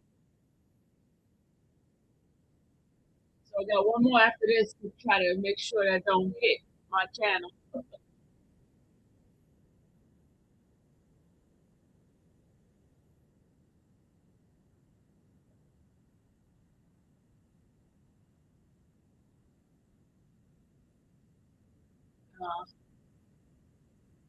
Oh, no. I'm so tired. It's okay after 2 hours.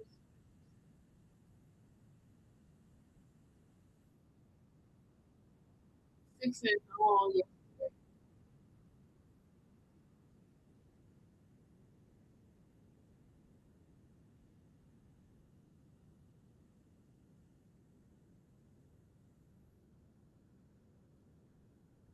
Oh, my Lord.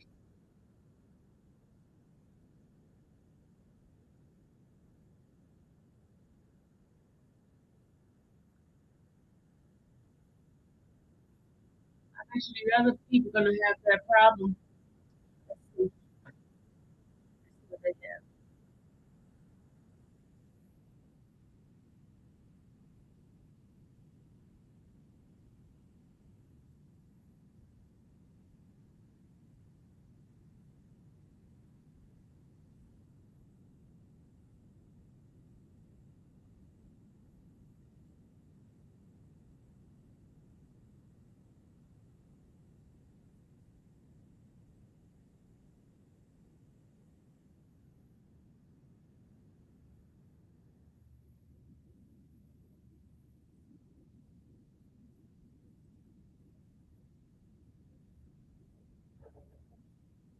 As the town center shooting that Jacksonville Sheriff's Office investigated.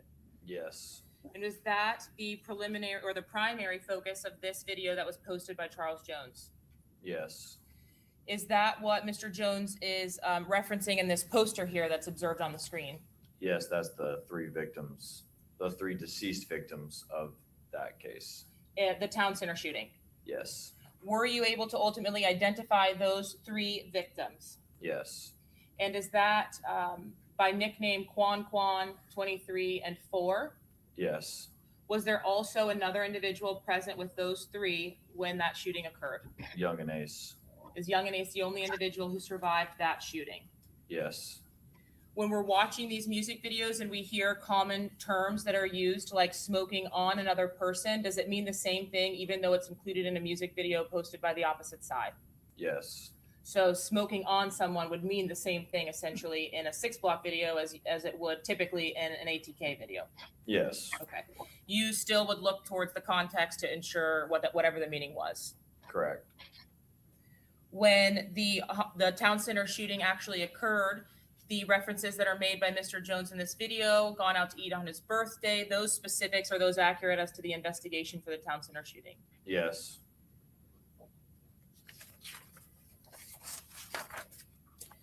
And then were there several references to an individual named Shug in this When I See You video? Yes. And are you able to identify Shug by legal name? Avery McKnight. Is Avery McKnight another individual that was killed in this back and forth? Yes. And what gang was he affiliated to or associated with? 1200. Have you seen depictions or images of Avery McKnight before? Such as? Like a tattoo of Avery or Shug or something like that? Yes, I have. Okay. And there was some significance to Shug and his bike being taken. Is that relevant to some kind of investigation in the death of Shug? Yes. We talked already about town center, but in speaking about one of the victims of that case, 23, is that a nickname for one of the victims? It is. And do you recall the legal name of that individual? Royale Smith. During the course of your work with ATK and investigating gang members, has 23, the actual number itself, become a documented reflection of gang criteria? Yes, ma'am, it has. It's even said in interviews that it is. Representative of a dead gang member? Yes. And utilized to depict or represent ATK? Correct. After these videos are posted, do you continue investigating an uptick of offenses back and forth between 1200 and ATK and members of 6 Block? Yes. Specifically as it relates to August 16th and 17th of 2023, was there a shooting offense that occurred in Jacksonville which involved a victim by the name of Jaquan Pickens? Yes, ma'am. And did Mr. Pickens go by the name Jake Jitt? Yes. Can you tell me about the circumstances of that murder? It was early in the afternoon on I-95. Interstate runs through Jacksonville. Mr. Pickens was northbound, coming over one of the rivers. A car pulled up beside him, unknown make, model, and color. Shots came from the car, struck Mr. Pickens. Mr. Pickens crashed into a broke down semi, and that's where he was found deceased. His cause of death was gunfire. And you responded to that offense location at the time of the homicide or shortly thereafter, excuse me. Yes, we would respond once the scene was secured. And you specifically were also able to confirm the identity of the victim as Jaquan Pickens. Yes. When the next day then arrives, is a 1200 member shot? Yeah, Jacoby Bills, who goes by Lacoby. Did Lacoby survive that shooting? He did. And where did that shooting occur? It occurred at a park I think it was a Pop Warner or some sort of youth football league practice. But he survived that shooting itself? Yes, he did. When you say you document or monitor social media, do you do so after these offenses have occurred? Yes. And is it common, at least now, really in 2020 and beyond, I guess, to see the rival gangs take responsibility for offenses that have occurred? Yeah, they will take responsibility, and they will also like troll. They might not say like they did it, but they'll like make fun of his death, call him names. They'll post like a song or something like that that insinuates violence. Okay, so you said troll. So you don't log into Facebook and say, I killed John Smith today at noon. No. You post other images or phrases or something along those lines. Yeah, just it's I don't know. I remember briefly about Jaquan Pickens. They were posting like chicken nuggets, like making fun of him, calling him chicken nugget. Ultimately, a few months after, are there two offenses related to each other and involving ATK and 6 Block members? Yes. On October 6th of 2023, was there a homicide of an individual by the name of Antonio Tilley? Yes, Did you also respond to that scene? I did. And were you able to confirm the identity of the individual who died at that scene? Yes. What are the circumstances of that homicide? Antonio Tilley was messaging a female on social media. They agreed to meet up. As Antonio Tilley pulls into the residence where they were alleged to meet up, he was ambushed by 2 individuals where he was shot and the Uber driver was shot and killed. So Mr. Tilley did not survive that shooting, He did not. and the shooting occurs in the late night hours of October 6th. Is that right? Yes. Were there posts on social media from members of 6 Block that you observed taking essentially, quote, credit for that offense? Yeah, they did the same as credit, trolling, making fun of his death. And when you were on the scene of Mr. Tilley's homicide or investigating that, did you receive a call to respond to an attempted murder of an individual by the name of Charles Jones? Yes. Did you have an opportunity to respond to that scene and ultimately a hospital? Yes, And was Mr. Jones the surviving individual from that shooting? he was. What were the circumstances of that shooting several hours after Antonio Tilley was killed? It was early in the morning. A car backs in on an abandoned residence near Mr. Jones, where he was at that night or that morning. As Mr. Jones backs his black Charger out of the driveway, he starts driving down the road. 2 individuals get out of this vehicle back into the abandoned driveway and open fire on Mr. Jones's Charger. Mr. Jones fled down the road a little bit and then exited his vehicle and ran to a neighboring residence for help. And you responded to the offense location? I did. And then another detective with the Jacksonville Sheriff's Office would have collected the evidence from that offense itself?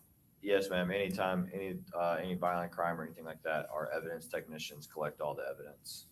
And ultimately, does Antonio Tilley on the left side of our screen here become also a predominant figurehead or reference in ATK, just like 23? Yeah, I wouldn't say he's quite as big as 23 and reference like paying the respects, but he did become a name to a group of them. Ultimately, on the date of the homicide, the murder of Charles Jones here in Tampa, Florida, was there a video released by Young and Ace? I'm sorry, I missed the very beginning of that. On June 23rd of 2024, was there a video released by Young and Ace called Do It? Yes, ma'am. And in reviewing the content of that video, I guess in the time that it had been uploaded to YouTube, was it apparent that it had been recorded on a date in advance of June 23rd of 2024? Yeah, that's what I would, based on the scene of the music video with it being nighttime and stuff like that. I don't see where he would have had time to record it at night and release it the same day. Did you have an opportunity to look at the lyrics of the music video called Do It, posted by Young and Ace? I did.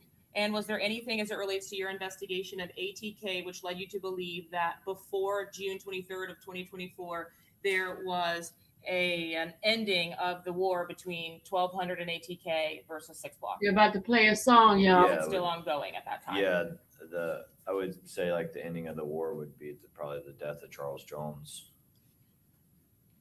Publishing states 130. Is this a still from the music video Do It, posted by Young and Ace on June 23rd of 2024? It is. And to your knowledge and based on your involvement in this case, was Charles Jones killed around 4:40 a.m. on June 23rd of 2024? Yes, ma'am. Is this Mr. Kenyatta Bullard sitting on the ground here in this slide? Yes. Publishing video for 130A. Oh, Lord. Here we go.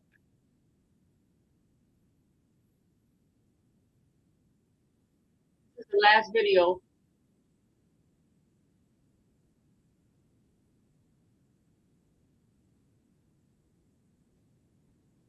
Man, what kind of stupidity is that? Having music to tell is doing something. You unaliving somebody. That's kind of ignorant, isn't it? That's kind of dumb.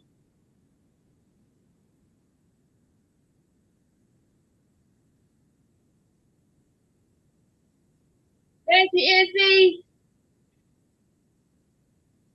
Izzy. Look, I had to stay up for this part because I didn't want them to get me.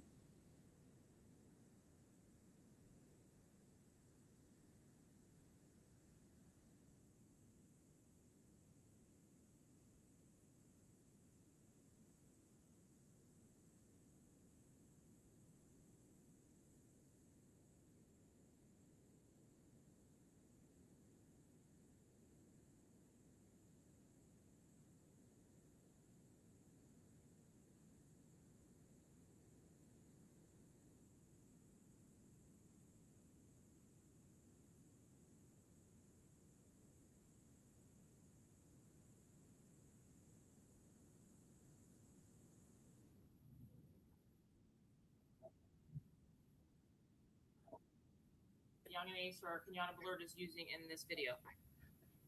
It looks like a thumbs down. It's hard to tell with the gloves. Have you seen this thumbs down used before?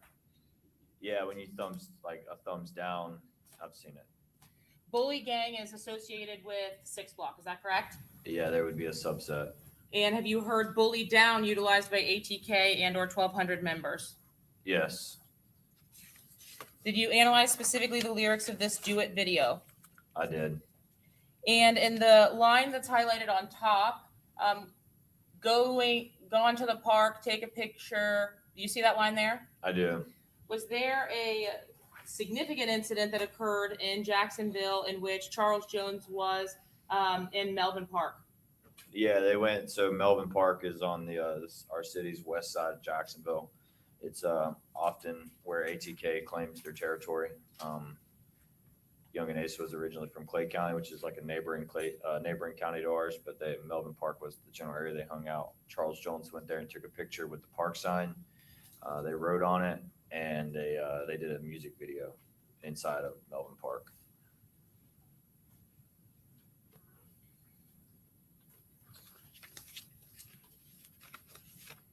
And lastly, did you have an opportunity to look towards the content of the lyrics in the Do It video? Yes. As we previously discussed, although the prominent rappers that actually make money on YouTube, for example, may have funding from views, do they also discuss the use of money to pay other members? Yeah. Can you describe for us what little do-its are? It'd be like a crash dummy, or like somebody like you just give them some money and they'll do whatever you want them to do. Okay, is crash Not dummy a a term that crash you have dummy. heard used in Not a your crash training dummy. and experience in law enforcement? Yeah, sorry. Yes, ma'am. It's often terms that the neighborhoods use for like a younger individual who's trying to make a name for themselves, and It's they, not a they younger. tend to just do Usually somebody just crazy or like crazy acts to try to make the name. And is that what you understood in this music video in the last sentence that we just read? I don't even call him by his name. I call them N's little do-its. Yes. Now, when you're talking about reading the lyrics in context, does the next line depict for you the context about location of the opposing targets? Yes. And how's that? He said they called my phone. They say they got the low. I told him to do it. Low means like location. Like when you say you have the low or the drop on somebody, you know where they're at. And I told them do it, and reading the rest of the contents in context, all this money, make an N-word, do it. Is that saying or providing anything for you in the context of this song? Yeah, he's saying that all of the money he's got will make him do it. So he names the price, it makes him do it. I will tender the witness, Your Honor. Okay. Mr. Gonzalez? Do you need to keep any of these up, or are you going to utilize any of the exhibits? Yeah, Judge, you can take them down. Okay.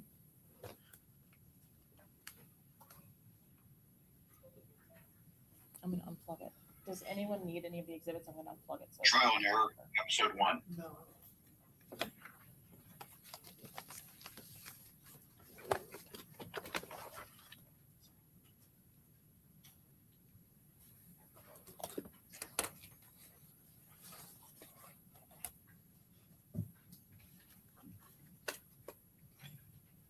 Detective, you have testified about translating the lyrics of a rap video, talked about it, testified to it, specifically today with regard to these three videos, When I See You, Who I Smoke, and Do It. In fact, these translations are a product of your own opinion as to what is being said, correct? Yes, sir. And by listening to it, you utilize what you believe are other investigations or other information you have received by talking to someone on the street or reading a social media post in order to formulate that opinion, correct? Along with my training and experience and the experience of the other detectives in the unit. Yes, sir. Well, the training is not going to assist you interpreting lyrics, correct? That's going to be based simply on what you've gathered on a day-to-day basis and what your eyes and your mind says you see and hear. I mean, during the training, we network with other detectives who have also dissected lyrics, and if we don't know what the meaning is, they might throughout Florida. Well, you're not telling me that you're relying on other detectives to interpret a lyric in your city, in your county, in a particular case, because we're not talking about coded language here. That's not what's happening. This is not coded language. This is an interpretation of a word, a series of words, or a sentence. Objection, Your Honor, compound. Calm down. Just Having go ahead, finish your conversation. question. You're not discussing or telling me that you're utilizing other detectives to assist you in interpreting these lyrics, are you? I interpreted it myself, but if I don't know the meaning of one of the words that they use, I will ask for help. Yes, sir. And you're talking about detectives from other jurisdictions. We're not talking about something that would be termed coded language. That's not what we're utilizing here, is it? I wouldn't say it's coded language. Okay. So you're asking someone else to interpret for you what you think something means. Something means what you interpret it to be. If you're not sure about some part of it, you would ask another detective, potentially from another jurisdiction, to assist you. I would ask them like the meaning of a word, not what the whole section, not the whole lyrics mean. Okay. And when you do this, you utilize No, posts or he's gonna that have you've seen to phone you on with me. social media, correct? Yes, sir. You use Instagram, Yes, whoever sir. might be talking on Instagram anywhere about anything, correct? Yes, sir. Reddit, which is another social media platform where people talk about what's going on out on the street, right? Yes, sir. And you talk to people on the street Yes, sir. who tell you what they think it means too, correct? Yes, sir. And these posts can come from anybody. You don't know who they're coming from, correct? The majority of the time. Like, well, I'm sorry. What posts? Well, when you're utilizing social media posts, it could be posts that are being made by lots of different people that may not even have a direct association with what's happening. That's correct. And then when you talk to people on the street, most of the time they're unnamed. You don't put them in a report, right? I do not. And you don't know what validity their information has for you. You're just going to take what they say, digest it, and decide whether or not you're going to utilize it in your interpretation, that information. I would take what they say, and I would discover facts or evidence that goes with what they say before I use it. And part of doing that would be to talk to other people to see whether they say what he says. Correct. And that would be a large part of your day-to-day intelligence that you gather. Yeah, that's some of the intelligence we gather. And when you talk about these drill rap videos, in most cases, the majority, if not all of the songs, are disrespecting another person or another group, correct? Yes, sir. And all gangs, all rappers, because every rapper's not in a gang, correct? That's correct. And drill rap has to do with, at the highest level, disrespect for other people, correct? Yes, sir. That would be disrespect for someone who's died, putting it out there for everybody to see, correct? Yes, sir. In order to get clicks, in order to make money, in order to get notoriety, all of those things, you would agree with me? I would agree that comes with drill rap. Yes, sir. And essentially, they may even display happiness over what occurred, correct? Yes, sir. Pleasure over somebody dying in a group they don't like, correct? Yes, sir. And also allowing the rest of the world to know what happened, right? Yes, sir. And when we say the rest of the world, we're talking about millions and millions of views everywhere. Yeah, Correct? lots of views. The more you talk, the more angry you are, the more violent your lyrics, the more pointed they are with disrespect, the more notoriety you get, don't you? Yeah. And the more notoriety you get, the more money you make, correct? Yes, sir. In fact, it's led people like Julio, FOLIO, Charles Jones, Young and Ace to actually get record deals with legitimate record companies that distribute worldwide, correct? I'm not sure about that. Okay. Do you know whether or not Young and Ace was signed by Geffen Records? He says he is, but I can't confirm or deny. Okay.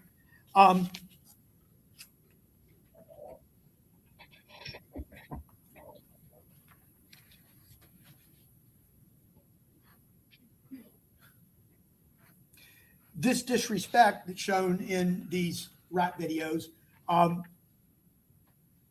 they talk about incidents in general, but they oftentimes talk about either groups or individuals. It could be both. Yes, sir.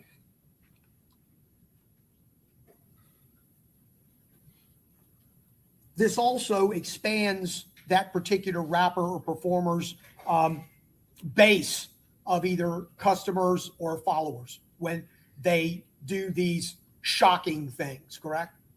Such as music videos and Yes. drill rap. Yes, sir.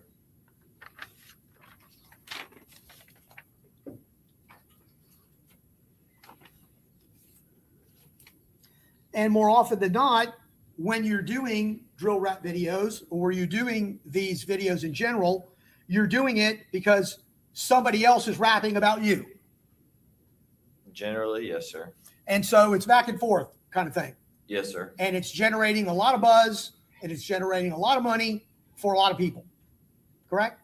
Yes, sir. I would say so. And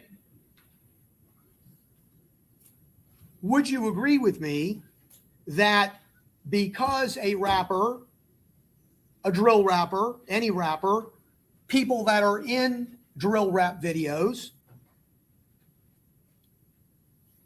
people that post these things, if it's not a rap video, let's say it's just a post, they are not A, admitting to a murder, correct? Correct. B, they're not saying things most often that are not already everywhere over the streets, correct? Sometimes it's bounce. It's more likely that the lyrics that they rap is knowledge, like news knowledge, I would say. Maybe they've said in like their news briefing, but there is sometimes where they rap about things that it was not released to the news. They don't always happen, 30 minutes after. Yes, And sir. even if it's 30 minutes after, would you agree with me that in the age of social media, in the age of all of these social media platforms, incidents that occur in areas and neighborhoods that know and keep their eyes open spread it immediately like wildfire? Yes, sir. And so the majority of the time, what you're getting when you have these drill rap videos are things that are already very common knowledge. Yeah, majority of the time. So discussing these things, disrespecting these people does not necessarily mean that you were involved in any crime at all, correct? I would agree with you.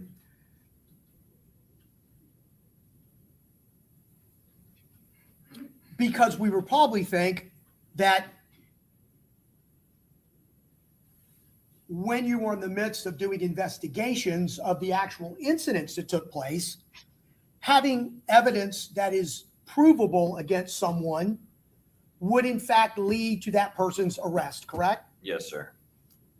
And even if you took what is being said as truth, as you have when you interpret these lyrics, you would think it would springboard you to get to a point in an investigation where an arrest is made, correct? Not necessarily. I think the music is more along the lines of, like you said, the views and the money, but it also represents the group and the gang itself. It's just like it's a way of disrespect. That's how these guys use it to be disrespectful. Well, then being disrespectful is not a crime, correct? Yes, sir. You're right. And in fact, in opposite of being not a crime, it's also very financially lucrative. Yes, sir. And I guess what I was trying to get at is that you are doing day-to-day investigations in order to solve crimes. That's what this is all about, correct? Yes, sir. And if you're interpreting these lyrics, you are doing it purposefully in order to solve crimes, correct? Yes, sir, to an extent. And if any of this is true in these lyrics, in these rap videos, then you would have hoped that it would lead you to something else that might provide enough evidence to arrest someone, correct? Yeah, but I'm not trying to understand your question of like the lyrics are true. I heard you said something along if the lyrics are true, it would lead to arrest. The lyrics are true. Those are real life events that have occurred. Just because a lyric doesn't allow us probable cause to arrest somebody. Understood. And very rarely would it ever in anybody's world. And I didn't want to mislead, you in saying that. But in this tool of investigation that you guys spend so much time doing. Yes, sir. Okay. That would normally, you would hope, springboard to something that would allow a case to be solved or additional evidence to be uncovered or generated, correct? That's the goal. Oh, yes, sir. It would hopefully allow us to generate an arrest or prevent the next violent crime by knowing where maybe the next incident will happen by the act of violence is. And when you say that a rapper post or in a video took credit, I thought I remember hearing you say that when you were testifying on direct. What you're really meaning, and you use this word too, they're trolling the other side, correct? Yeah. Yes, sir. Okay, that's you're using that synonymous with taking credit. They're trolling. Yes, sir. Okay, and we don't want to mislead anybody to suggest that when you're taking credit, you're telling us that they're taking credit for a murder. Yeah, that would obviously you're right. It would be more of like your group, like you're representing the group and the gang. You speak about it because there's a known feud and a known war going on. So you speak about it to gain the views and the gang the likes and to gain the profits off of it. It wouldn't necessarily be like you're the guy who pulled the trigger.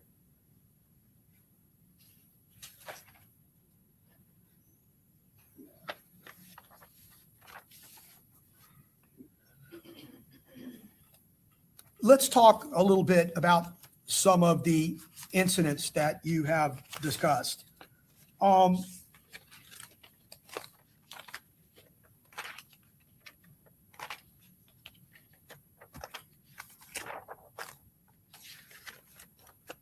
Okay, my darling people. I'm gonna have to go. Y'all. It's been real. Gotta go to work. You talked about the Love you guys. town center murder. That occurred in 2018, correct? Yes, sir. That was going to be probably You said 5 no? years Okay, or I'll so leave it before on. Mr. Jones' I'll leave death. it on and then I'll turn it off when I get in the car. June of 18 versus his Turn it death off being when I get in the car. June of No, I'll turn it off when I get in the 24, car. correct? I'm terrible at math. Yeah. Six. That's what I said. 6 It's a little years. More than 5. I just hope they don't play That the video. murder is unsolved to this day, correct? Yes, sir.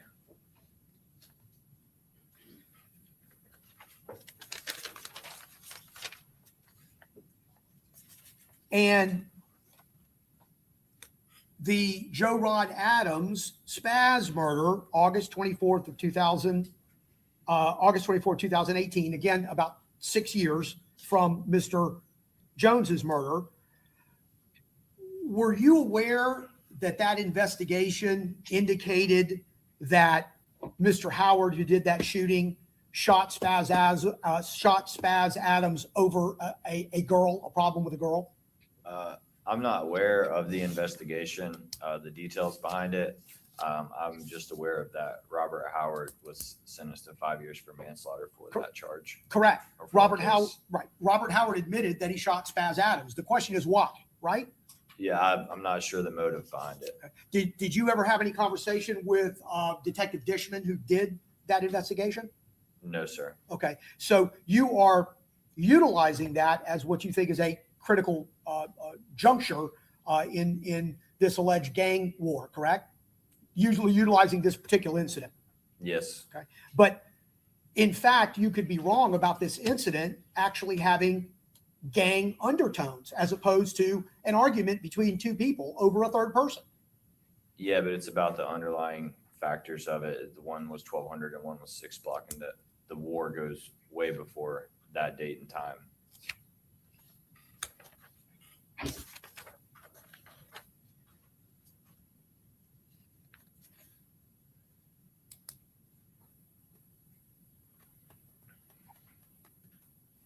Was Bibby Gaynor a documented member?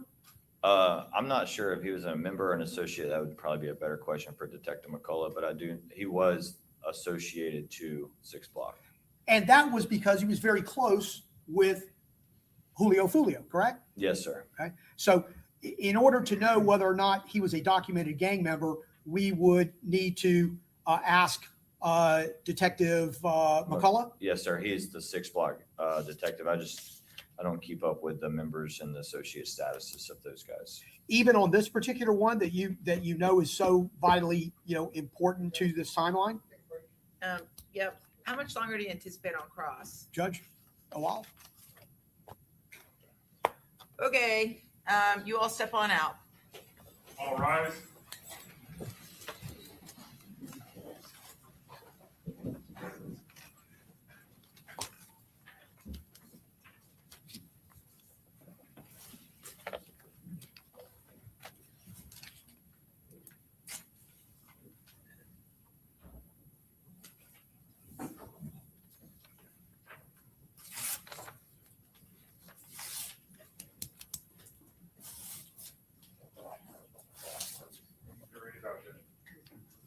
Okay, so what does a while mean?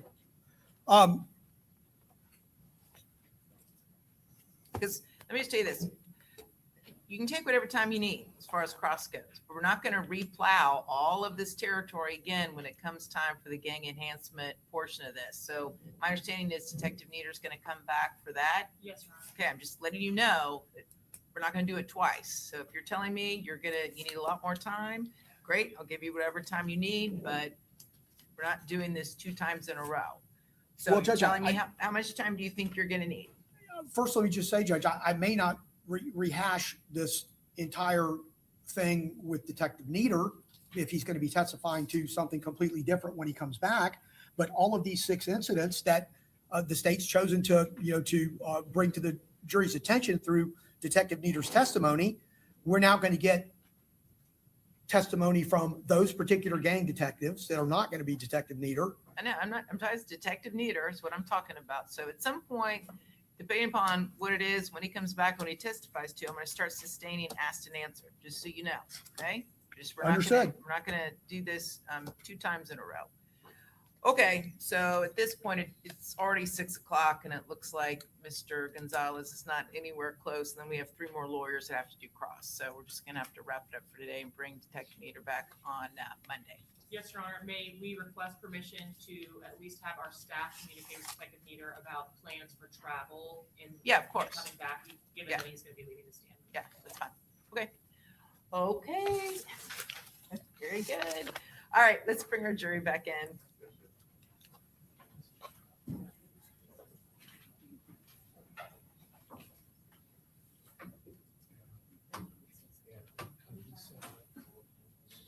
Yes.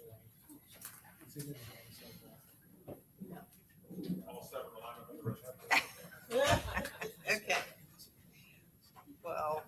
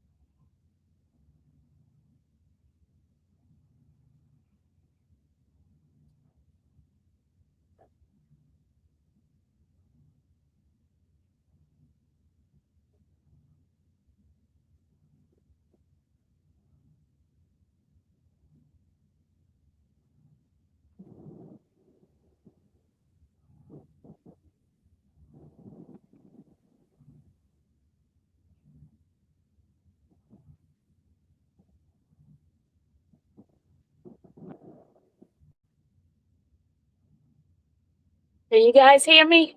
Is it over with? Are we muted? Are they muted?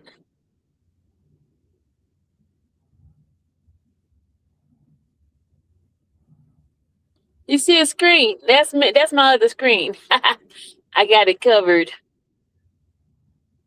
I got it covered, y'all. I'm in the car. I'm riding. Y'all riding with me. They're waiting for the jury to enter. I thought it was over with. I had stepped and got into the car.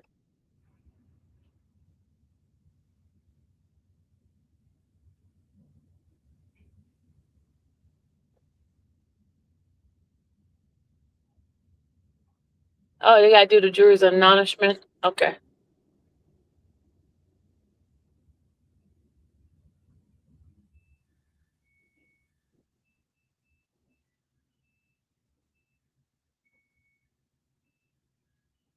Somebody's bald head just popped up.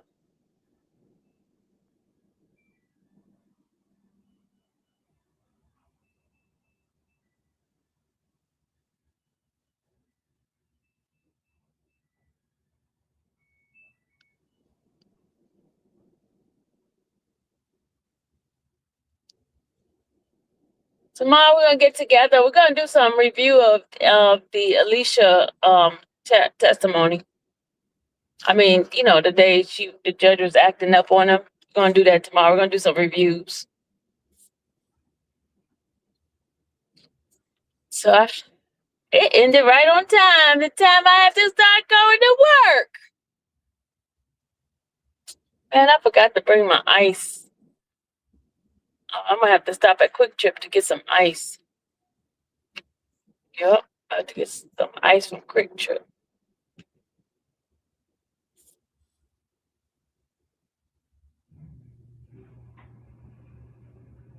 Because I have to have ice water, because out here, you'll be fainting. 'Cause I'm outside. Y'all coming outside? You outside?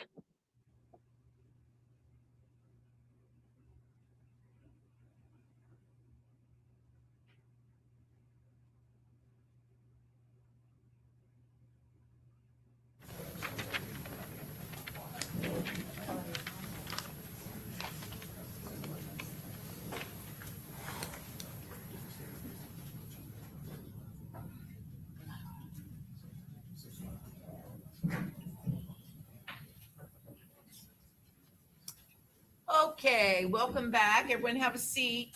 I was hoping we would finish this detective today, but we're not going to be able to. It's hot. Yeah, it's hot out here. It's 82 degrees right now. And in the car, it's hotter.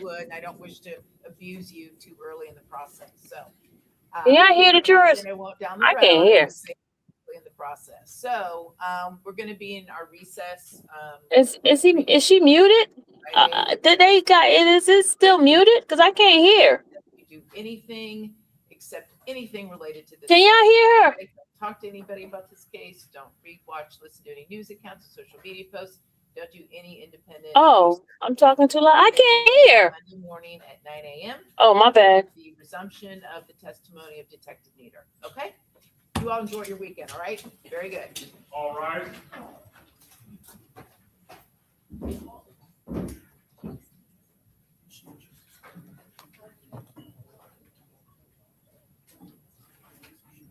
Is it over with? Because I sure can't hear nothing.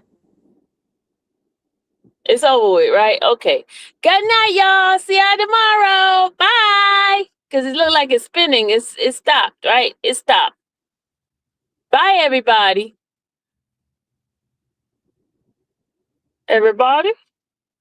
I'll see everybody later.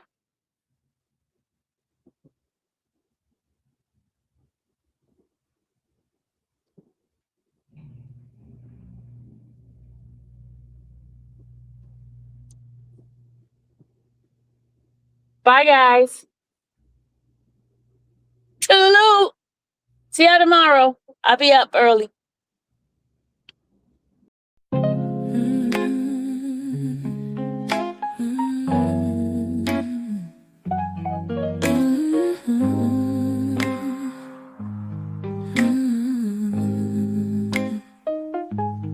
Thank you for watching the infamous Sylvia channel, where laughter and fun make up our panel. Together we build this digital spree. We appreciate you and our growing family. With mods by our side and chat flowing free in this online space. It's just you and me, we laugh until tears roll down like the rain. In this virtual world, you ease all my pains. We're a family, not just a show. Every click and comment makes us grow.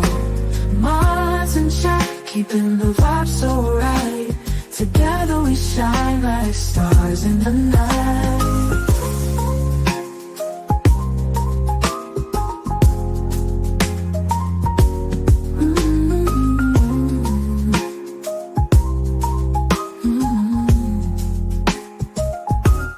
cherish the moments, the highs and lows, from the latest gossip to stories untold. You're more than a viewer, you're part of the crew in this space of ours. It's all because of you. This digital world where emotion is shared, every post and reaction showing we care. The love is real in this virtual domain. With every sign and joys what we'll gain. We're a family, not just a show. Every click and comment makes us grow. Mars in check, keeping the vibe so right. Together we shine like stars in the night. We're a family, not just a show. Every click and comment makes us grow. Mars in check, keeping the vibe so right. Together we shine like stars in the night.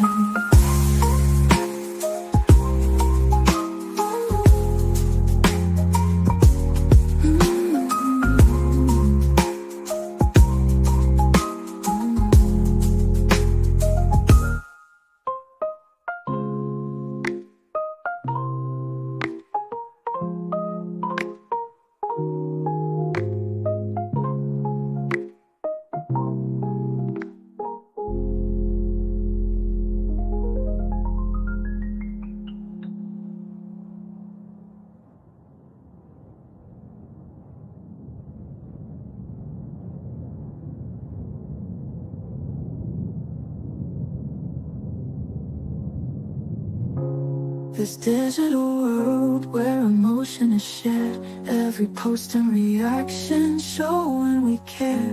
The love is real in this virtual domain. With every sign and joy's what we'll gain. We're a family, not just a show. Every click and comment makes us grow. Mars in check, keeping the vibe so right. Together we shine like stars in the night.